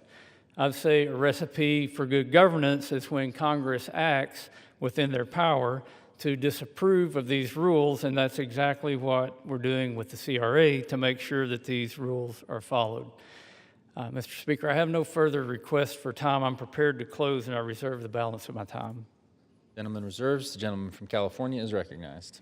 I thank you, Mr. Speaker. I just want to point out that, we've heard a number of times now that more drilling is necessary in the name of energy independence. And I want to remind my colleagues that the United States is already the #1 producer of oil in the world and the #1 producer and exporter of gas in the world. But you would sure never know it when you look at the energy bills that are facing families all over this country. It is abundantly clear that the drill, baby, drill agenda is not working for everyday Americans. As long as we are dependent on the fossil fuel roller coaster, American consumers will be at the whim of the global oil and gas market. But if we want energy independence, and if we want lower utility bills, we need to get back on track with the transition to clean energy. It is cheaper, it is safer, and it is generated entirely here at home instead of being at the mercy of global price shocks like oil and gas just inherently are. Instead, this legislation would make us more reliant on fossil fuels and more entangled with the price effects of this fossil fuel roller coaster. Plus, oil from America's Arctic will not come online for many, many years. The Willow project, for example, won't start until around 2029. Meanwhile, the Arctic is warming 4 times faster than the rest of the world. Even at the Willow project, developer ConocoPhillips will use artificial chillers to freeze melting permafrost before drilling for oil. That's the kind of complexity and additional cost that is inherent in drilling in these remote, pristine parts of the Arctic. The project itself will release nearly 300 million metric tons of carbon pollution into the atmosphere over its lifetime, the equivalent of at least 66 coal-fired power plants. Again, Mr. Speaker, if we want true energy independence and security, we need to combat the climate crisis and transition to clean, renewable energy. And with that, I reserve. Gentleman reserves. The gentleman from Arkansas is recognized. Mr. Speaker, I'm prepared to close and reserve the balance of my time. The gentleman reserves. The gentleman from California is recognized.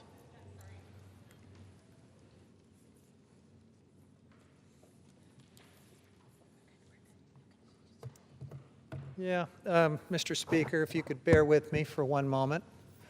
Yes. Here it is. This is just excellent staff work, Mr. Speaker. In closing, I strongly oppose this resolution. The 3 Congressional Review Act resolutions that we've been considering here today are going to strip local land managers of the ability to respond to future challenges and changes and needs in the Arctic National Wildlife Refuge, the NPRA, and the Powder River Basin. If these reckless resolutions pass, these places will be locked into outdated plans that fail to account for changes in community needs, industry needs, and yes, climate-driven impacts. And these CRA resolutions are completely unnecessary because the Trump administration has already acted on their own to replace these plans. Even oil and gas industry experts across the political spectrum agree that the use of the CRA on land use plans creates regulatory and legal ambiguity.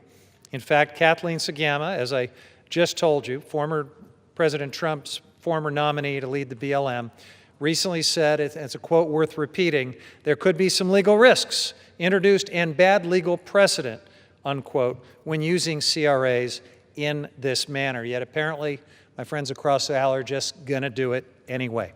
Now, Sagama led the Western Energy Alliance, an oil and gas industry trade association.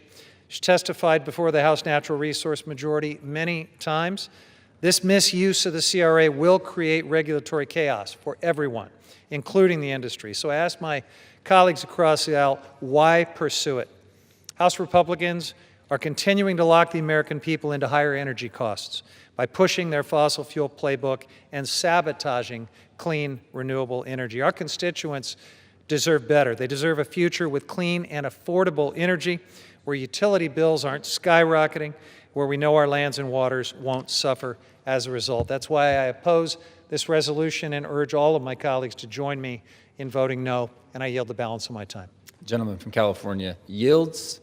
The gentleman from Arkansas is recognized.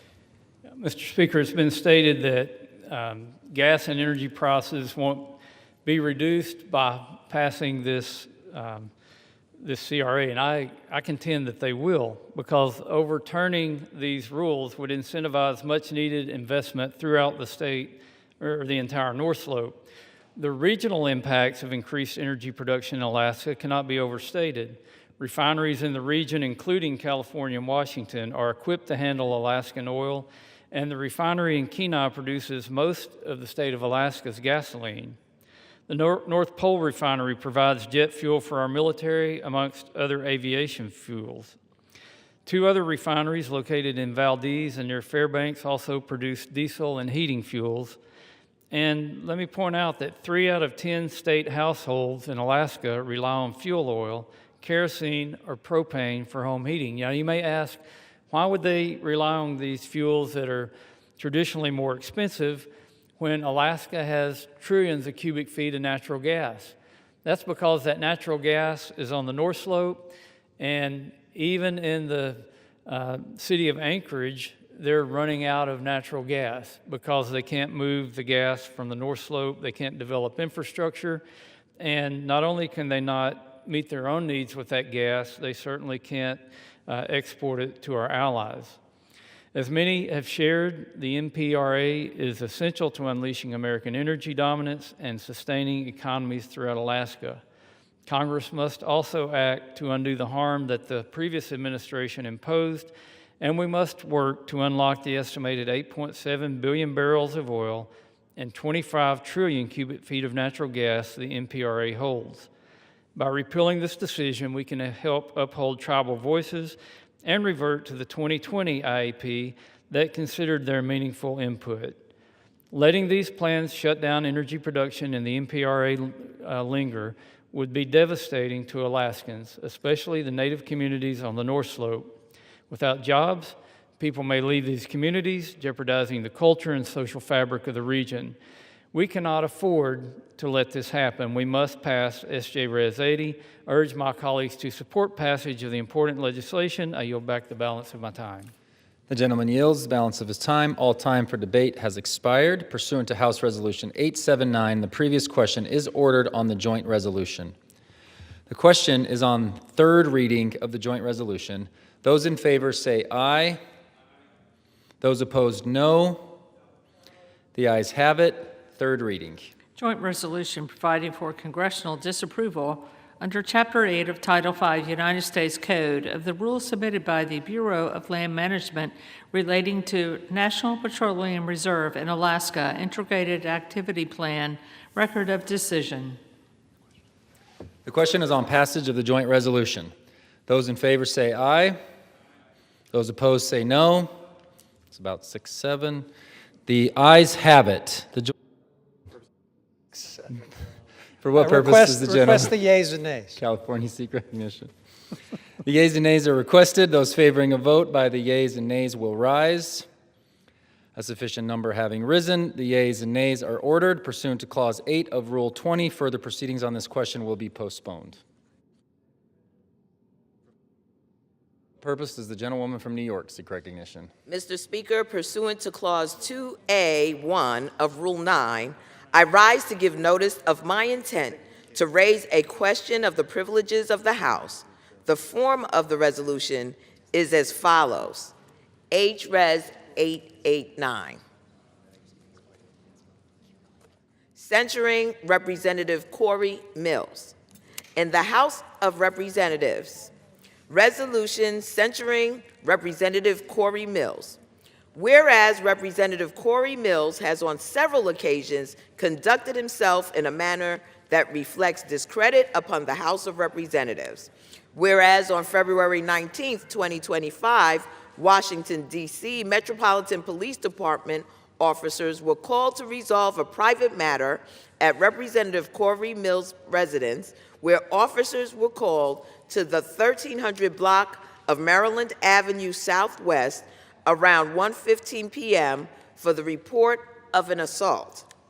Whereas police reports obtained by NBC4 Washington confirmed that the Washington, D.C. Metropolitan Police Department was investigating Representative Corey Mills for an alleged assault of a 27-year-old woman that took place on February 19, 2025 at the residence of Representative Corey Mills. Whereas the first police report provided to NBC4 Washington by a source and confirmed by a second source familiar with the investigation said that the 27-year-old woman accused her significant other for over a year of having grabbed her, shoved her, and pushed her out of the door, and also said that the woman involved showed the officer bruises on her arm which appeared fresh. And whereas NBC4 Washington also reported that the Metropolitan Police Department identified Representative Corey Mills as the significant other of the alleged victim of assault, which alleged victim was a 27-year-old woman who was not the wife of Representative Corey Mills, and that the alleged victim let officers here, subject 1, now identified by MPD as Mills, instruct her to lie about the origin of her bruises. Eventually, subject 1 made contact with police and admitted that the situation escalated from verbal to physical, but it was severe enough to create bruising. Whereas on February 21st, 2025, the Washington Post also confirmed 2 D.C. police officers said that the alleged victim of assault initially told a 9/11 operator and police that she had been assaulted, and that officers said she also had what seemed to be visible injuries, and that while a supervisor initially classified the offense internally as a family disturbance, police commanders later learned of the incident, reviewed the reports and body camera footage from the responding officers, and reclassified the case as a domestic violence assault. Whereas on February 21st, 2025, NBC4 Washington also reported that the Metropolitan Police Department determined that probable cause to arrest Representative Corey Mills for misdemeanor assault existed and sent an arrest warrant for Representative Corey Mills to the United States Attorney's Office for the District of Columbia. However, then acting United States Attorney for the District of Columbia, Ed Martin, refused to sign the arrest warrant for Representative Corey Mills and instead returned the case to the Metropolitan Police Department for further investigation. Whereas on July 14th, 2025, a different former romantic partner of Representative Corey Mills, who was apparently in a relationship with Representative Mills from November 2021 to February 2025, reported to authorities in Florida that Representative Mills threatened to release nude images and other intimate videos of her and threatened to harm her future romantic partners in retaliation for her decision to end a relationship with Representative Mills after seeing the public reports described above concerning the alleged February 2025 physical assault. Whereas on October 14, 2025, the Circuit Court of the 3rd Judicial Circuit in Columbia County, Florida, issued a final judgment of injunction for protection against dating violence against Representative Corey Mills, based on a finding that his former romantic partner was a victim of dating violence or had reasonable cause to believe she was in imminent danger of becoming a victim of an act of dating violence. Whereas in August of 2024, the Office of Congressional Conduct adopted and transmitted to the Committee on Ethics of the House of Representatives a report indicating that there was substantial reason to believe that Representative Corey Mills may have omitted or misrepresented required information in his financial disclosure statements accepting excessive contributions to his campaign committee in the form of personal loans and contributions that may not have derived from Representative Corey Mills' personal funds entered into, held, or enjoyed contracts with federal agencies while he was a member of Congress, and may have accepted through his campaign committee in-kind contributions or other contributions not lawfully made. Whereas individuals who served with Representative Corey Mills have called into question the veracity of the account of events which formed the basis of a recommendation that Representative Corey Mills receive an award of a Bronze Star bestowed in 2021 for his service under enemy fire in Iraq in 2003. Whereas in August of 2024, Representative Corey Mills provided the Daytona Beach News with documents purporting to prove that he earned a Bronze Star with heroism, including a Department of the Army Form 638 recommending Representative Corey Mills for a Bronze Star, which includes a signature from then Army Brigadier Commander Arnold N. Gordon Bray. However, retired Brigadier General Bray told the Daytona Beach News Journal in August of 2024 that he did not sign a Bronze Star recommendation for Representative Corey Mills. Whereas 5 people who served with Representative Corey Mills, including 2 men who were reported as having been personally saved by Representative Corey Mills at great risk to his own life as a basis for the recommendation for his Bronze Star in the Department of the Army Form 638, disputed that Representative Corey Mills was involved in their rescue or provided life-saving care.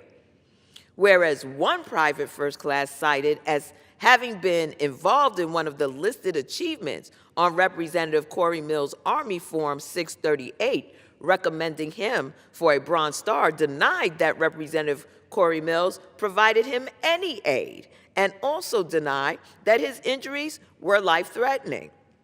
Whereas 1 sergeant cited as having been involved in one of the listed achievements on Representative Corey Mills' Army Form 638, recommending him for a Bronze Star, called the account a fabrication and claimed that he was not involved in any claims that Corey Mills makes about me. And whereas despite the numerous available contradictions of the accounts forming the basis of the recommendation for his Bronze Star, Representative Corey Mills described the legitimate factual disputes raised by individuals he purportedly served with and rescued as, quote, slander and defamation, end quote, in a statement at the Daytona Beach News Journal. Now, therefore, be it resolved that Representative Corey Mills be censured. Representative Corey Mills forthwith presents himself in the well of the House of Representatives for the pronouncement of censure, and Representative Corey Mills be censured with public reading of this resolution by the Speaker, and Representative Corey Mills is hereby removed from the following standing committee of the House of Representatives, the Committee on Armed Services. Under Rule 9, a resolution offered from the floor by a member other than the majority leader or the minority leader as a question of the privileges of the House has immediate precedent only at a time designated by the chair within 2 legislative days after the resolution is properly noticed. Pending that designation, the form of the resolution noticed by the gentlewoman from New York will appear in the record at this point. The chair will not at this time determine whether the resolution constitutes a question of privilege. That determination will be made at the time designated for consideration of the resolution.